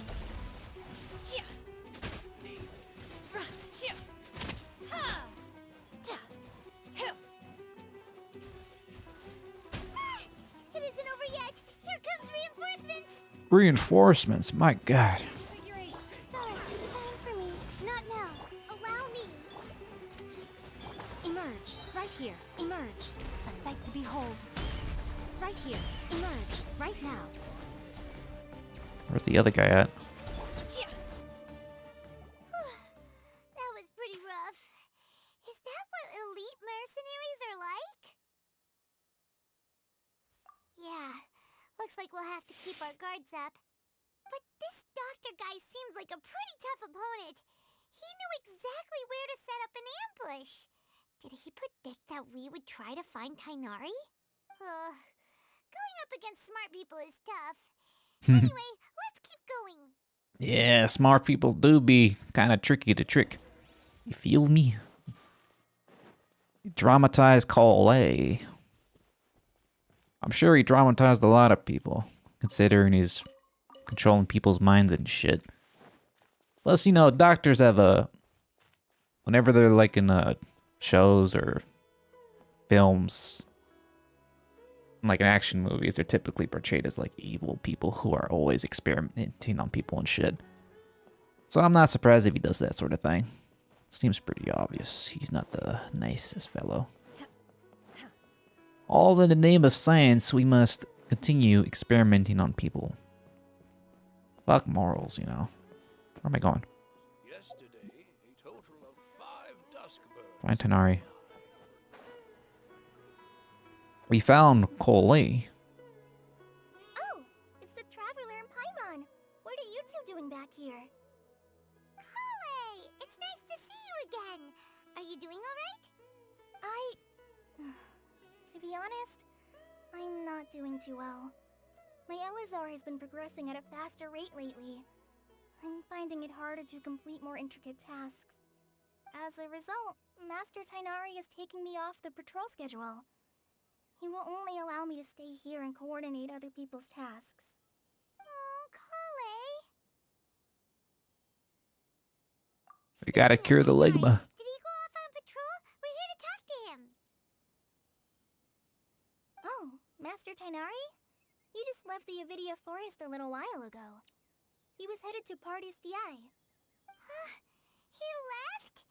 What? Isn't Tainari always saying that he never wants to leave the Avidia Forest? He even turned down the Sage's invitation. I thought it was weird too. Master Tainari always prioritizes his work as a forest watcher above everything.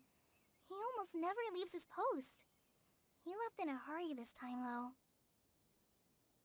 No, I only found out that he left through a message he left behind. He also made sure to delegate all his tasks using a schedule. To leave in such a hurry? I'd guess he had something urgent to take care of. Master Tainari originally studied in the Amorta Darshan of the Academia, and Partis DI is something like the Amorta's research base. Many rare shrubs and grasses have been planted there for research. I know that before he became a forest watcher, Master Tainari once spent a long time conducting research at Partis DI. A research base, huh? Gotta wonder what kind of research Tainari just decided to work on all of a sudden. Oh, we don't have a lot of time, so let's go look for him at Party's DI. Don't worry, I'm fine. I'm used to living with Elazar by now. If you run into Master Tainari, please send him my regards. Got it. Will do. See you later, Kale. Bye-bye.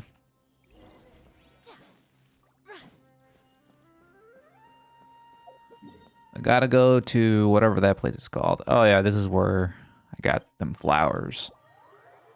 Gotta farm them flowers, them patisauras for Nilu. Wait, look who it is!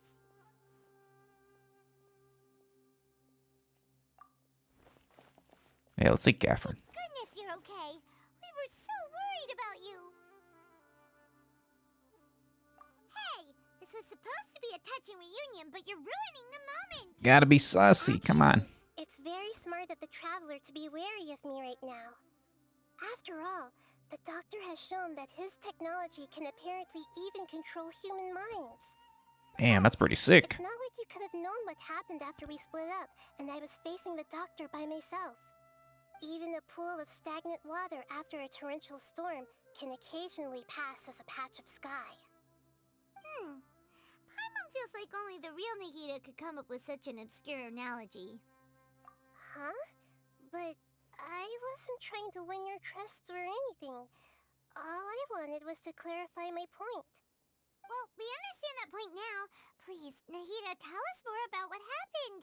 Are those poor people all right?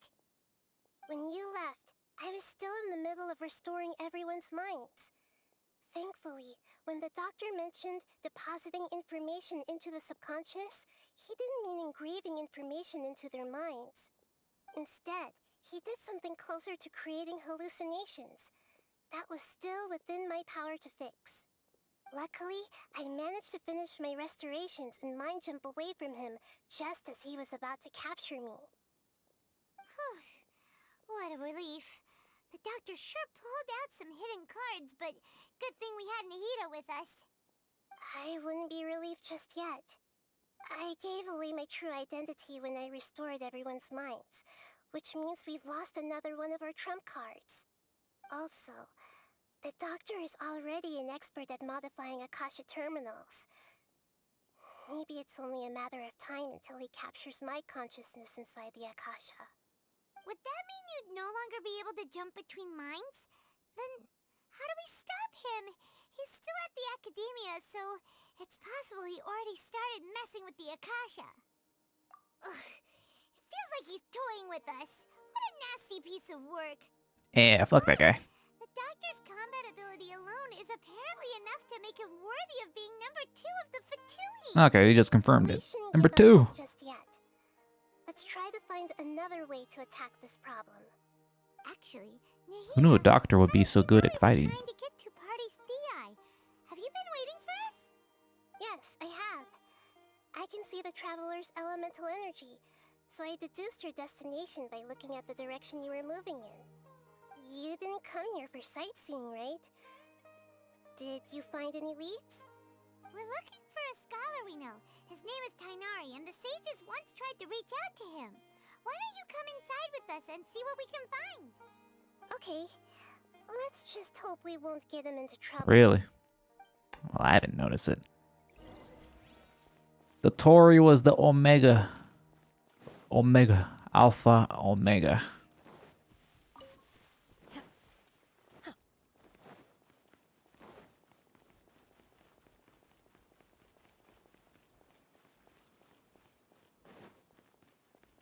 Oh, it's the green-haired lady again.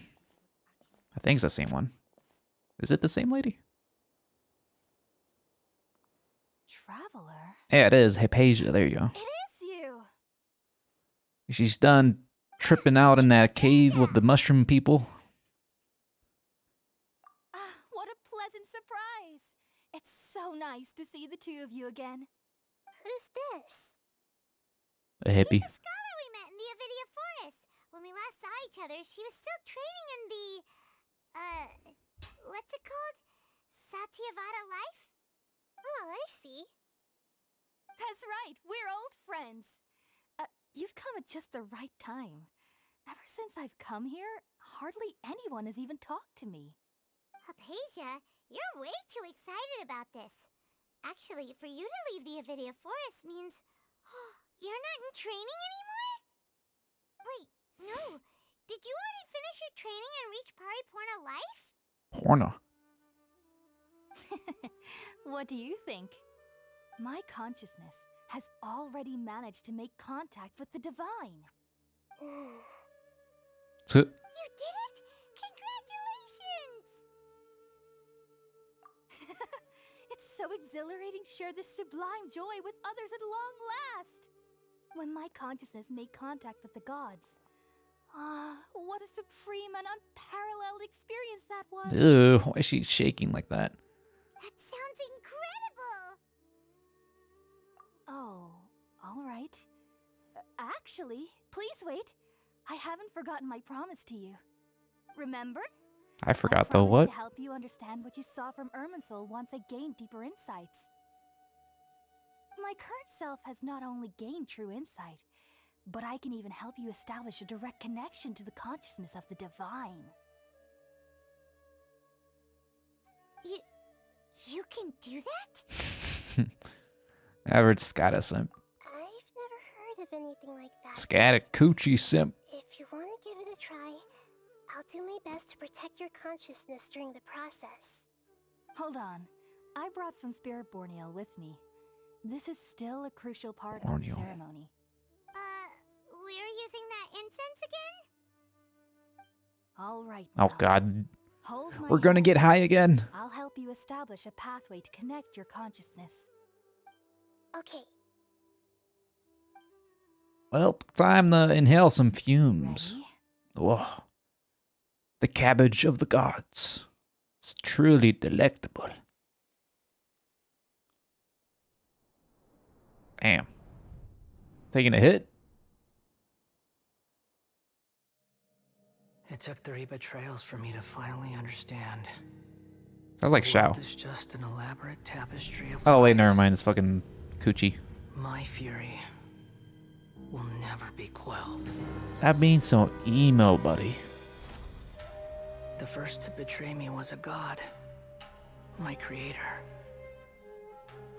My mother. Valuing strength above all, she saw no worth in me and I was discarded. The second was a human. My family. My friend. Consumed by fear, he saw me as an abomination. The third was one exactly like me. A hope for the future. A fledgling barely out of the nest. Powerless before his mortality, he broke his promise to me. Humans, they can't be trusted. And the gods fill me with pure loathing. So I said good riddance. I denounced the world and laugh in its face. My chest will never again be defiled by worldly filth. I will scrub away every last trace of human emotion. Then it will be empty, a blank slate, and ready to receive a supreme gnosis, brimming with pure divinity.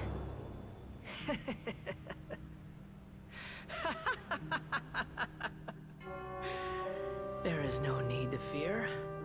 The pain will be brief. Your era is coming to an end.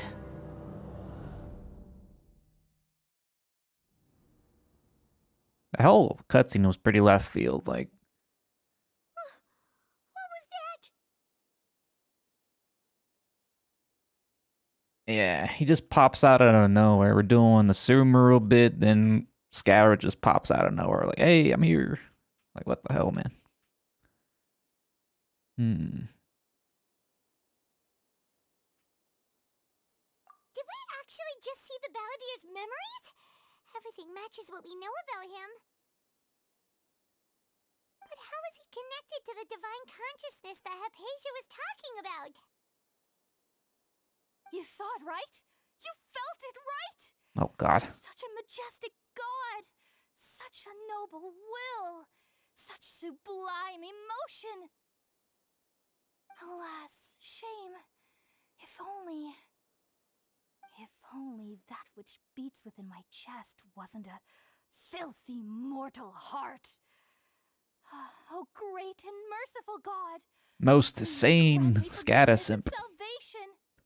Do you understand now? I'm afraid this is no Puripurna life, but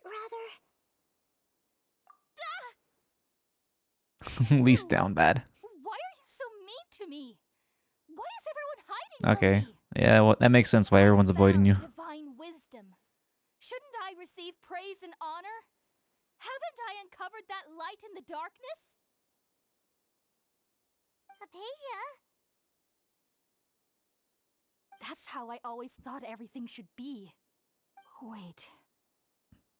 Have I already lost my mind? Perhaps.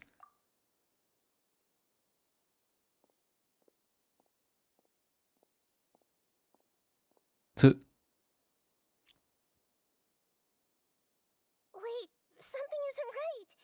Clearly.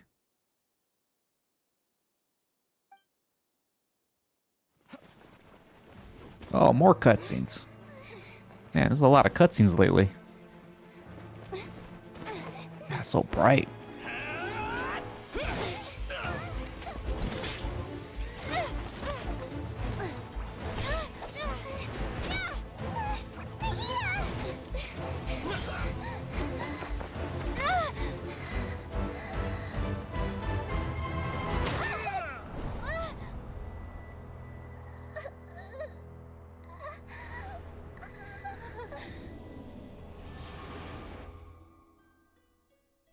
Shanked.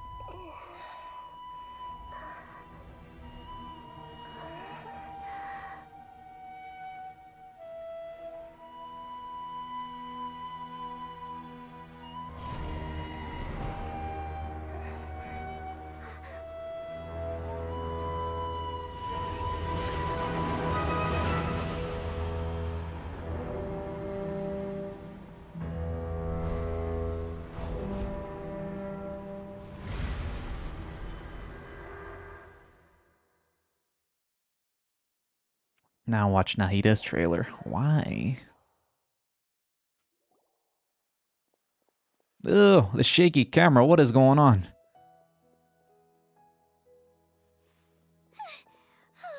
Okay, we finally lost him. What the hell did Tainari pop out of? What the fuck? Are you okay, Nahida? Wait, no. Something feels different. You're back! Oh, the Traveler's back? Just casually pops out of nowhere. Nahida was controlling your body for a while. It Oh. seemed like she jumped over to you as an emergency measure right before the Catherine puppet was destroyed. After that, Tainari heard the commotion and came over. He helped us defeat the mercenaries and then he ran with us all the way here. What? You swapped places? You mean your consciousness also went into Nahida's body? Wait, then where is Nahida's consciousness? Where is she now? I never imagined that an individual's consciousness could be transferred. Yeah, it's a little awkward listening to his voice actor now, huh? With my own eyes, I would have never believed it. I don't think this can be achieved with current human technology. Also, while we were running, the consciousness in your body told me to pass on a message. She said, "The doctor has found a way to trap my Doctor. consciousness, so I can't journey with you anymore. But even in a moonless night, a shower of starlight can still drown out illusions and lies." Oh no! Nahida's trapped in the sanctuary of Surasthana for good this time. Was that message all she left for us? It's pretty vague. Oh, Linhart? Damn, I remember Linhart. He does kind of have a similar voice, just a bit. Oh, that makes sense. Since the doctor captured her, she won't be able to say anything without him knowing. She's being extra careful. Even in a moonless night, a shower of starlight can still drown out illusions and lies. Huh. Paimon knows the moon illusions and lies are from the alchemical divination at the Sumeru's festival. Didn't Nahida use a starlight analogy before? It had something to do with Sataria. The moon! The moon! Oh, that makes a lot of sense. Huh. Do you think Nahida was telling us to go find help in the desert? Oh shit, we're going to the desert! She isn't with us anymore. Think we'll be okay? Paimon, you said Sanctuary of Surasthana. Does this mean that this Nahida you're talking about, the consciousness who is occupying the Traveler's body, is the Dendro Archon? Kind of like how we reveal all this in front of him, just casually. The situation's a bit complicated. Loudmouth fairy. For us to explain right now. That's all right. A scholar's curiosity doesn't need to be appeased right away. As for the complicated nature of the situation, safe to say I have witnessed that for myself. I've spent some time with you, and it looks like the Dendro Archon's also on your side, so I trust you. Thank you, Tainari. Oh, actually, we came here to ask you a question. What do you know about the project that the sages have been working on? Ah, that. While I was indeed invited to join that project, the sages were always secretive about its scope and goals, so I eventually declined. All I know is that that project has something to do with the restoration of Irminsul. Huh? Did you see something when you were in Nahida's body? What? Do you have any evidence?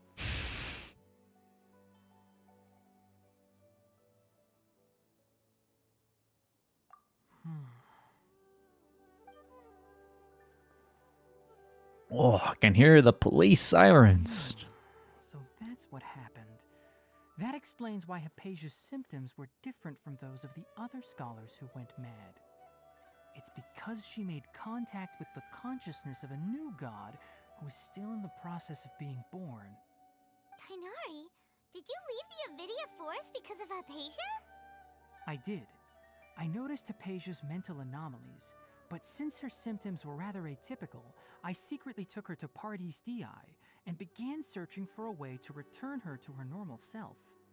If I didn't take action, Hypatia would have already been taken by the Matra to the desert, doomed to a life of exile at Aru village.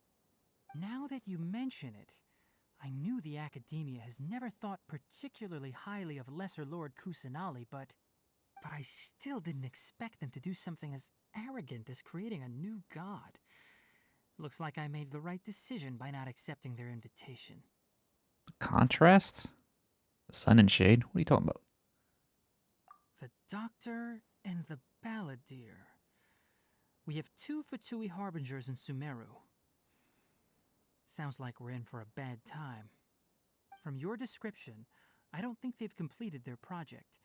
There may still be room for us to intervene.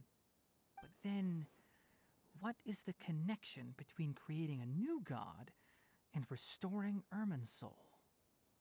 Yeah, it feels like we're still nowhere close to figuring out the sage's goals. Haven't seen them in bright light? Oh, I probably haven't. I haven't been paying attention to that sort of thing. Oh, we're going through the desert. We've pretty much gone over everything we need to know, so we should head out. How about you, Tainari? What are you going to do?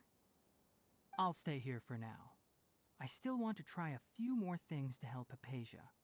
If you're planning to go into the desert, start by heading for Caravan Rabat. That'll be your fastest route. Come find me here if there's anything else I can do to help. May the spirit of wisdom go with you. Thanks, Tainari. Hopefully Hypatia will feel better soon. We're off then.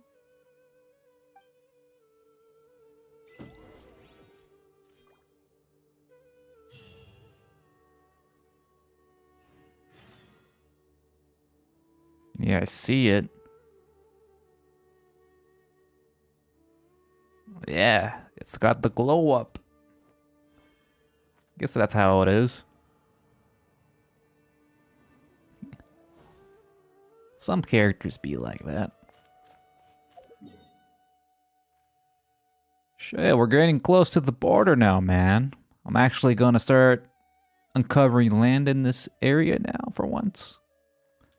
Shit, now I finally got an excuse to go to the west side of Sumeru. We'll go on through the desert, we'll meet Moses, and we'll cross the rivers and meet with God himself. And then we'll see what the pyramid is about. There's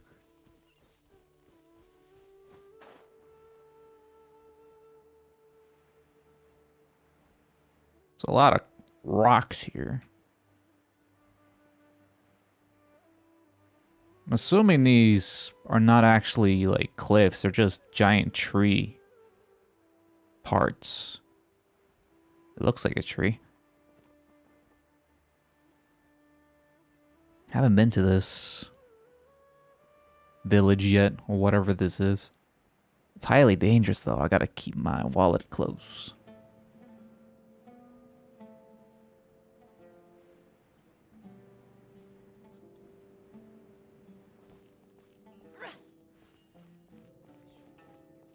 Go to Caravan Rabat. Oh.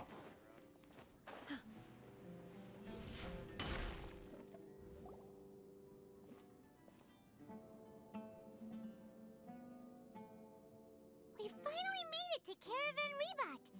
It's pretty lively here. Not really. Just past this wall is the desert, huh? Oh, wow. Paimon remembers hearing people call this the Wall of Samiel. The Angel of Death? Sandstorms from the outside. Oh, if it's this tall, it's gotta be the divine work of Greater Lord Rukkhadevata, right? The Greater Lord loves walls. Sweet. Enough gawking. Oh, fuck. Come on, follow me. Huh? What are you doing? Over here. Oh, Hatham went that way. Let's hurry up and follow him. Wonder what he's up to.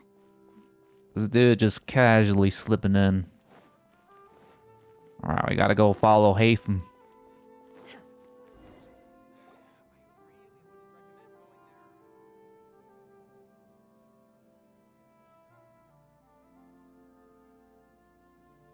What the?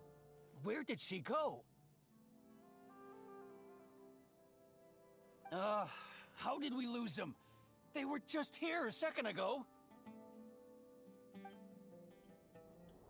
More Eremite mercenaries? Who are they working for this time? Anyway, Traveler, it seems like we were being followed again. You were too careless. You should have noticed those hopeless amateurs trailing you a long time ago. There's no need to thank me. I've never cared to keep track of personal favors. All I did was correct a mistake I happened to come across. It's a habit I developed at the Academia. You really gave Paimon a scare, Alhaitham. We never thought we'd run into you here. Last time we met at Port Ormos, didn't you say you were going back to the Academia? Wait, don't tell Paimon that you're here to take us back on their orders. Oh, so you've already landed yourselves on the Academia's hit list. I can't say that I didn't expect it. However, had I wished to turn you over to the Academia, don't you think you'd already be the Eremites' honored guests by now? Oh, right. You do have a point. I have no interest in running errands for that project. As a scholar, I've always belonged to the camp that promotes researcher autonomy.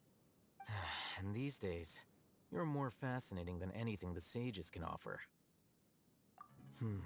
Not quite. To tell you the truth, I'm still investigating. Yes, it is a red teleport. Unfortunately, I need to activate it. Everyone says the capsule originated in the desert and was eventually moved to Port Ormos. If I am to get to the bottom of this, I must understand how the capsule first came to be. Which brings me back to you and why you're so. Didn't he steal like a capsule from us from that one dude? I forgot. What did he do with that thing, huh? And upon seeing him, your expression became perplexed. Oh yeah, right. He's just explaining it right now. For quite some time. To have that kind of reaction, I think you must have realized something. Are you interested at all in sharing what you've been hiding from me? How about you share what you're hiding from me, huh? Alhaitham, you really have a ridiculous eye for detail. What kind of person even notices or remembers stuff like that? A little complicated, man. So that's your answer. Well, I do work for the Academia after all.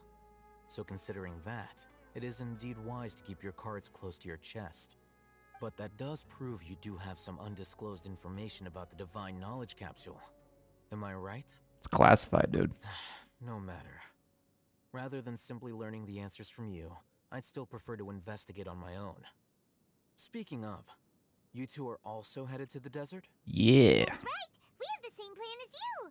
But we don't really have any concrete goals at the moment.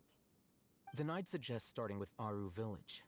It's the largest settlement in the desert, so it'll probably have more resources and intel than anywhere else. It's always better to travel with someone you know. Let's go! Field trip. Let me get this teleport. Alright. Whoa. We got a teleportation one. Alright, we gotta go to Aru Village. Yep. Yep. Okay, looks like we're gonna uncover the first Archon statue. That's good. Well, actually, wait, what? Oh, it's right next to it. Okay, well, that's nice. How convenient. Alright, man, finally. I've been leaving this area unattended for the longest. Now I got an excuse to go peeking around here now.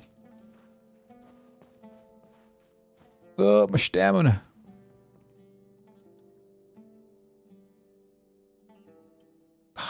Really?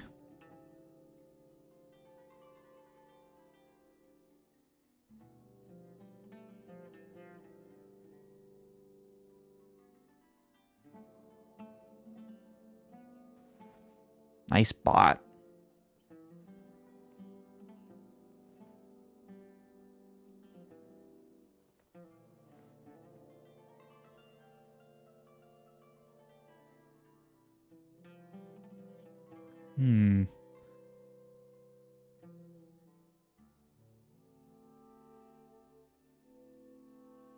Mind be purged. Alright, World that is user's gone. Fuck that, dude. Or it's a bot, I'm assuming, but whatever.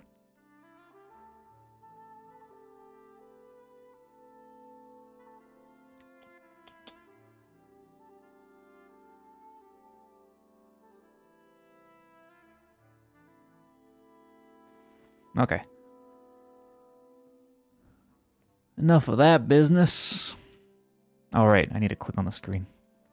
Yeah, there you go.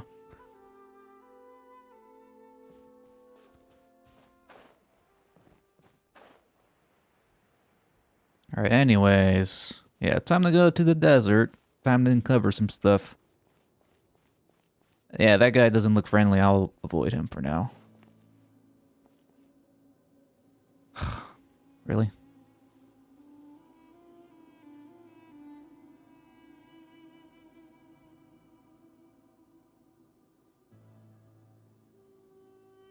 The assumption that every person has somewhere to call home is naive. I got used to living in the mountains alongside the birds and beasts a long time ago. It looks like the stream is getting hit by bots. That's not good.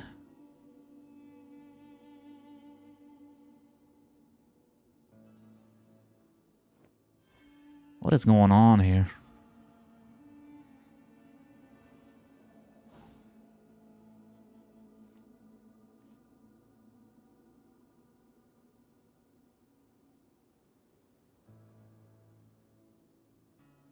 Alright, I'll just keep an eye on the chat then. Any more nonsense posted by bots?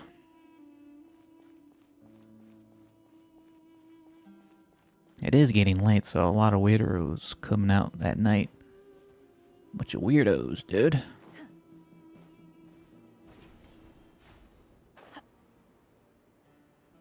Wow, it's so sandy in this area. Who knew? I just deleted like a bunch of messages left behind by 2 bots, so yeah, you probably won't see the messages, but it's just copy pasta of some like derogatory shit. Well, if you haven't seen the messages, that means I did my job right.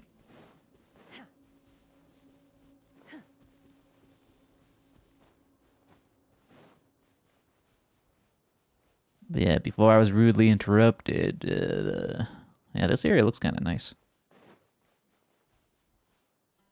Damn. So weird seeing an area that's not completely surrounded by trees. Like nothing but desert and... Yeah, this looks nice. It's a little dry, but that's not surprising. Alright, let me uncover this statue. The world opens itself before those with noble hearts. Holy shit. Oh, okay, never mind. Thought that was the whole area. Damn, look at this.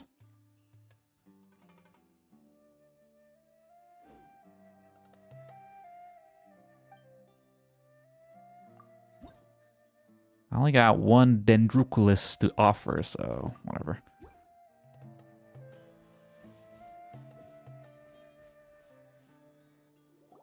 Before us lies Aru Village, the safe haven of the desert folk.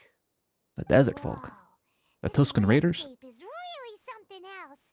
What a cool place! Let's go check it out! Another bot.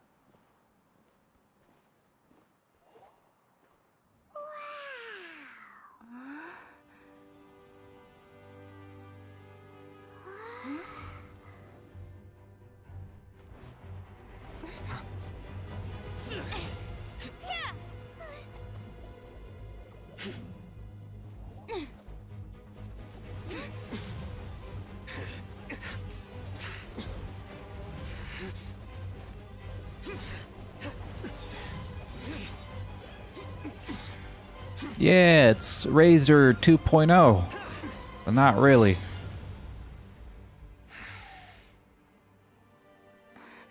Simon. Trespasser. Unless my memory fails me, we have barely spoken 2 words to each other before now at the Academia. Would you care to enlighten me as to when and how I invited the General Mahamacha's wrath? Oh, Hatham. Do not think you can escape my judgment, just because you managed to escape my attack. Judgment? So that's how His you voice characterize suits your him. actions Not here, is it? surprised. Or would elimination perhaps be a more accurate description? Had I used my full strength, not even this traveler would have been able to stop me. Sure, buddy, It sure. sounded like an assassination. I sought only to ensure that my target would be unable to flee or resist.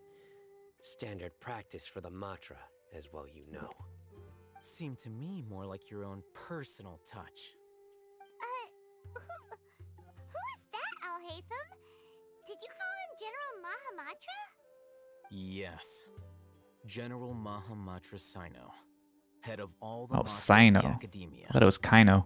He's a formidable hunter, and the ultimate nightmare for any who have committed academic crimes.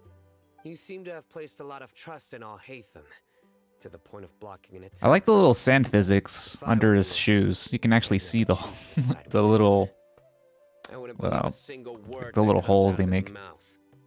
I have been pursuing this Sand scribe physics. for a long time. I urge you. Kaino, yes, I know. Not seek to defend him any longer. I mean, it's a C, bro, not an S. What do you think?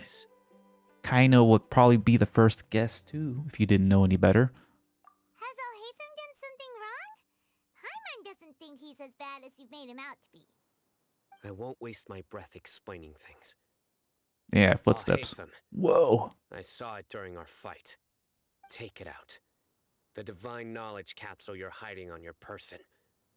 Unless you want me to retrieve it for myself. That jewel. Very perceptive of you. Nothing escapes a Matra's senses. Wait, the divine knowledge capsule? Didn't it fall into the Matra's hands in Port Ormos? Sayu. Yeah, there's the butt plug he stole from that one big dude. No wonder you speak with such confidence, Sino. But I must admit, I'm very curious. What does this capsule mean to you? And why, as General Mahamatra of the Academia, are you all alone in the desert? As far as I'm aware... Oh, we're all in the you've sand of Sayu? speculating I'll about try your that. disappearance. Have you been given a mission that's, let's say, more... I see like a little monster up there. What the fuck? If I was the real target of your mission, what was stopping you from simply using your authority and resources to Authority. defend within the walls of the Academia? I should have known you'd be difficult to deal with. You two? Ugh. What should we do, Traveler? Paimon feels like we can't trust either of them. Ahem.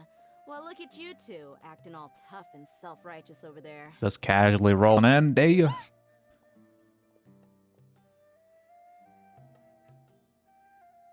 Great! Finally, someone that we can trust! You gotta help us out here, otherwise these two are gonna start fighting again!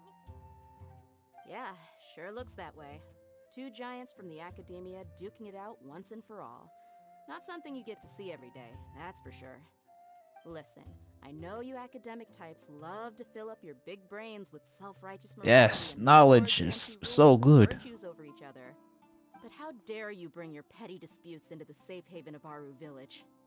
It seems like someone's gonna have to beat some sense into your thick skulls until you finally learn to respect these grounds.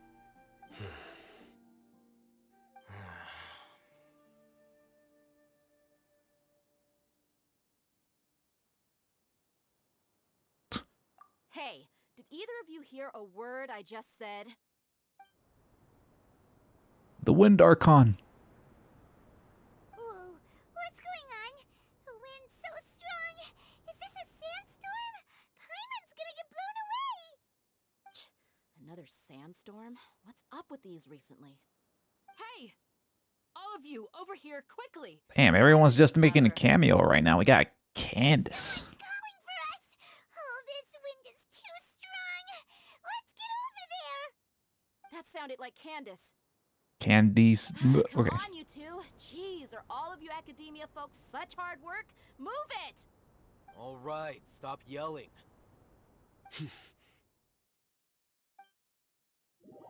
No, it can't. The shield cannot fit.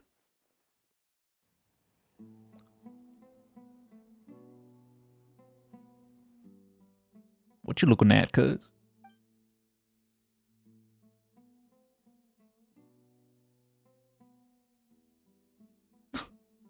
Say something. Group of dots. Well, this is pretty awkward. Hey, wanna play sardines with 3 people who wanna tear each other limb from limb? Sure, why not? Sounds fun. The air is so thick and heavy. Paimon can hardly keep floating anymore. My sincere apologies, everyone. This is the home of our village chief. I will have to ask you to make do with this small room until the sandstorm dies down. Please, let me introduce myself. I am Candace, protector of Aru Village. Our savior has come at last! Nice to meet you, Candace. The name's Paimon. Thank you so much for helping us. There's no need to thank me. It's only right to help each other when the weather gets rough.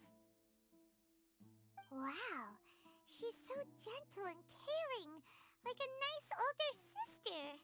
Unlike those guys over there. All right, now that we're all better acquainted, we should return to the topic at hand. As a guardian charged with the responsibility to protect my fellow villagers from harm, I was observing your conflict from afar, even before the sandstorm started. And now that you have set foot within our village itself, it is all the more my responsibility to make absolutely sure that you pose no threat whatsoever to us. So please, have an honest and sincere conversation with one another, and put your hostile feelings to rest. If anyone dares to start anything again while they are under this roof, I will not hesitate to send them out for some quality time with the creatures of the sandstorm. Oh, on second thought, Paimon may have misjudged Candace's character. And that goes for you too, Miss Dia. Do I make myself clear? All right, we got it, Candace. That's what I like to hear. So, which of you will begin? I was supposed to be a mediator, but I might have gotten a little too involved just now. Anyway, one of those two should probably start talking. Wait, that was you trying to be a mediator? I have nothing to hide, so there's no shame in explaining myself. While Al-Haytham wasn't wrong about the other Matra not knowing my whereabouts, it's not because I've been assigned a morally dubious mission. Rather, I've chosen to exile myself. Huh? Exile yourself? A little while ago, I discovered that there was data missing in the Academia's project planning and development files. What little they did report clearly did not match the project's actual progress. As General Mahamatra, I had the responsibility and authority to request an audit. However, to my surprise, the person responsible for the erroneous data was none other than Grand Sage Azar himself. I tried to investigate the issue myself before submitting a formal audit request, but I soon found that all leads and potential pieces of incriminating evidence were carefully concealed from me. I began to realize that they were cautious of me from the very beginning. Unsurprisingly, the Grand Sage rejected my audit request as soon as the submission reached his desk. He even said to me, "The power of the General Mahamatra is granted by the sages. You have no right to judge us." So they really are up to no good. I realized then that to the Grand Sage, the Matra are nothing more than tools for the sages to assert and maintain their control over knowledge. The vows that we took, the principles that we strive to uphold, they are meaningless to the academia of today. I believed it would be wise to flee the academia before the sages had a chance to take action against me. This way, they can no longer see nor predict my actions. I will never give up on this investigation. There's no need for someone else to give me power or authority. Once I find the truth, I will administer judgment by my own name. Judgment. Cyno seems to have the same goal as us. We're all investigating the sages. Plus, now that he's no longer the General Mahamatra, he somehow feels a lot less scary. Well, Sino, if that's your story, then why did you see Alhaitham as a target? When I was investigating the matter in the academia, I overheard a conversation between Alhaitham and a sage. The sages asked you to investigate a blonde-haired traveler. Do you dispute this, Alhaitham? What? Like many parts of the project, this assignment was undocumented. Now throw in your suspicious behavior with the Divine Knowledge Capsule, and I think we deserve an explanation. Yes. I was indeed tasked with investigating the Traveler. Alhaitham! After all, the promised reward was so great that hardly any scholar could have refused. The sage told me, once you've completed this assignment, I can give you a glimpse of divine knowledge. A most enticing offer. Unfortunately, those academics don't know me at all. Their words contained one key piece of information, namely that divine knowledge indeed exists. That gave me all I needed to know. From my perspective, the sages are far from trustworthy. Think about it. Isn't it a little strange they're so willing to share divine knowledge with anyone, even as a reward? So, I began my own investigation following the lead of the Divine Knowledge Capsule. In the end, I realized my wisdom in committing to this rather than collaborating with the sages. Had I been less guarded, I probably would have ended up like that Ain al-Ahmar mercenary, incapable of remaining sane for long enough to hold a conversation. You mean that the sages originally planned to dispose of you, using one of those capsules that drive people insane? I'd already given up on the assignment by then. I only told the Academia I was waiting in Port Ormos for you to appear so they wouldn't suspect anything. So it came as quite a surprise when I encountered my erstwhile target while investigating the Divine Knowledge Capsule. Criminals do love to talk about coincidences.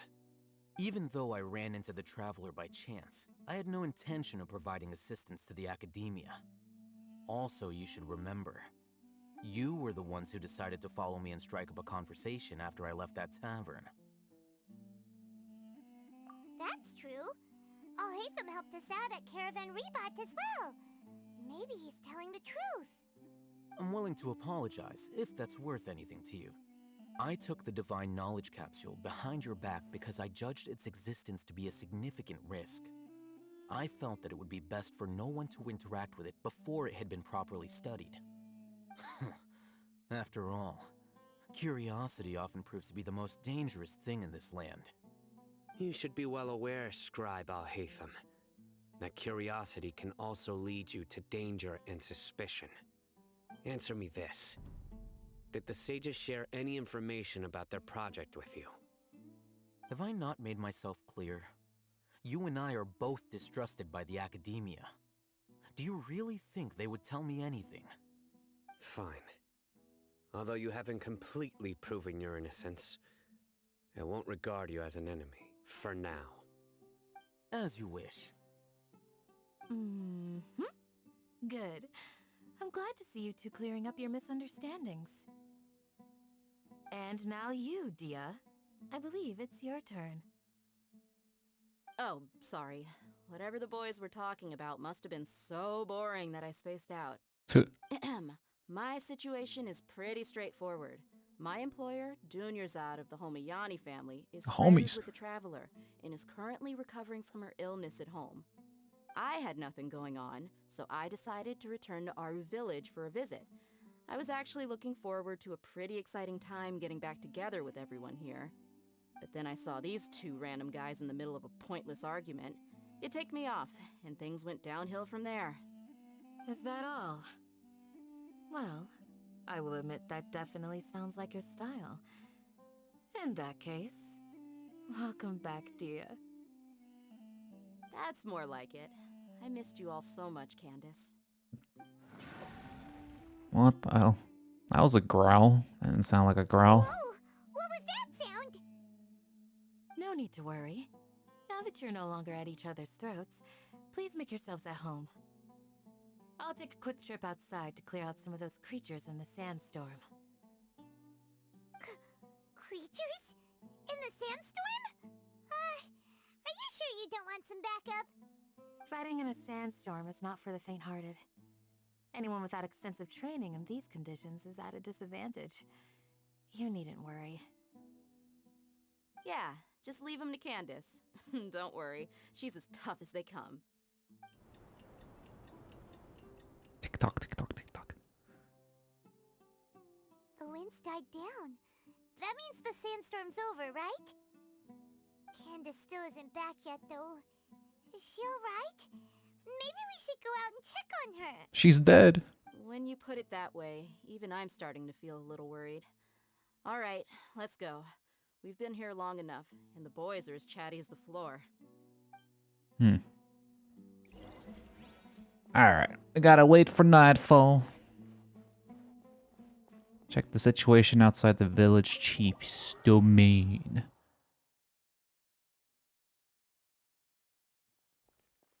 The desert, the desert. Ugh.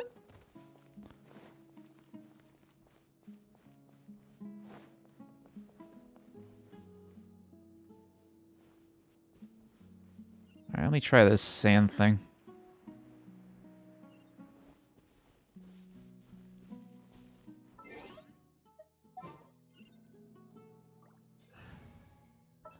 Alright, Seiyu. Let's get Seiyu in here. Oh shit, didn't mean to do that.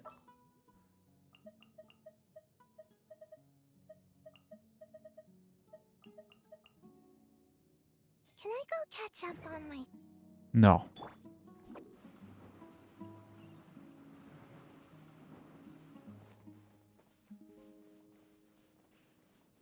Oh, that's what it does. That's kind of neat.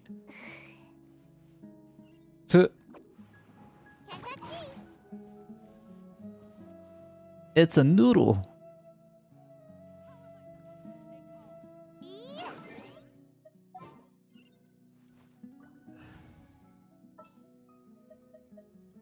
What exactly is Team? Let me get this statue here. There's a statue here I need to grab. It's around there. I see light. I see the light. I know. I see it. I see it. I could have got it when I was up there, but I wasn't paying attention. All right, let's go grab it real quick. We got access to Armu Village, whatever the hell this shit's called. There's also a quest here. I'll probably pick that up later.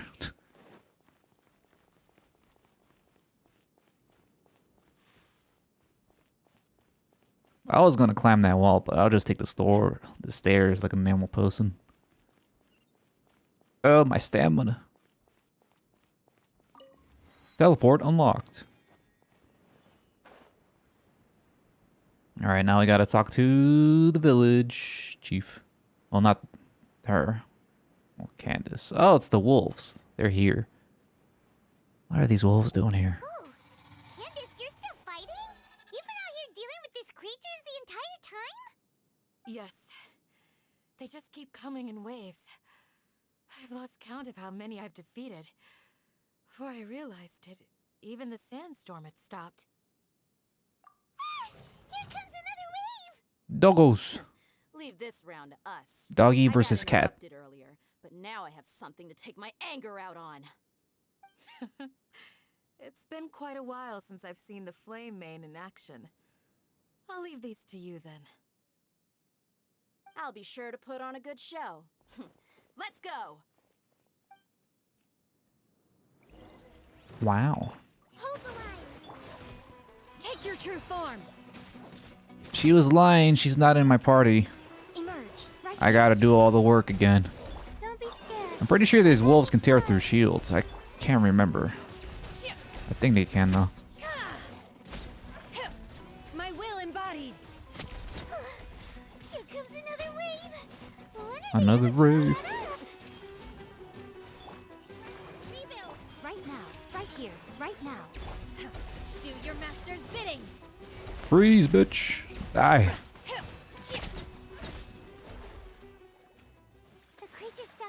Ooh. Was that the last of them? Oh, that was kind of What we cool. fought just now was probably the aftermath of the sandstorm. So we should be safe for the time being. Well fought, everyone. No injuries, I hope. Huh? Who are you? Ah, my apologies. I haven't had a chance to greet you yet. I had my hands full taking care of the village's elderly and children. I am the chief of Aru village. Everyone usually calls me Uncle Anpu. Sir, I am also originally from the desert, but I have not been back for some time now. May I ask if such sandstorms are common? I can't say they've always been common, but recently the storms have become increasingly severe and frequent. Besides sandstorms, we also occasionally get earthquakes. According to an investigator who stayed in the village a while ago, these unusual natural phenomena are related to the withering of Irminsul. Another effect of Irminsul's withering. So, Irminsul's withering causes withering zones in the forest, and sandstorms and earthquakes here in the desert? Everything in the natural world is inextricably connected to Irminsul. These regional symptoms can indeed be a reflection of Irminsul's present state. Everyone in Aru village needs to take good care of themselves. Speaking of which, why haven't I seen a single village keeper since I got here? Village keeper? Who are they? Village guards like Candace? Does your curiosity know no bounds? Village Keeper is how Aru village refers to mad scholars exiled here by the Academia. Most of them are scholars who lost their sanity after a period of training in the Avidia forest. The Academia believes that their crazed mutterings may have a negative effect on the psyches of other scholars. So... Alas, that's exactly what we've been trying to investigate. One by one, the village keepers have been mysteriously disappearing without a trace. But no one in the village has ever seen them leave. If you're planning to stay around the village for the next few days, I'd appreciate it if you could keep an eye out for them. I've had encounters with those people in the past. I'll see what I can do to help. The Matra are the ones responsible for their exile. Now that you're no longer with them, are you trying to alleviate your guilt and atone for your past sins? I'm fascinated by how you think. Mock me if you will, but if you are guilty, I will eliminate you, regardless of my position or identity. Oh, you're the former General Mahamatra. You must be an expert in these kinds of investigations. Thank you for your help. Is it because you're reminded of Hypatia? Oh, these poor scholars. First they lose their sanity, now this! We need to help get them back home, safe and sound. But, is it really a good idea to tag along with Sino? You seem like you really don't trust him. I'll be grateful for the assistance. No doubt you will do a better job than some of my former subordinates. Let's start by finding a spot to share what we know so far.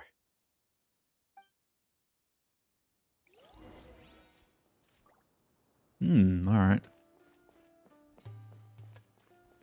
Exchange information with Sino.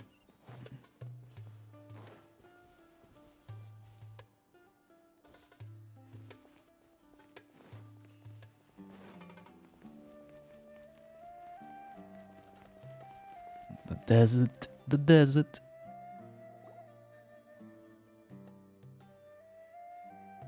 Although I've sent myself into exile, I'm still doing essentially the same things as before.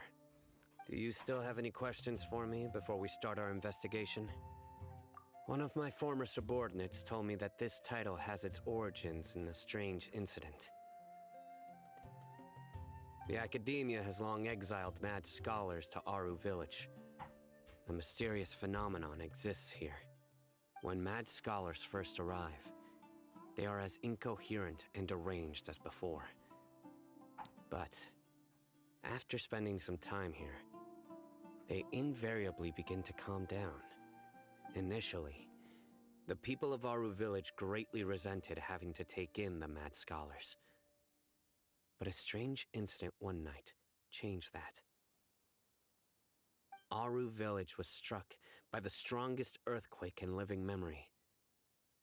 Seeing buildings on the verge of collapse all around him, the then chief of the village was preparing to take everyone to safety. Suddenly, he noticed a mad scholar crouching in a corner, caressing the ground with his hands. A soft, green light radiated from him, like a divine glow against the backdrop of night. Despite the powerful tremors that ripped through the ground that night, all the houses remained upright, almost as if they had grown roots reaching deep into the ground. In the end, not a single building collapsed, and no one was hurt. After that, the people of Aru Village treated the mad scholars with greater kindness, and began to refer to them as the village keepers. A soft green light? A mad scholar protecting Aru Village? What do you make of it, Traveler? Paimon thinks so too. Actually, Sino, do you know if any of the mad scholars continued to wear their Akasha terminals at Aru Village? In theory, they would continue wearing them so the academia could still monitor their activities. With that said, the main Akasha system would no longer have any interaction with them. Oh, no wonder! Everything makes sense then! Add in the fact that they calmed down, it was probably Nahida who calmed them. If you are able to draw a conclusion from this one story alone, then it appears you possess much more information than I do. So, what do you make of the story? The Mad Scholar.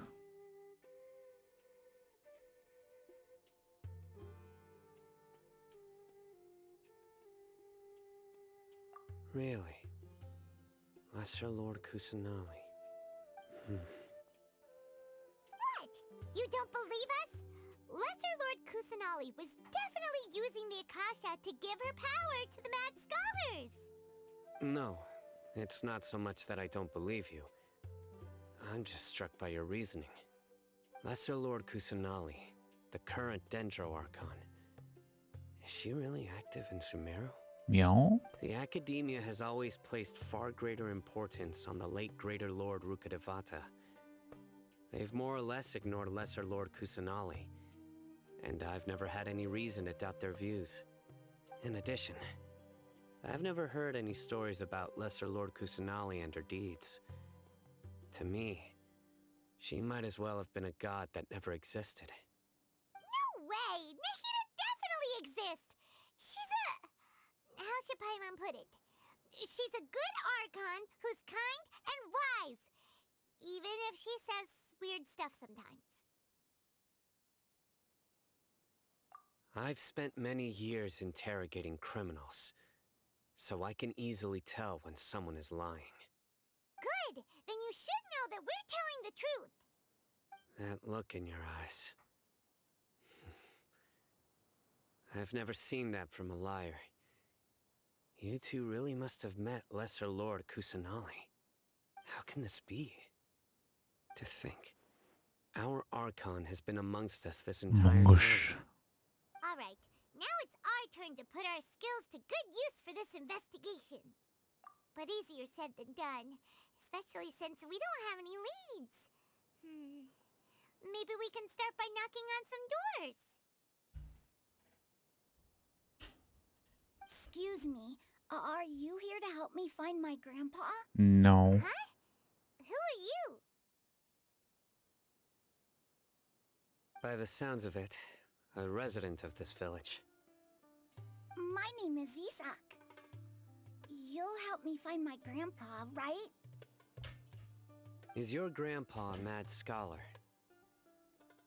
Hey, don't say that. Grandpa is just Grandpa. Why do you have to call him that? It's not like he's a bad person or anything. The person you're referring to is not a local, yet you are. Why do you call him Grandpa? Grandpa is just Grandpa. He's my family. I heard everything you said to the village chief. Please, you gotta take me with you. I want to find my grandpa. I swear I'll help. I won't be a nuisance. Ah, so you're the one who was eavesdropping on us around the village chief's house.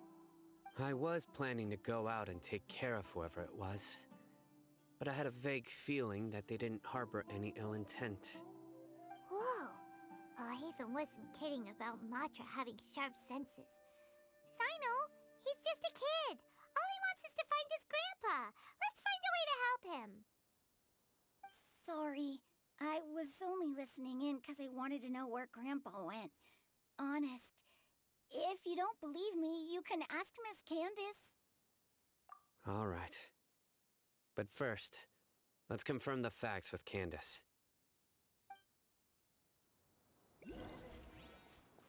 Gotta talk to Candace. Where's she at? Oh.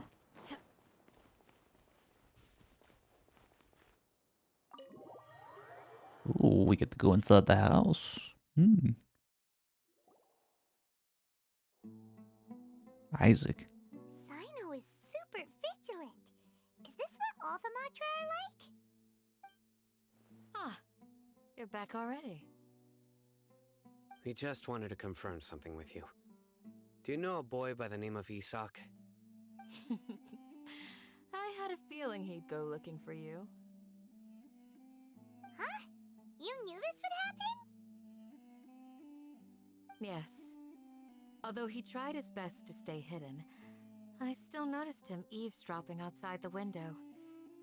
He really wants to get his grandfather back. Isak's parents were both Eremite mercenaries who rarely returned to the village after finding employment in the city. He was raised by his grandfather. Unfortunately, it was only a few years before his grandpa passed away. Isak was still very young at the time, so various families in the village took turns caring for him so he could survive. Later, an elderly mad scholar arrived at the village. Isak thought the scholar bore a striking resemblance to his grandfather, and thus often spied on the man. However, the scholar was unkempt in appearance and incoherent in speech. Although Isak referred to the man as his grandpa, he was afraid and didn't dare to approach him. One summer night, the oft mumbling and bumbling grandpa suddenly calmed down and seemed to become more lucid. He even noticed Isak hiding in the distance. So Grandpa walked up to Isak and patted him on the head. He even took Isak to the entrance of the village, where he patiently taught the boy the names of the stars, and accompanied Isak until he fell asleep. The next morning, Isak woke up and wanted to go find his grandpa again, only to realize his grandpa no longer recognized him. However, even so, Grandpa retained his calm expression. It's said that those who saw the scholar claimed he no longer appeared to be crazy, but appeared to be living in his own world, almost as if he were sleepwalking. Isak was thrilled that his grandpa was able to find peace and would follow him all the time, asking him things like, "Grandpa, want me to take you somewhere fun?" Or, "Grandpa, could you tell me stories about the stars again?" All this somehow just makes Paimon feel really sad. It seems like they both deserve so much better. Perhaps. Nearly everyone who lives in the desert has some form of hardship or regret. But even so, we must still continue on with our lives. It's also my reason for fighting. I must continue to protect this land.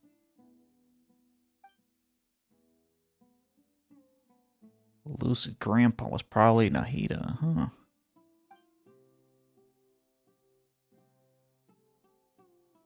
Maybe the people have always had a considerate god watching over them. Huh? What did you say, Sino? No, nothing. As long as Isak keeps his word and doesn't get in our way, we can take him along. Perhaps you are more compassionate than I gave you credit for. Please accept my thanks on Isak's behalf, Sino.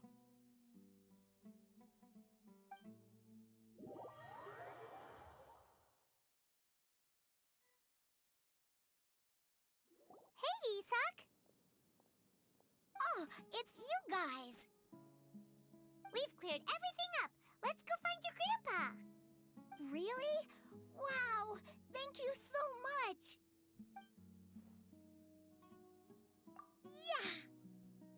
Yeah! All right. Let's ask the local residents some questions first.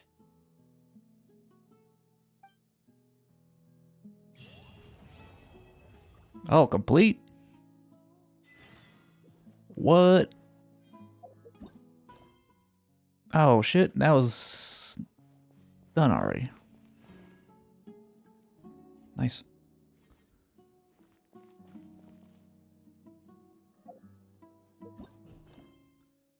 So it looks like I managed to finish Act 2 and Act 3 today, which is pretty good.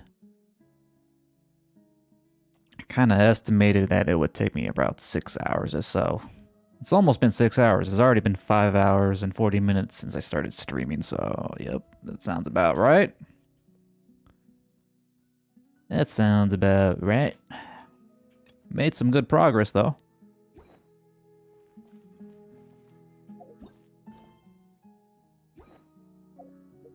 Let's see.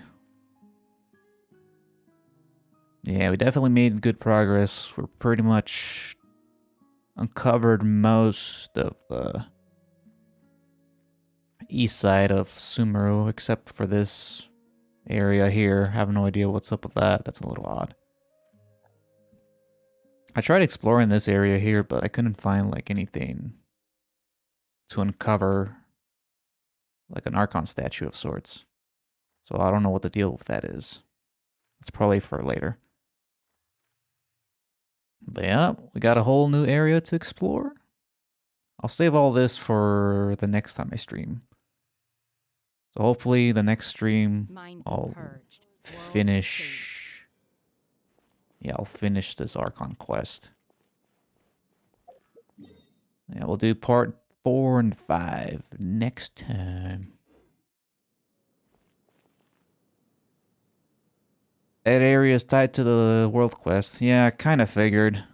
Like, when I explored it, that area was pretty weird, so I was like, maybe I shouldn't be wandering in this area. I'll probably have to do this later. It's probably big spoilers being there, you know? Yeah, now. Yeah, this is pretty good. Pretty good. Desert's world quest is insane. Yeah, I'll definitely save this for next time because, yeah, it's already been a while. But yeah, we made good progress. I'll try to stream the latter part of this on Sunday. Good old Sundays. Let's see. Golden Slumber is the best world quest and leads to the best NPC in the game. For realsies this time? For realsies. Jet. Have I met Jet before? Probably not. I don't think I've met Jet. Probably mixing that one character from the bazaar area in Sumeru City, the merchant guy. Probably have similar names.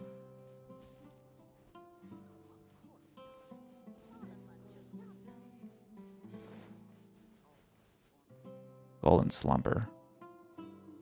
Okay, that's probably later then. Yeah.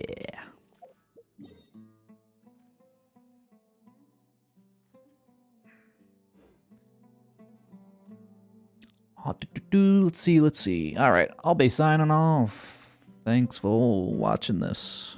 I'll say good night until next time. Shit.